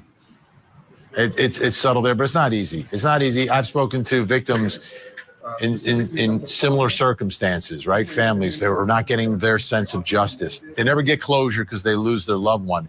But for them, getting a guilty verdict for the person they believe is responsible is a sense of justice, and they can turn the page. It's not closure, but they can turn the page. This family will not be able to do that. They will not be able to do that. I want you to take a look at this. Peggy O'Keefe spoke with ABC's 2020 as well. I also spoke with them about the case. Take a look at some of these clips, and then we're going to bring back in our insiders. Whenever you have a retrial, there are going to be changes. It doesn't make any sense to use the same strategy as the first trial because it's clear the jury didn't buy parts of your story. The prosecution's story this time is more focused, more vivid. And the prosecution adds something that was lacking in the first trial. Focused, more vivid. Look at this guy's fucking face. There's literally nothing likable about this guy. Like, look at this guy. There's nothing redeeming about him. He's a fucking weasel, dude. Like, he literally has the face of a fucking weasel, bro. Vivid. And the prosecution adds something that was lacking in the first trial. Commonwealth calls Peggy O'Keefe. Emotion. O'Keefe testifies about the phone call that every mother dreads.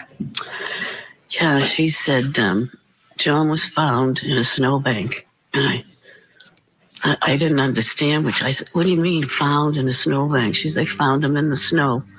They don't know what happened.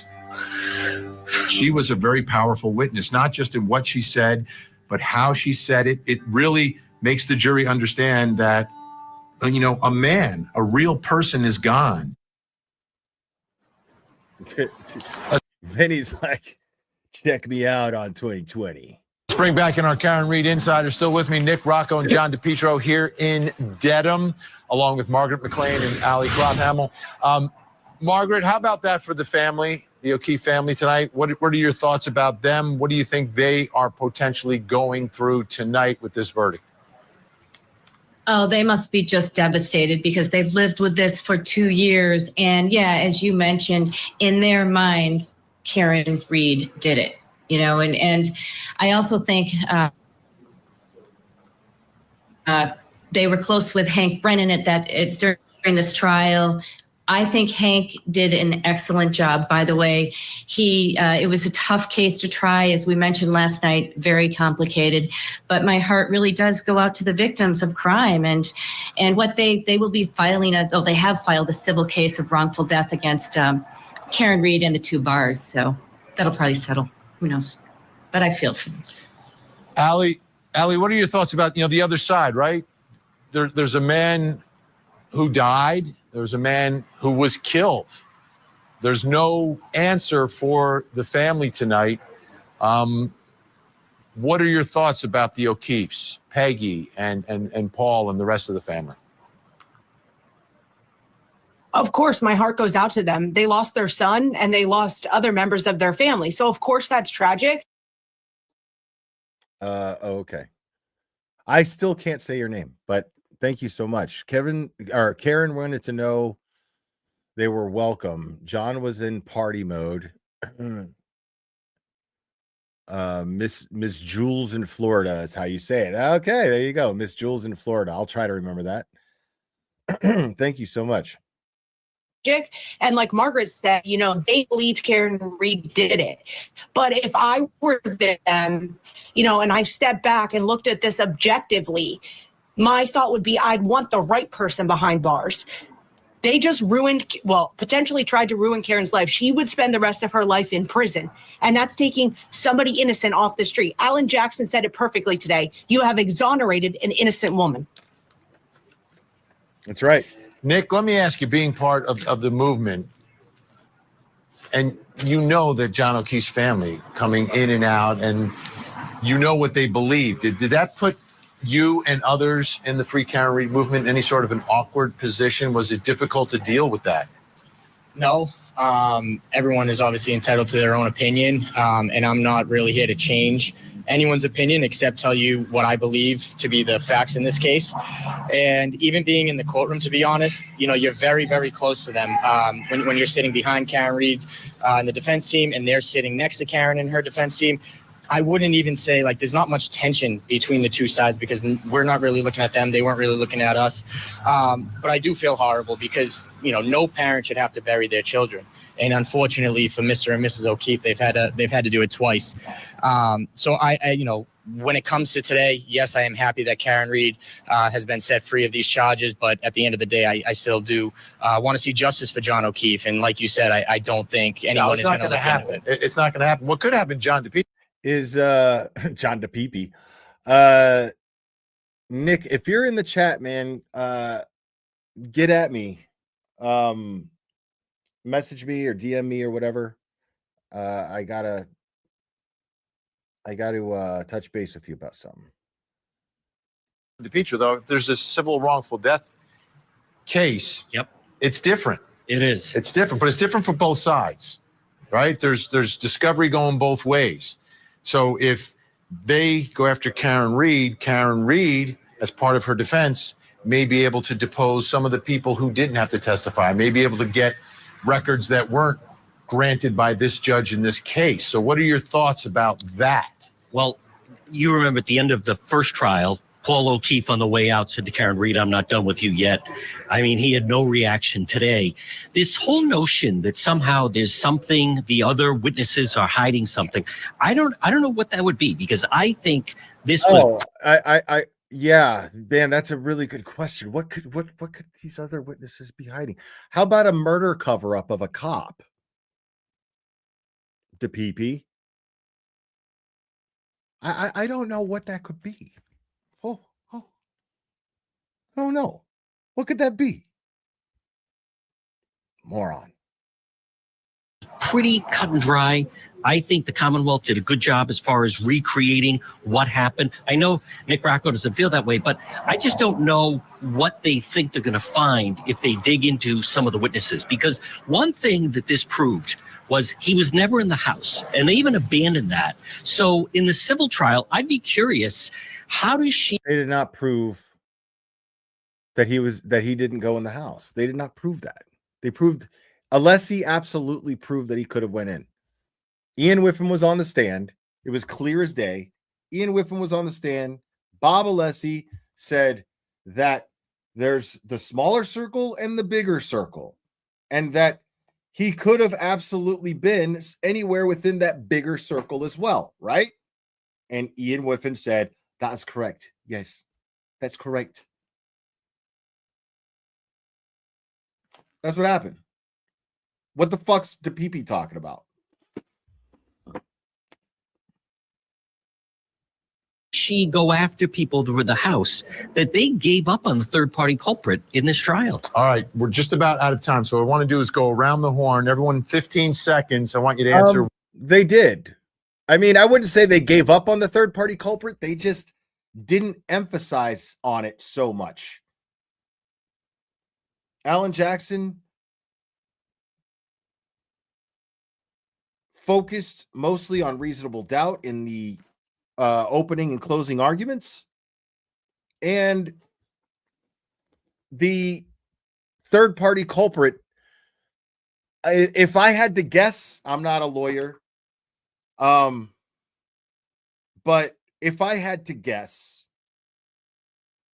I'd say that they backed off of the third-party culprit thing to a certain degree, or they maybe just put the third-party culprit defense out there so that it gave them wiggle room to present their defense.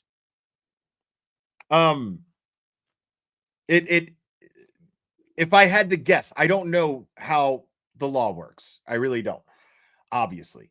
But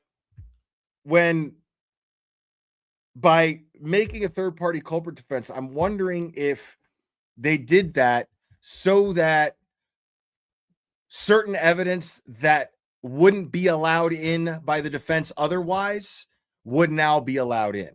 They would be allowed to make certain arguments that they wouldn't be able to argue had they not said we were going with a third-party culprit defense. If I had to guess, I'd say this was their plan the entire time. They learned too much from the first trial. They weren't winging anything. John Tupetro. Oh, that's cute. Yeah. Thank you, Bradford. Tupetro. John Tupetro. Answer one question. I ask it at the end of every verdict. I'll begin with you, Margaret. Was justice served today? Oh, that's a good question. I mean, was justice served? 15 seconds. I mean, for Karen Reed, and yeah, I mean, the jury has spoken. That's what I'll say. And I do believe in the system of justice. And so, yeah, in that respect, justice has been served. Allie, was justice served? 2 words, unequivocally, yes. All right, back here in Dedham, John DePietro, was justice served today? Absolutely not. No, this was whatever had happened. The Commonwealth dropped the ball. The O'Keefes are out of luck. Oh, This is not the way. This We got a lawyer in the chat. Sweet. Tepper Legal, Adam Tepper, Esquire. It was also done because if the prosecution did put those witnesses back on the stand and presented the same case, that's how they would have defended it. But the prosecution shifted, so they did too. Great point. That makes perfect sense. I love when lawyers like my channel because I could pick their brains when they show up in my chat. I love that shit. Thank you, man. I really appreciate that because yeah, that makes perfect sense because they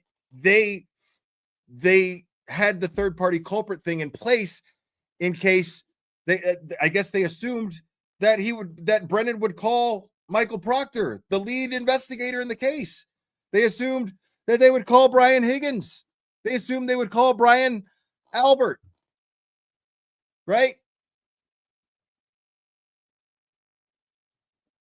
And so if there is a third party culprit defense and they cross-examine those witnesses, then the door is open for them to be able to make basically accusations. I mean, not outright, but they can go down that avenue. That makes perfect sense. Thank you so much for explaining that. Steady Breathing, thank you so much. Book is called On Charlotte's Shoulders. That's her take as an aunt. I'm at the beginning of continuing my story. My father passed a couple of weeks ago. My brother took his own life a few months back. I'm so sorry to hear that. All right. Yeah. And yes, the witness list has everyone, but doesn't mean they will call them in reality. Right. Yeah. I mean, I noticed that. I knew that already, but so yeah, they just really drove home the reasonable doubt once they knew that the prosecution was not going to call Higgins or Brian Albert to the stand. Makes perfect sense. This is not how it should work, where witnesses are treated as suspects and you have all these people cheering. Nick Rocco, 5 seconds. Absolutely, justice was served for Karen Reed. And, at this point, I think if anybody still sits here and says she's guilty, it's time to look in the mirror and face the facts of the verdict. All right. Thank you all so much. Appreciate your insight. I want to bring in Court TV field reporter Cody Thomas, who's been... Fucking Nick Rocco, bro. Fantastic. All right. Got one more thing we're going to do here. One more thing we're going to do.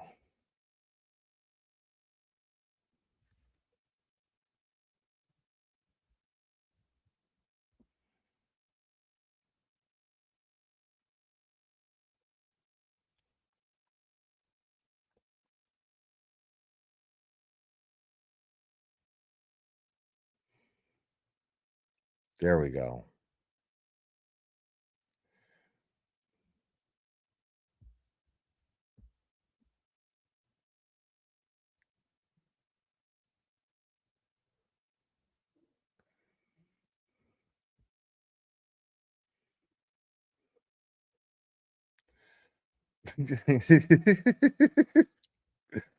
These are already funny, bro.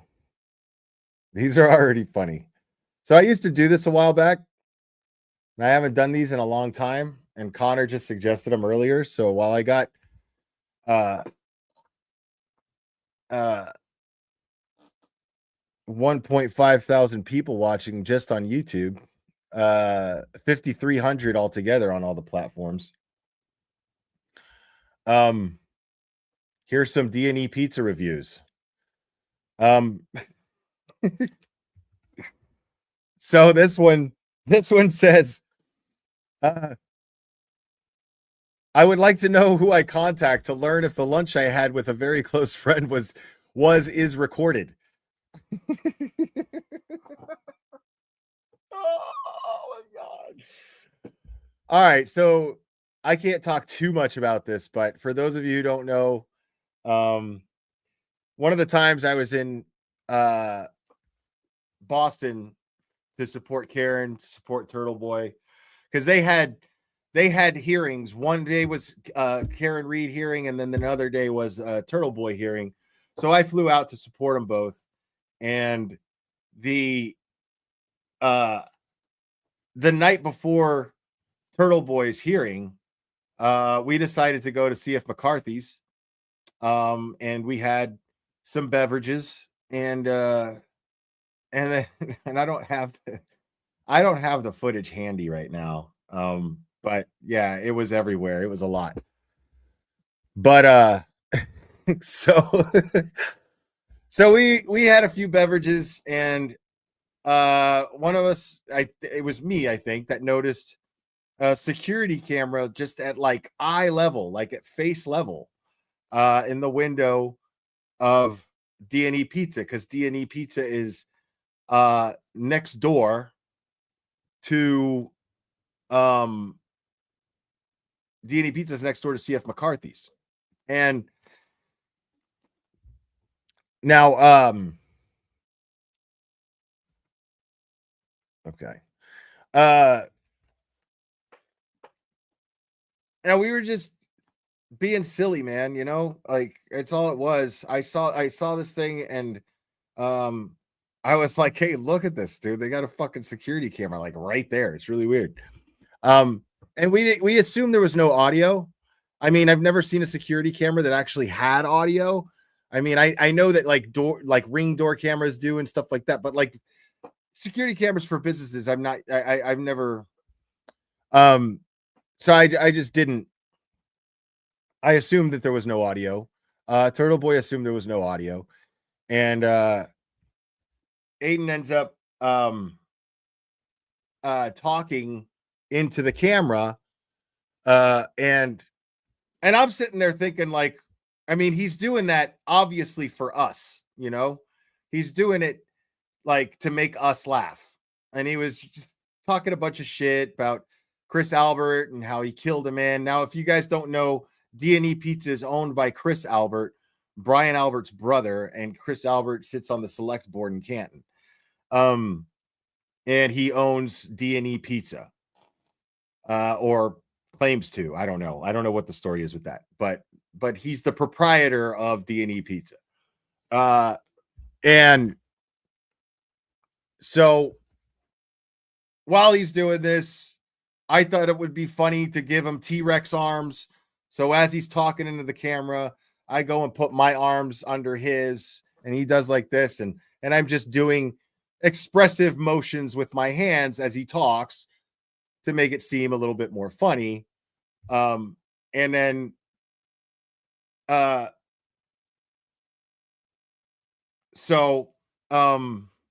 it turns out that Chris Albert decided to charge Turtle Boy and add more to his witness intimidation charges, because he's got the fucking DA of Norfolk County on speed dial.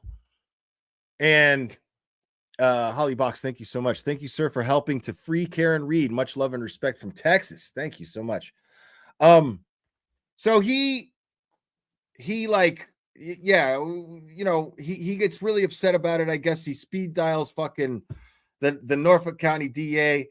Cosgrove slaps more charges on Turtle Boy because of that. And I didn't get charged with anything, which is bizarre, but I would say that it's because I didn't actually say anything. And so, I mean, that's really me playing devil's advocate. The real reason I didn't get charged with anything is because they're just hyper focused on Turtle Boy. They're trying everything they can to lock him up. The Alberts hate Turtle Boy for obvious reasons. Scooter 54 is a new member. Thank you so much. So yeah, they hate Turtle Boy for obvious reasons. So they slapped new charges on him. And when doing this, they play for the judge. Cosgrove plays for the judge the audio from that. And so we're like, wait a second, we were being fucking audio recorded?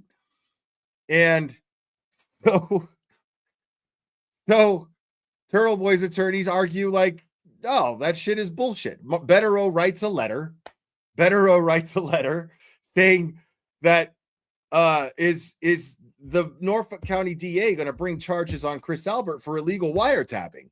Because it's not just me and Turtle Boy that got recorded and it got his audio recorded without his permission, but anybody who walks by there, anybody standing out there smoking a cigarette waiting for their food. Thank you, Scooter.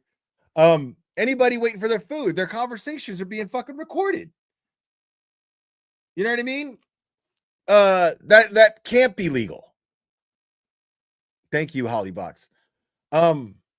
So that's what this is about. So now I'm reading D&E Pizza reviews, and people like go to Google and they leave these reviews on their own. I do not promote this, for the record. I do not promote this. But when they're there, they're funny as fuck, and I read them. That's all I'm saying. But I am in no way advocating for anyone to go to D&E Pizza or go to the D&E Pizza Google website and leave bad reviews. I'm in no way advocating for that. My journey with Lori Donnelly. Thank you so much. Brendan reminds me of Templeton and Charlotte's Web. Now, I do advocate that if you have a legitimate gripe with D&E Pizza, of course, treat them like any other business and leave them a bad review. Of course, if you have a legitimate gripe with them. But, you know, just to do it, you know, it's funny, but, you know, yeah, I'm not going to go as far as to be like, do it. Stupid. It's just they happen to be there, and I think they're funny, so I'm reading them.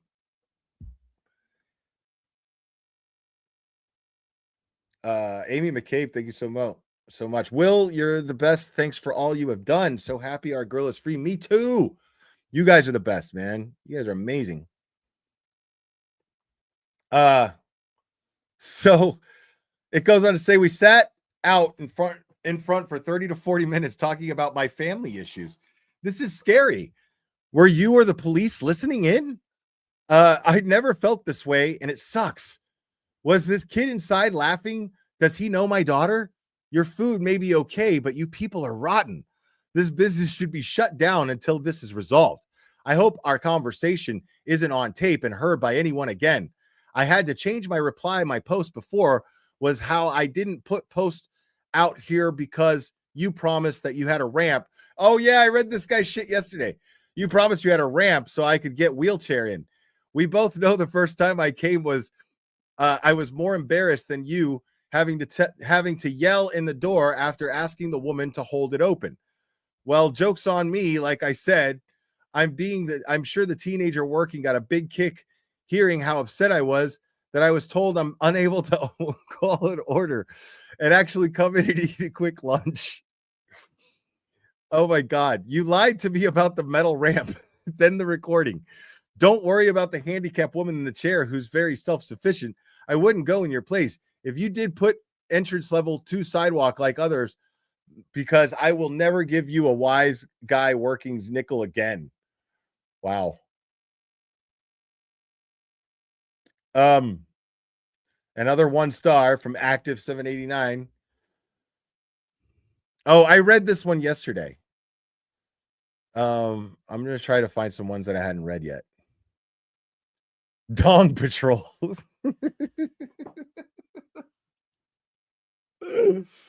Dong Patrol says health inspectors should visit this last place. Disgusting, and words cannot do justice to filth, giving New Yorkers an excuse to dunk on mass. Oh my God. Michelle LeMay says, is this still open? Thought I'd grab a salad, but it looks unoccupied. Shades down and a camera staring at me. Oh my God, dude. These are great. Dawn Marie, absolutely the worst experience. If only there was an option of negative stars. Bugs, nasty staff, and I will never visit again. Johnny P, I'd give it 0 stars if I could. This place is really dirty, and I'm surprised it's able to serve food. My rude staff and owner. Very rude staff and owner. Absolutely awful. Tried this on a trip through the area as it was the closest big mistake. Gross, cheap food, everything clearly out of a can or artificial. Awful attitude from folks behind the counter. Just god awful. Everybody has the same gripe. It's really funny. Easy wider. Food is gross. Chicken looked pink inside my salad. Not to mention lettuce that looked over a week old. Save your money and go to Apollo. I don't know what Apollo is, but that's funny. Heidi Callahan. Place sucks. Owner is very disrespectful. Food is Pizza is definitely a no-go. How do you mess up pizza? Mark S. Pizza was soggy and all grease. Mediocre chicken parm. The profanity from staff was unnecessary, and the place as a whole was unwelcoming and clean. Jim Ferris is rude. See, I didn't say that, but that goes really well with the mediocre chicken parm. Dirty shop, dirty pizza, dirty cops, dirty people. How long until this place gets shut down? Bad food and service. Seemed like we were inconveniencing them by ordering. Pizza was not enough sauce or cheese. Overall, bad vibe. Now, that's the thing, is you hear that a lot. Like, they're inconveniencing. You're inconveniencing these people by ordering food there. Like, you walk in and they're like, fuck, customers. That's what a teenager does, or really anybody who's not the owner of the restaurant, you know, like, pretty much. Like, that's not, you know, they definitely have the attitude of like, fuck another customer. You know what I mean? Unless they're management who makes bonuses, you know, but at the end of the day, you know what I mean? So, but the thing is when you're an owner and you have management skills, what you do is you train your employees. You train them to smile. You train them to be nice. You train them. You train them to provide good service. Like, you don't want anybody looking at you like they're sitting there doing this shit. You train them to go, welcome to D&E. Do you need a minute? Do you know what you want? And you do it nicely, very nicely. A lot nicer than what I just did. And you train your employees to do this. That's the whole point. There's a training program. Always, every successful customer service business has a training program. Almost every business has a training program. A front to back training program that you follow to a T to ensure consistency in service. It's that simple. That's the entire purpose of it, right? So, but everybody seems to think that people are just like, sup.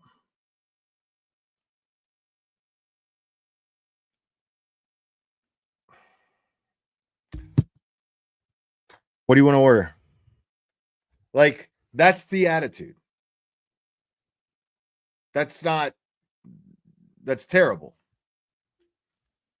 And this day and age, dude, with social media and everything, like, can't do that shit, man. Word spreads too fast.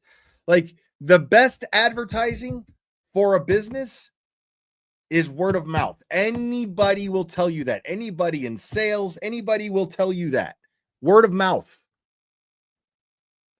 And my point being, if nobody's being trained to do this, if Chris Albert is not there fucking 12 hours a day, dude, 12 hours a day, if he's not there ensuring the best possible product and service and ensuring that his employees are providing the best service and product to his patrons, then he's slipping. He doesn't give a fuck, which also leads me to believe, and I saw this with my own eyes, people. I saw these people threaten Turtle Boy and harass Turtle Boy sitting outside of D&E Pizza, just sitting outside, not giving a fuck. Chris Albert clearly doesn't care about the image of his business because he had a bunch of knuckleheads cussing and yelling, fucking inappropriately touching girls, just totally, he doesn't give a fuck. Chris Albert doesn't care about the image of his business. Why doesn't he care about the image of his business? I would speculate that the reason why he doesn't care about the image of his business is because he doesn't care about the revenue of his business, because the revenue from his business is not what he relies on. That's just my speculation.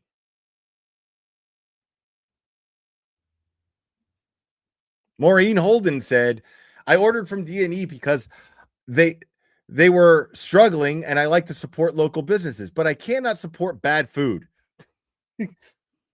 Business went down.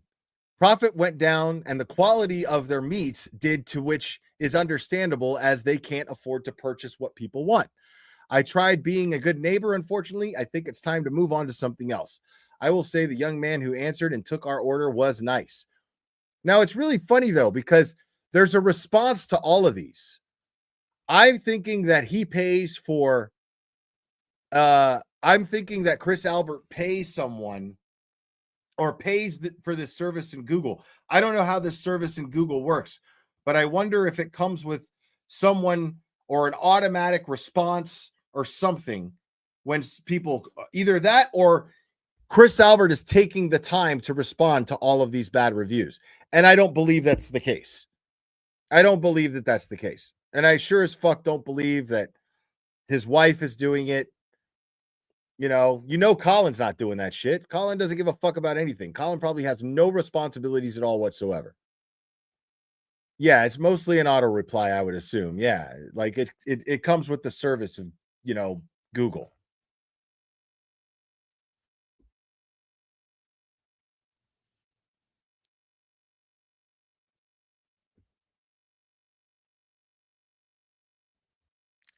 We were visiting the area and ran across this pizza shop. Being new to the area, we asked for recommendations. The employees were dismissive and rude. We ended up ordering their Italian pizza. It took an extra long time to prepare. When we got it, it was bland and lukewarm. I don't know if they were just having a bad night, but based on this experience, I can't recommend it. Yeah. Yeah, those aren't hitting as fun as they were yesterday, but yeah, man, that's just really funny to me, dude. Like, I don't believe that Chris Albert makes his money through the sales of D&E Pizza. I don't see how he could. I don't see how he can keep the doors open.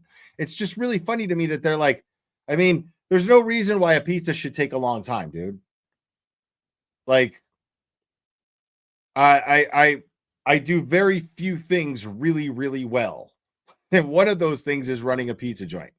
So they're in making a pizza. So there's no reason why, if you have a conveyor oven that almost every pizza joint uses that's not like brick oven, then if you have like one of those conveyor ovens, which are extremely expensive, by the way, and you have it set to a certain temperature, and it usually takes about 6 minutes to cook properly, right? So, I mean, if you're a really good, skilled pizza maker, you can have a dough stretched out, sauced, topped, cheesed, and put through the oven in a total of 8 minutes. I can do it in 7 easily, but 8 minutes. There's no reason why, if you're hustling your shit, it should take any more than 8 minutes to have the pizza ready, unless you're slammed, unless you're really busy, unless you're running the place by yourself and you're really busy, because what they also tell is you got to answer the phones. You got to answer the phones no matter what. Stop what you're doing, pick up the phone, because the whole point is you've already got the internet orders money. You already got those customers' money. You need to get the money from the people who are calling. They're trying to give you money. They're trying to give the business money. So the fact that these people don't seem to have any sense of urgency for their customers is ridiculous. Like it just simply leads me to believe that they don't have any desire to actually generate sales in that place. They only care about keeping the doors open for whatever reason. I don't know.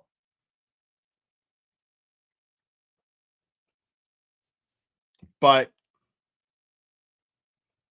depending on your labor costs and pretending on your food prep costs, I mean, it costs money to open your doors. Every single day it costs money to open your doors. Costs money. Costs money to open the doors, turn on the lights, costs money. So, and I don't see how they're generating enough, because pizza's tricky like that.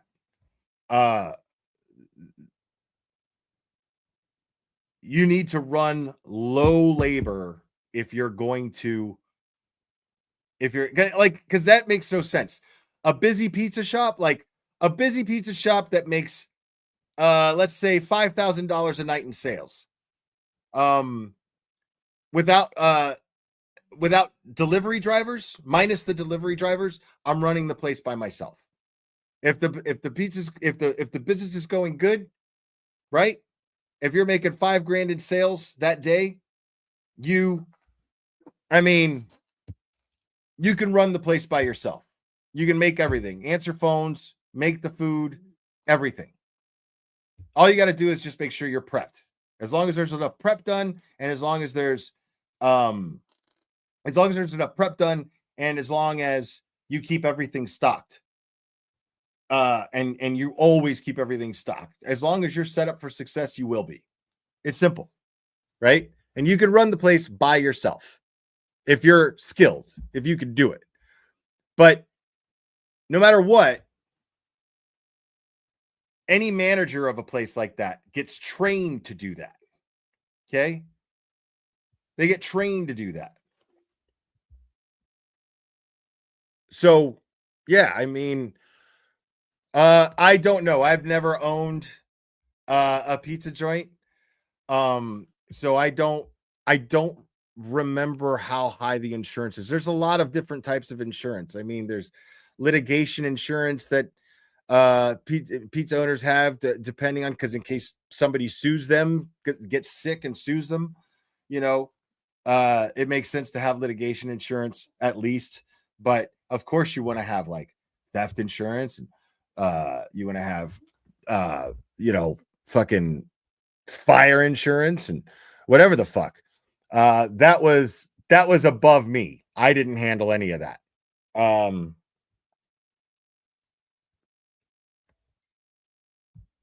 What am I looking at here?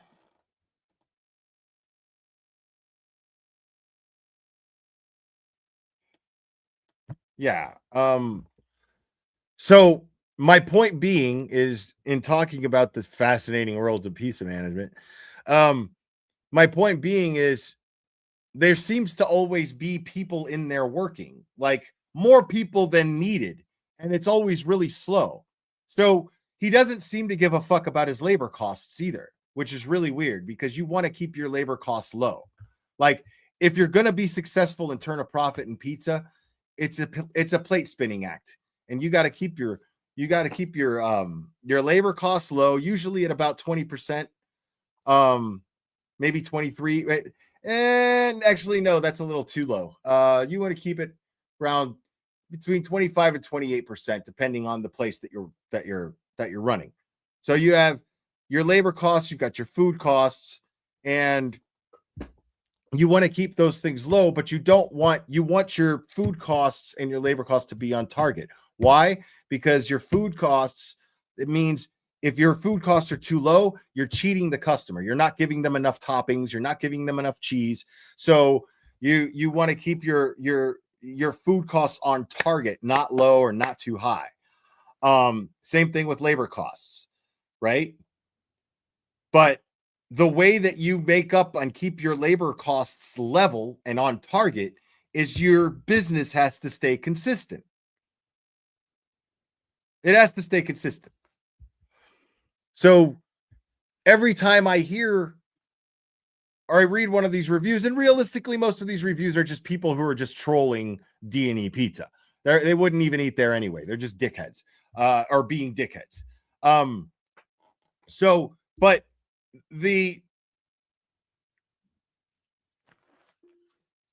right, exactly, Crystal. To put it simply, you have to actually sell the fucking pizza, dude.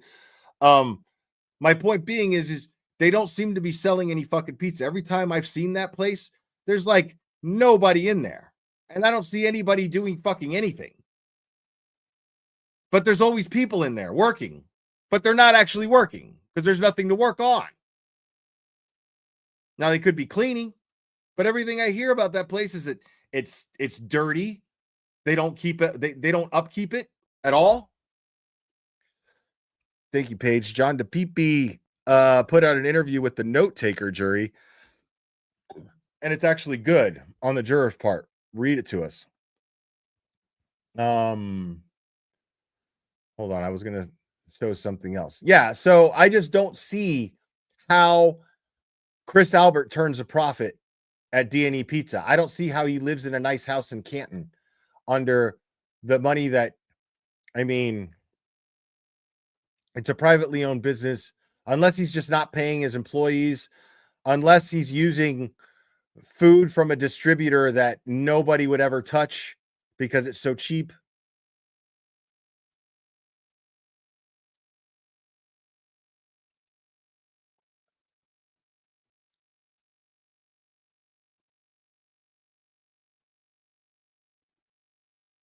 Today, so I had no plans. Will you don't have to rush. Can you just tell us what your plans are going forward after yesterday? I didn't even know I'd be here today, so I had no plans. Will you go back to teaching, do you think? I mean, what do you want to do? I don't know if I can. I miss it though. I miss the students and I love doing it. So how'd you sleep last night? How can you just can I just ask you, 2 years ago I asked you if you did it and you said no, you didn't. We all know. What you said to me 2 years ago was, are you saying you were framed, Karen? You were the first journalist to ask me that, and it was prescient. So right. And you said you didn't do it. You said, but we all know who did it. So would you be comfortable with saying who you think did it now? I'm worried about libel, but we all know, Steve. We all know. Can you give us just your own insight? I mean, you're a free woman now. You're not bound by anything. Oh, no. As long as Michael Morrissey's in power, no. You got to give it up. You got to give it up. Sorry. That's it. We never give it up. Everyone like a baby. You gotta love AJ, man. He's just like, dude, you're done. Like, and I'm dying to talk to the guy. I just don't want to fucking bother him. You know what I mean? Like, look at how he's looking at anybody who wants to talk to them. He's like, okay, bro, like, that's it. Fuck off. So yeah, man, I just don't want to fucking bother him. Oh, here we go. I think we got a super dad. Super dad. I think we got a super dad. Super dad. Super dad. Super dad.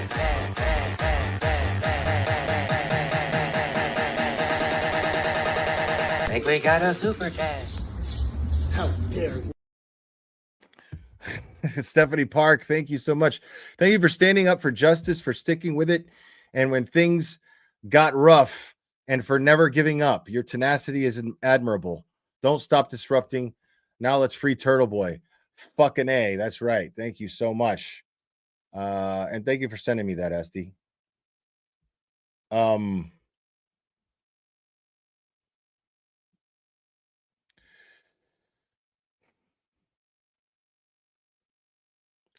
I think he'd be receptive to you, Will. You don't spin things and assault people like me. Good point. No, make no mistake. Me and AJ are fucking cool, man. Like, we're really cool.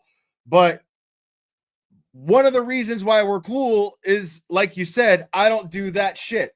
I don't even want to come off like I'm doing that shit. So I'm not going to fucking, I know that he did tell me that he would do my show when the trial was over, and that was almost a year ago. But we'll see. I'm not about to text Karen. I'm just not about to do that. I feel like she is overwhelmed. She has to feel overwhelmed right now, and she hasn't had a chance to relax. What I want for Karen is to relax. That's what I want. I want her to feel relaxed. This is what we've all wanted. The whole point of being acquitted is to have peace. So I do not want to bother her. I trust that when she's ready to do these things, these YouTube shows and whatnot, she'll reach out. I'll get notice from somebody. Somebody will let me know. I'm sure. So yeah. But guys, you guys are awesome, man. I am gonna wrap this up. This was a 5-hour stream, and we had a lot of fun. I had so much fun with you guys. Thank you so much. Amy McCabe, thank you so much. Seeing Karen in jeans is the best. The smile she had on, I am so happy for her. Yeah, it's nice. Absolutely. Absolutely. Thank you so much, Amy McCabe. Yeah. This, guys, was I don't like to say just because it's a huge deal, but it is one thing that has been executed. Now we're on to the next. So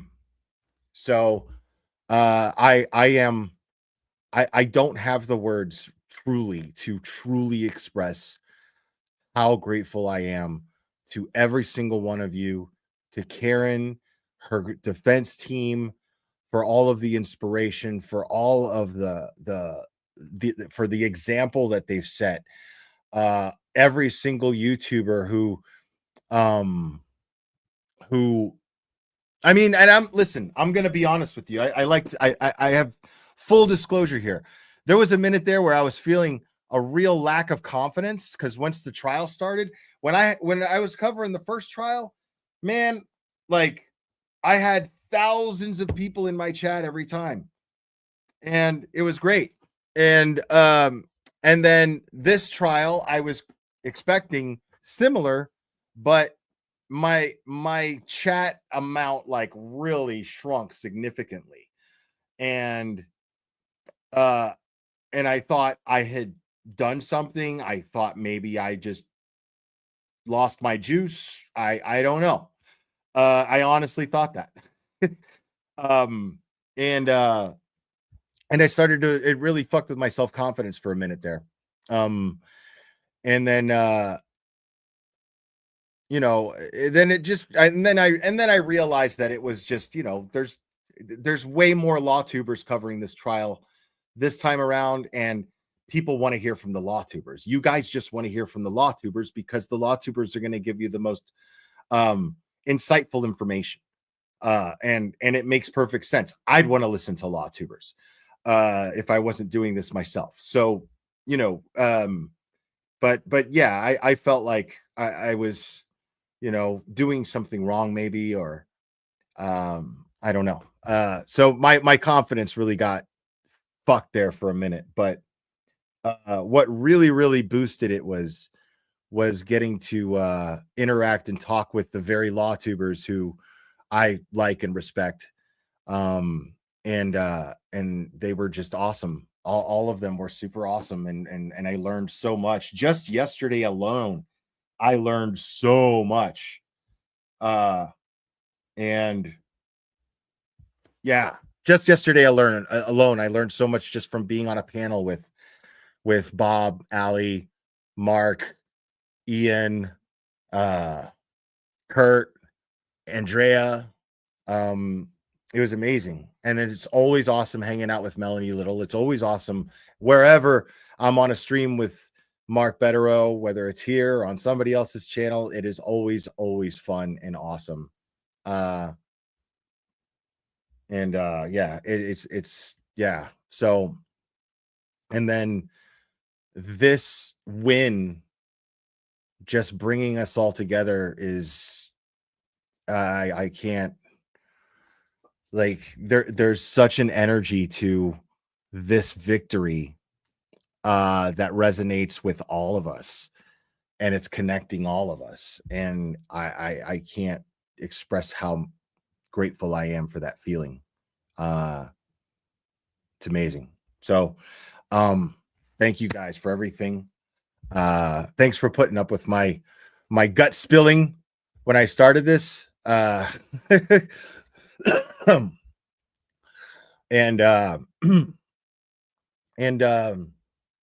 go ahead and hit the like if you haven't already. That helps me out a lot. And if you're not subscribed, go ahead and subscribe, and make sure to hit the notification bell so you know when I'm going live. And all of the support, I cannot thank you guys enough for that.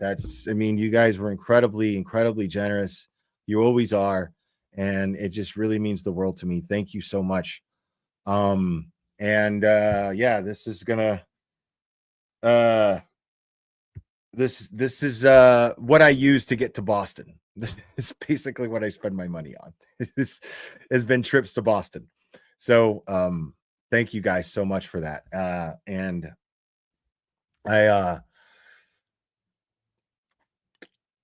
am going to wrap this up, guys. And this is going to be officially, folks, this is officially the last time I will be closing out or even opening the stream, unless Karen Reed gets charged again for whatever reason. The great Chris Loring's Free Karen Reed song that has kept us hyped. It is, I really have to give that some love real quick, man, because that song was such a contributor to keeping us fired up and keeping us, with that drive to just continue with this and our support for Karen. It was incredibly useful in that regard, and inspiring and informative. That song really tells you everything you need to know about this case. All you need to know anyway. And the song's like 2 years old, like, so that's crazy. There's been a lot of information that's came out since, but this song it tells you everything you need to know. So it's a little bittersweet. I'm glad we don't have to play it anymore, but I'm sad that it's going to get retired here on this channel. So guys, I love you very much. And we will do this again very soon, my friends.